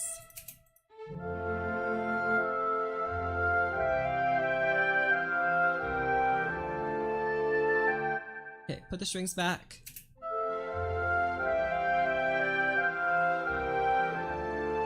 I prefer it with the strings. So we'll keep the strings. And you guys, I mean, I guess now that we freed up this oboe, we have more oboes to play with. So, you know, that's cool. Okay, well, what am I waiting for? Let's just write the chords down. I mean, they're easy chords. They're literally gonna alternate. They're just 5 and 6. I mean, it's not just that. They are gonna loosen up towards the end, but let's write this.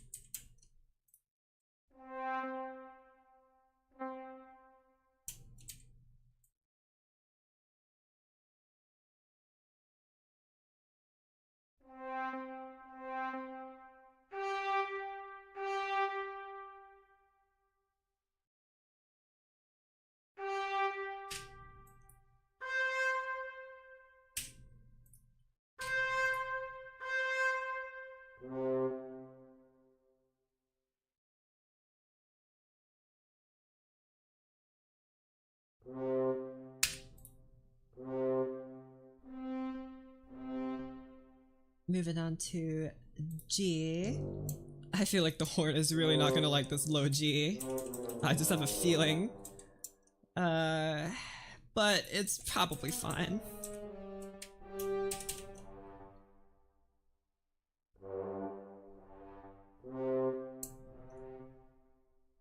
Hey, wait a minute. I thought you guys were doubling, but you're not.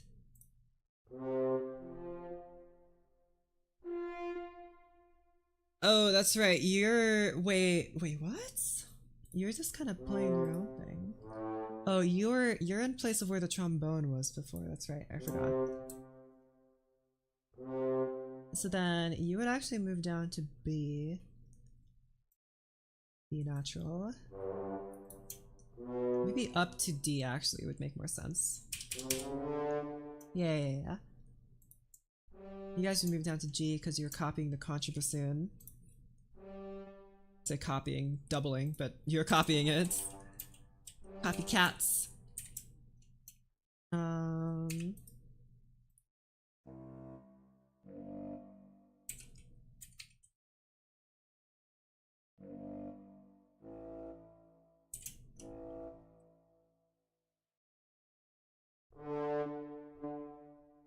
Okay, again, G major.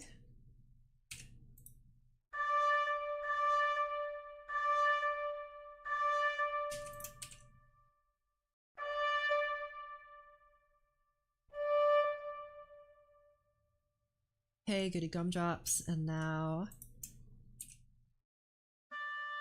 G, or you're C major, so yeah, stay on C. This oboe, stay on E.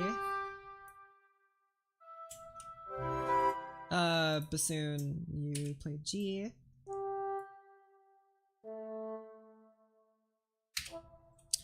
Have this guy kind of die down back to its normal piano volume. There you go, beautiful.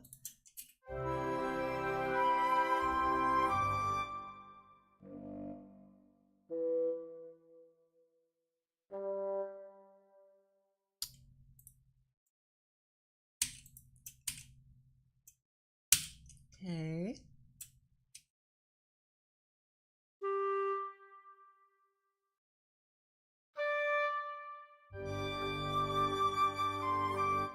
I realize none of you guys are playing B. I feel like maybe you guys were supposed to move down and not up. Let's move you down and not up.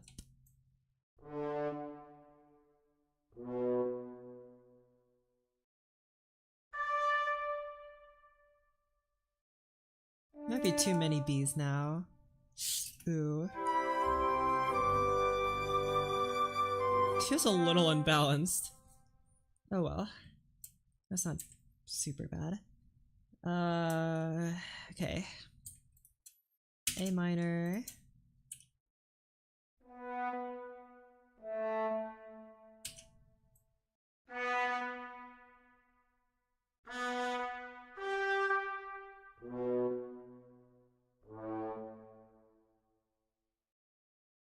Those beautiful ledger lines. Except they're not good at all, but whatever.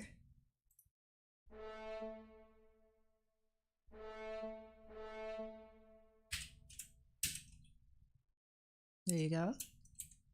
I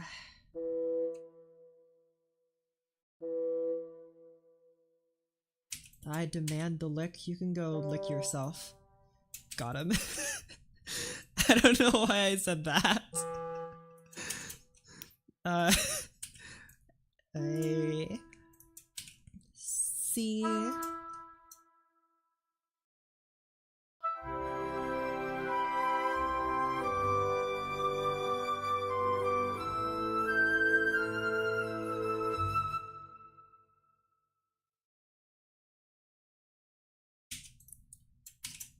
There you go.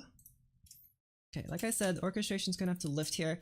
I'm not sure how I'm going to do that. I'm gonna be so honest. I'm not sure what to do here.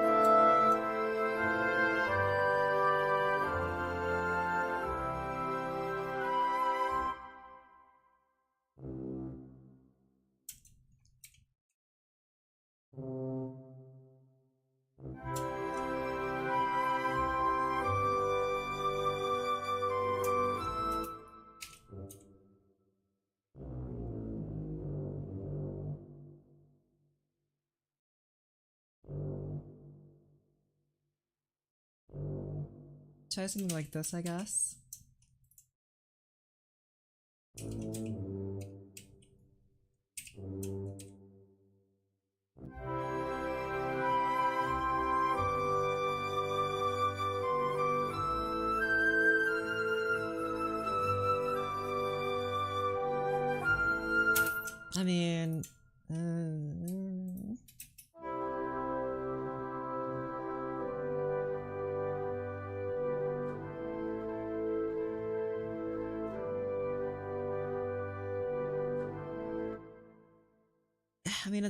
I mean, it sounded good here, but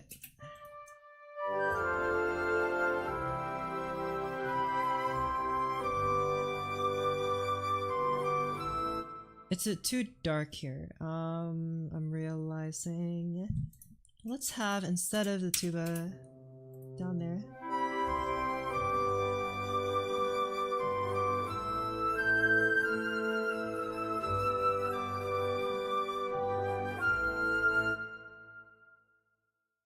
Tuba's a little loud. I'm gonna turn down the tuba volume slightly. There you go.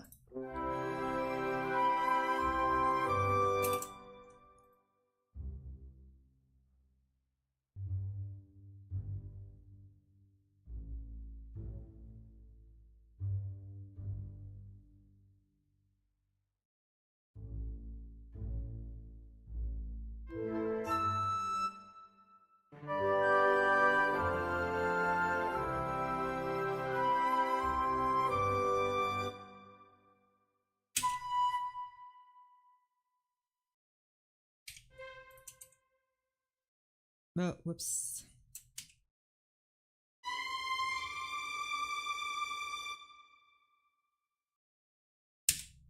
Like this. I'm thinking maybe like this, but you guys are gonna really have to shush.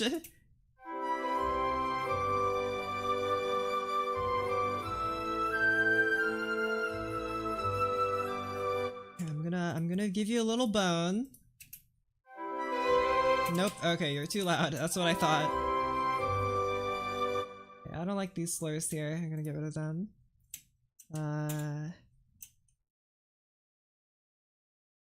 Just click on them here.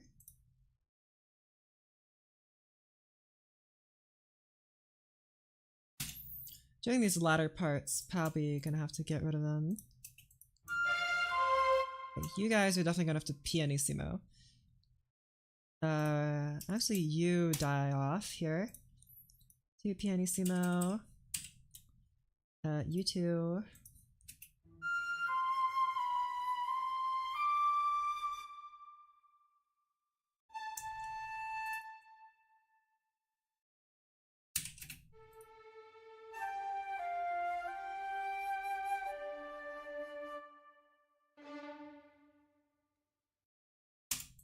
Okay. I'm not sure how that'll play out. I just wanted strings here. I feel like the strings add something. The flute's very nice on its own, but the violins give it a little bit of a boost, you know? So we'll have that.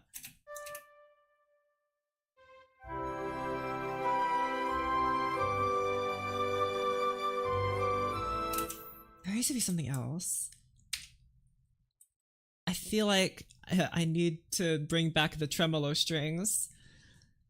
But those are...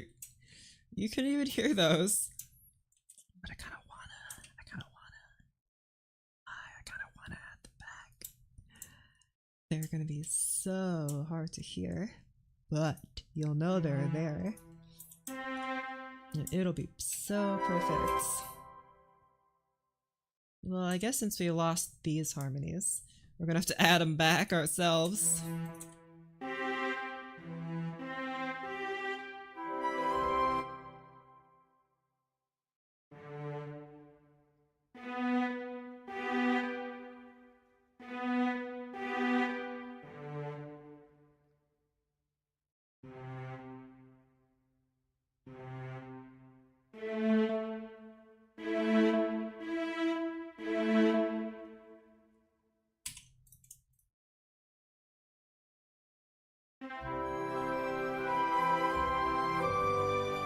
Good, the strings really added a lot.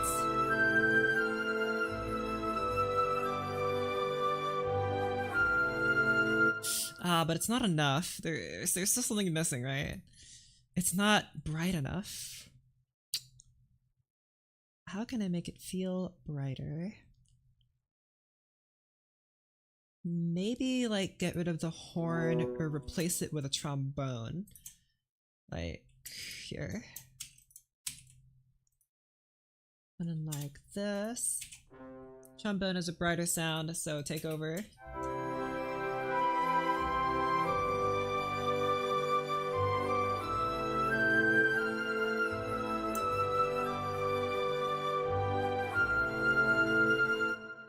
There's something about the brasses that I'm not liking here.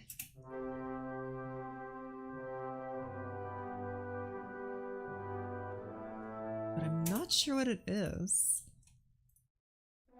I think it's because these guys are starting to kind of close in together.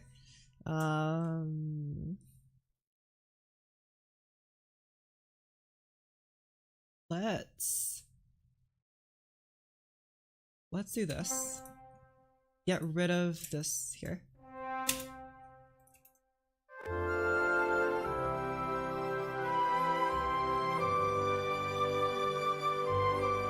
Immediately I like that much better.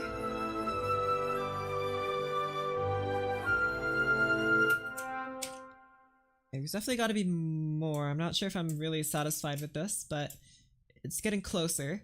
Might have to do some more experimenting. These guys aren't really doing this. Oboe isn't doing anything.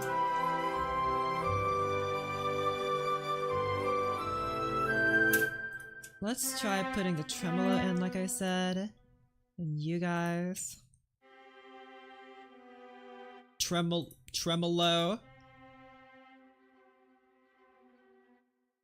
Tremolo's so quiet for you guys. Louder.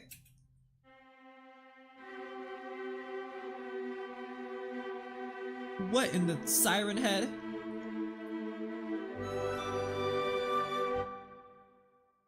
Okay. Maybe a little quieter will help you out there.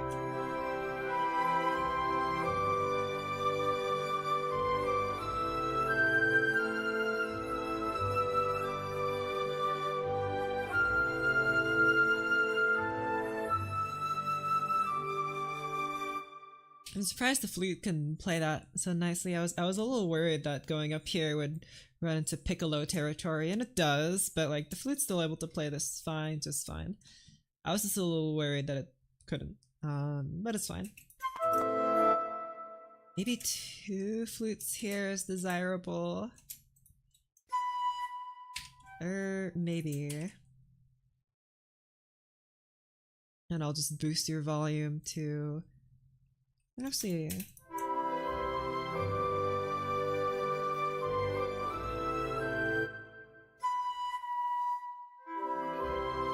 No, I literally clicked the forte button. Add the forte!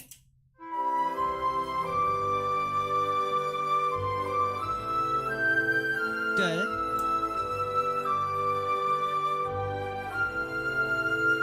And then orchestration stops, but...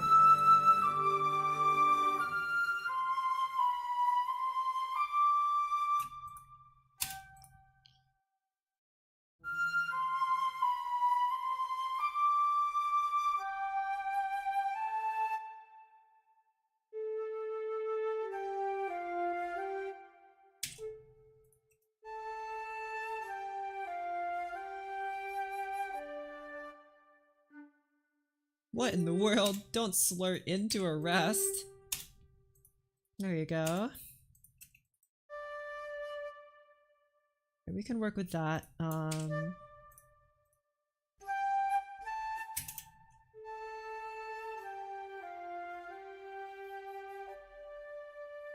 Okay, and then I want like a very quiet section here.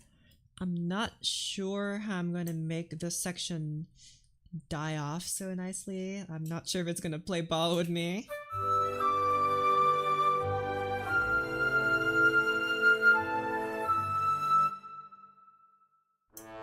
Okay, definitely this trombone's gotta go. Like, one of the first instruments that's gotta go. Same with y'all horns. Y'all just gotta...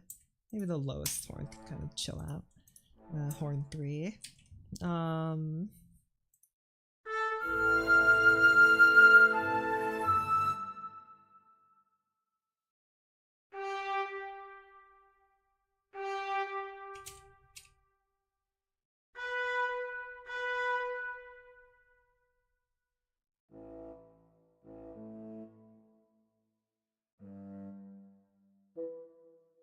Whoopsies.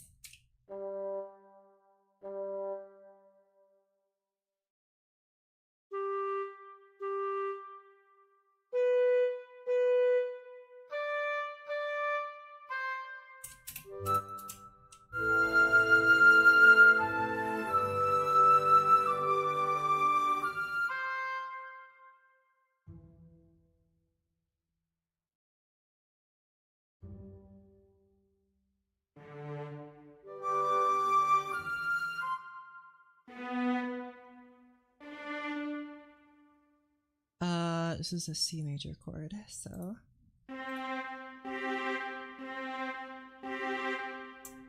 And then this is a G major chord.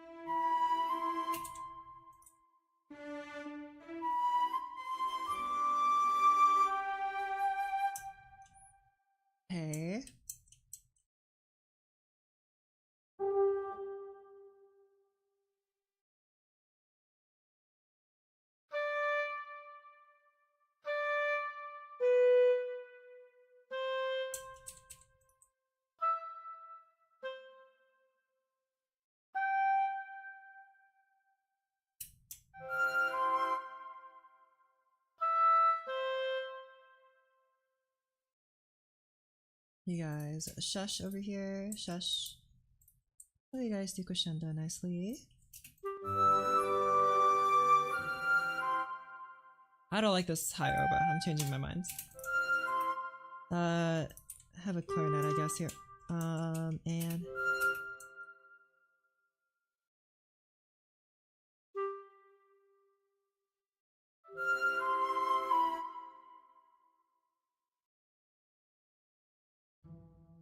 I'm not so sure about this pizzicato here. I think I'll just lower the volume of it.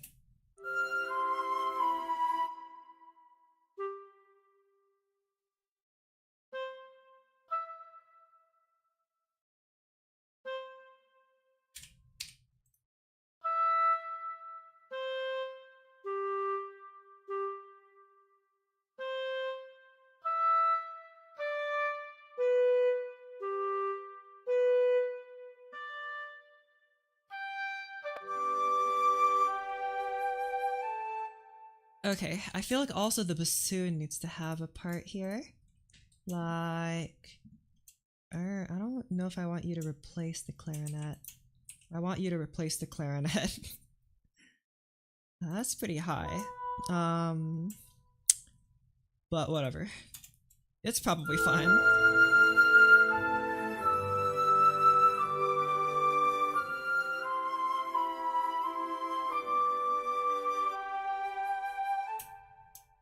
I'll just have you not play that, I guess.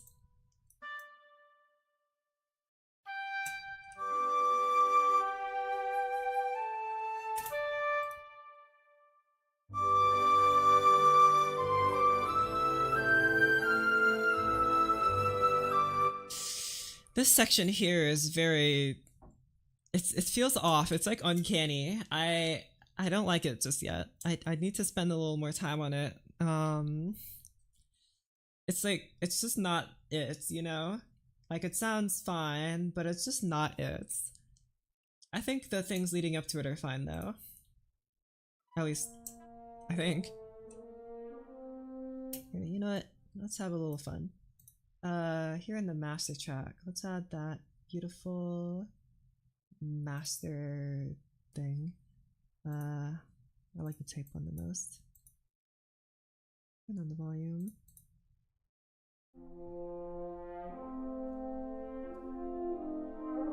It basically adds a tiny bit of EQ and compression.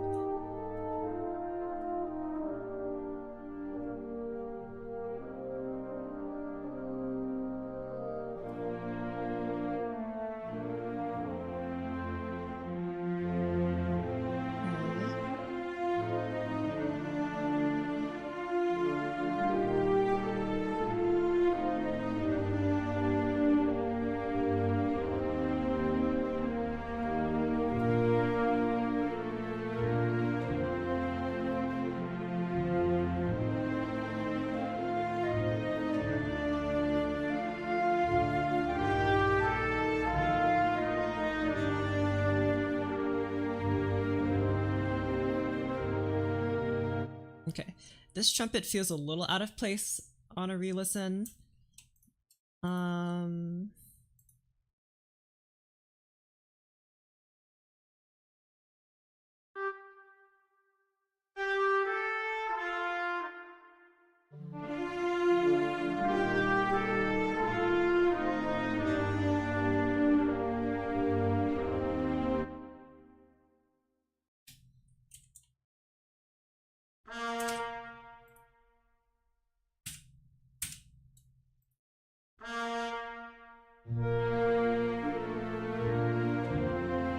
Try again.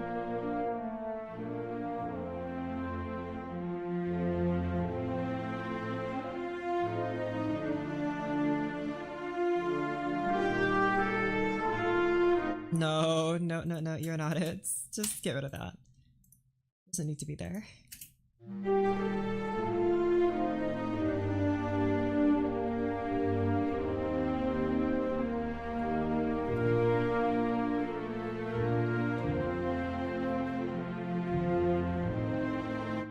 Even quieter timpani.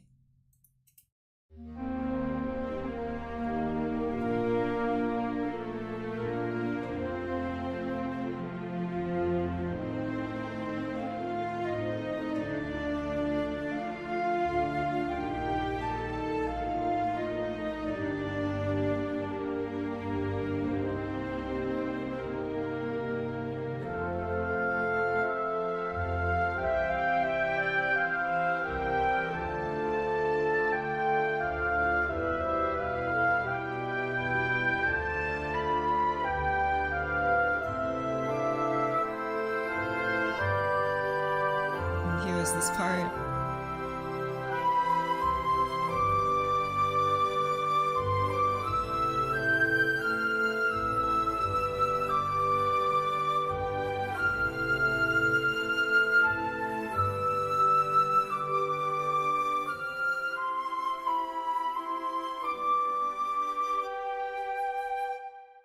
I feel like it probably needs to do like a slowdown there, a very slight one. The thing that kind of stands out to me, because I kind of just wrote it down on a whim, but I'm kind of iffy about it now, is this like 1-4 beat kind of thing that's going on here. You know, you can hear it throughout the whole thing. 1, 2, 3, 4, 1, 2, 3, 4, 1. I think it kind of works for this part. That's non-existent in this, and hearing it feels a little like uncanny to me. Like it doesn't feel like it's meant to be there. Like I don't really hear it when I listen back to the original. It's just the original one is very flowy, right? It's very like liquid. But like here, it's very solid when we have this beat going on. I think it's okay for this part, this like beginning like maestoso part with all the strings, but like when it gets to like the oboe playing this, I'm a lot less happy with it, you know? I'm not sure I really like that it's doing this beat thingy. It makes it feel wrong. It needs to be more liquid in this part. So I think we'll just kind of have you guys play like this.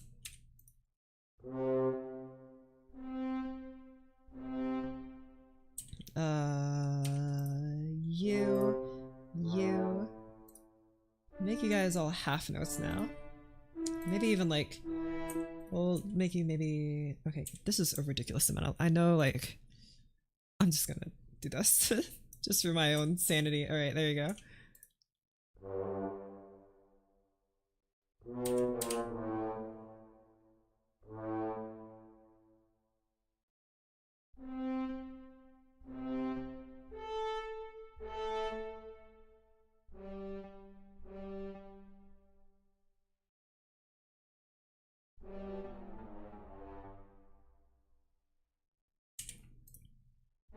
And that 1-4 rhythm just doesn't feel quite right. I'm changing it. Oh my gosh, let me put down my note. And then you are right here. And yeah. Gotta feel more flowy. I'm all about flowing. Go with the flow. Not sure how I'm gonna achieve that here. Might sound a little weird, but I guess we could just get rid of the pizzicato if I don't like it.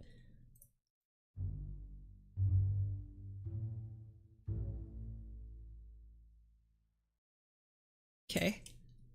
And contribution. You're guilty as well. And that's it. Okay. Try again.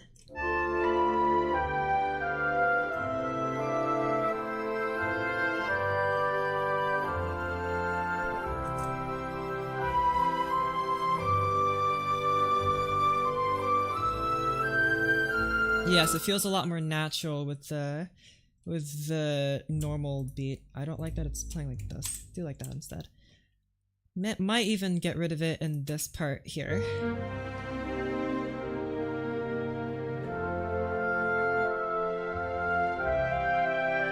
Yeah, I feel like that's in order. Pizzicato.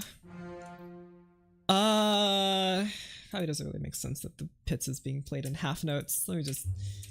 There you go. Okay, that probably makes a little bit more sense. Like, I don't think it's wrong. It doesn't feel right. So, and I guess that means it's wrong, but, you know, semantics. Okay, scroll over. Same thing with you. Get rid of that.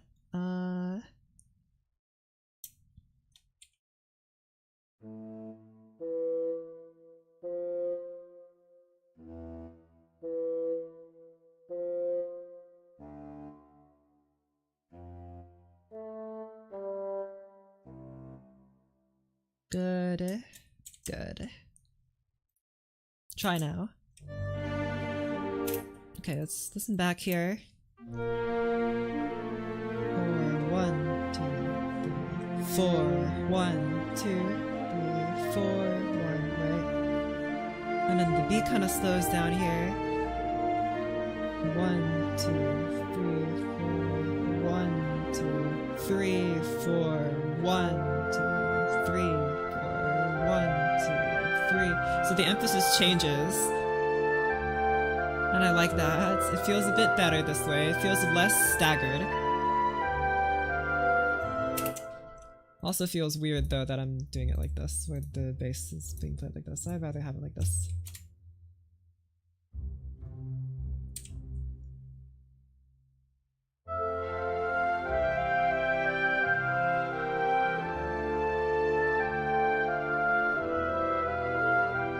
You also need to be quieter, I think. You're way too loud. And you can even be pianissimo here, I think. Because you guys are the contrabasses, so you're just gonna naturally project farther than everyone else.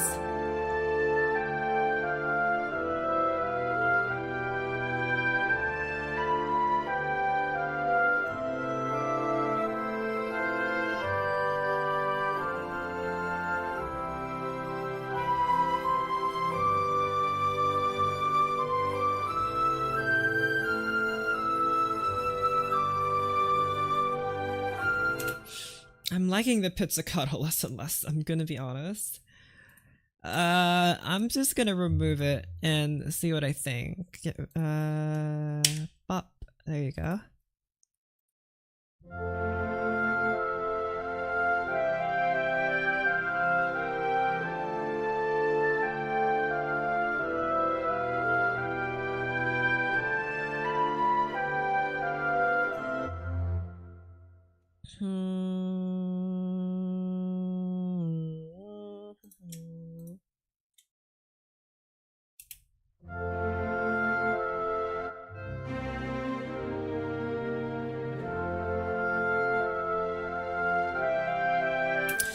The contrabassoon ain't doing too much on its own, like, is good, but it ain't good enough.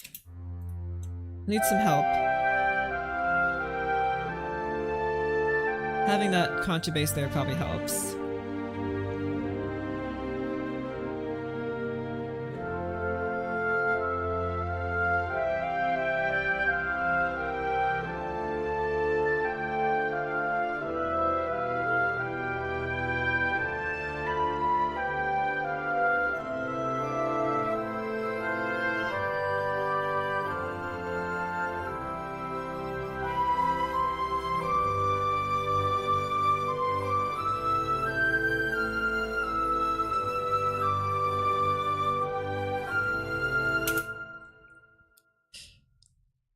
Because there are more instruments now, it's starting to feel more like the beats, they're falling too much on like downbeats and stuff, and I mean that's just kind of a fault of the writing of the original. Since there are less instruments, kind of felt less, the quarter note rhythm made it less obvious. But now that I've transferred it to orchestra, the quarter note rhythm makes it feel a lot less liquid. Why is MuseScore, please? Okay, thank you. Literally almost crashed there. That's awful.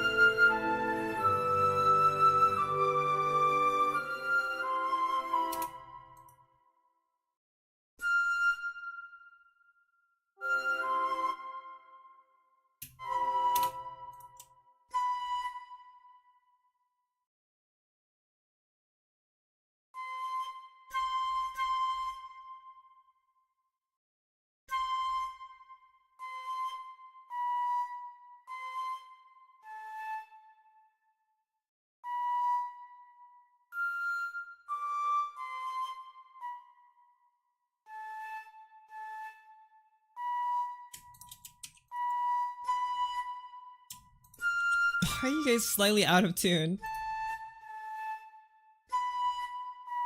That's awful.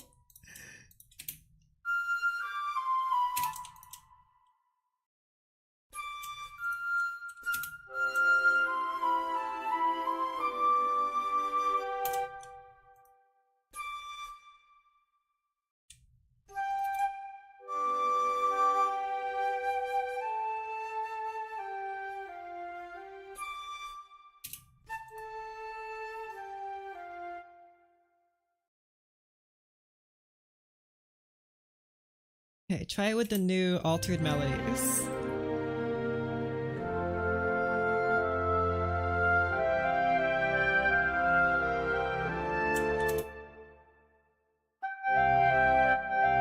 Wait, hold on.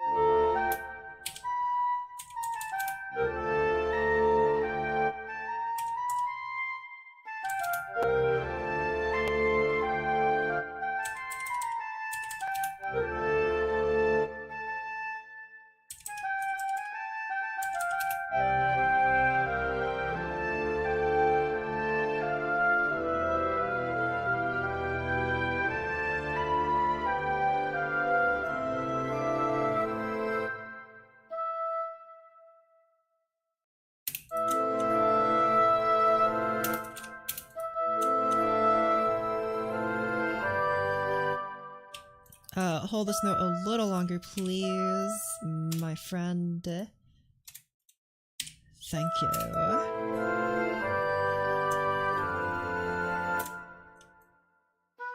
Maybe hold D and not B.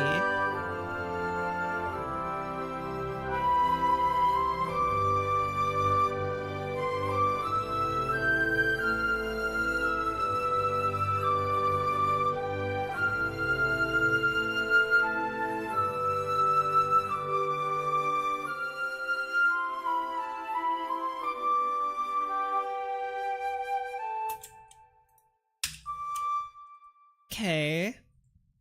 Not so sure about this oboe part. The flute part is even weirder to me.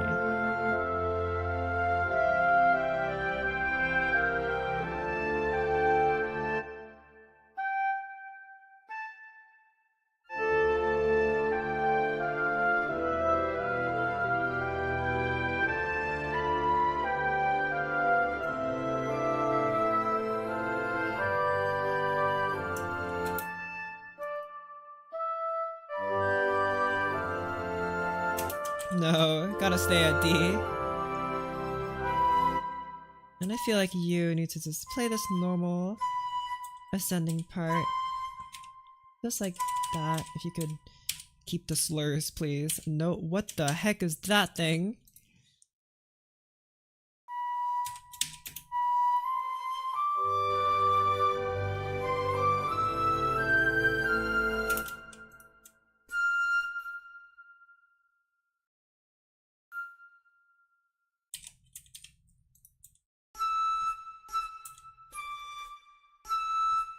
Bro, what? What is that? Does it actually look like I'm trying to write a note that low for the flute? Does it really? Oh my, you absolute flute. Got him.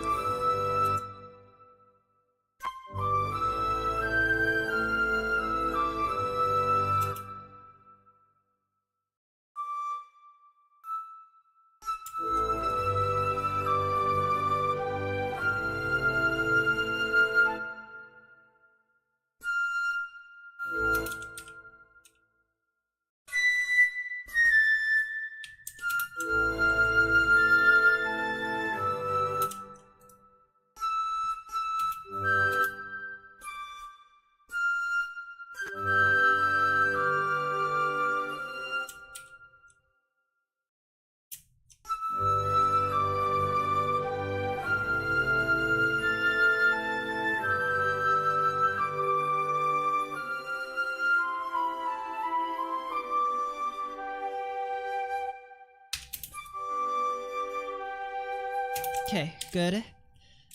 I'm liking that a lot more. Not sure if I like it 100% yet. But it's at least a lot smoother than the previous revisions.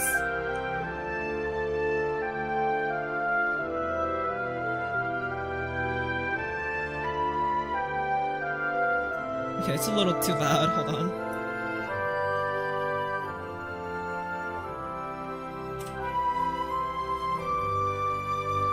Can't really hear the tremolo still, but they exist, probably. It's probably fine. Okay. Now what's okay, I'm thinking I feel like these guys are a little bit too loud, especially since there are so many of you guys playing. I feel like everything's a bit too loud. I'm going to pianissimo you, get pianissimoed, idiots. There you go. How does it feel to be pee-peed? Got him. Bet it doesn't feel too great, huh? Okay, let's decrease that. Decrease you. The contrabassoon can stay piano because it's a contrabassoon and it's a little quieter than everything else, but everything else, shush. Okay, try this part again.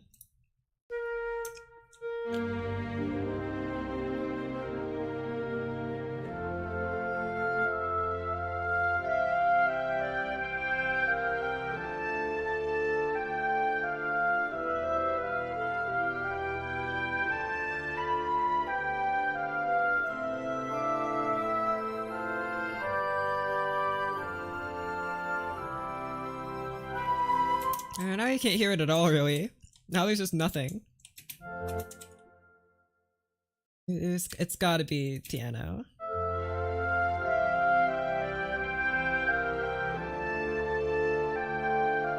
That's how that's supposed to go. Good. Pianissimo didn't really quite work. Unless I think maybe like the brasses need to be kind of reined in. That's a possibility. I'll rein in the trombone. I think the trumpets are fine. Trombone might be a bit too thick.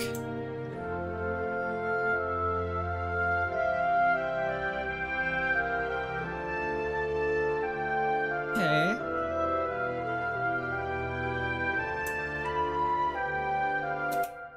I'm going to once again boost the volume of this.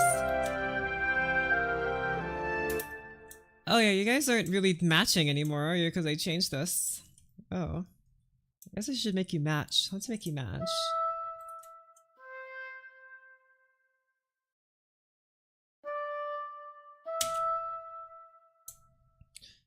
Here, violin 1. Don't go too forte, please, otherwise I will not be able to hear the oboe ever again. Mezzo forte at most. Probably that's even too loud. But either way.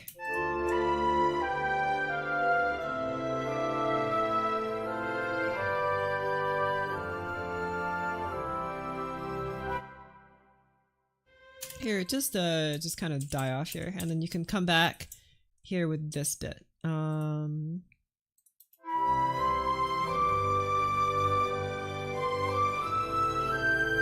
Good. Okay, try again.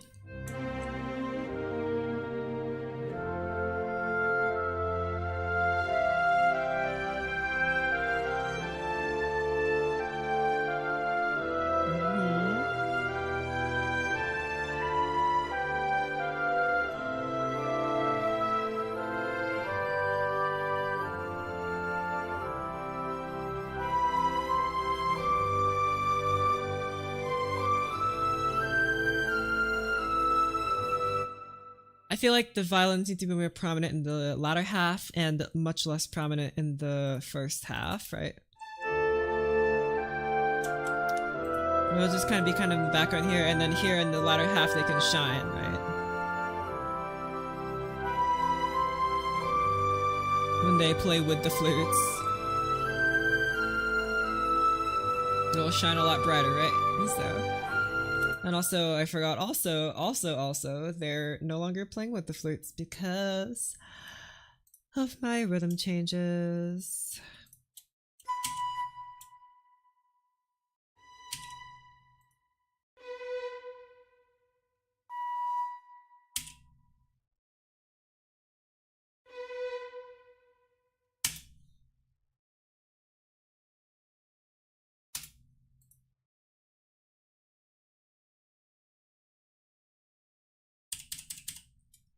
There you go.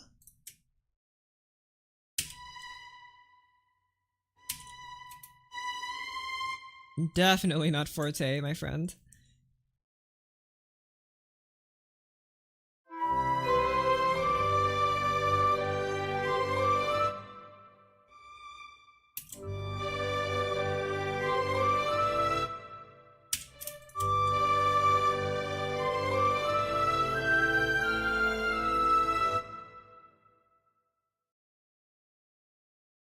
Get rid of the slurs, they're unnecessary here. Get rid of those. More legere here. Piano.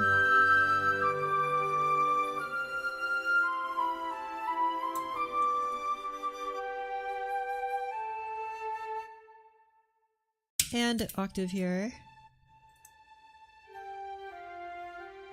When we get to this part, which we haven't done yet because I'm still not sure about this.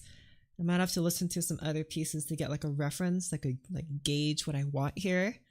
Right now, I don't know what that is. I have no idea. I'll probably have to just continue focusing on perfecting this first part, and I guess we'll see. I feel like maybe we could have used more trumpet here, but otherwise, yeah, okay. Well, it's getting late, so that's going to be it for me today. Thanks for stopping by if you did. And make sure to join the Discord. It's in the description. Go look. Also subscribe, I guess, if you want.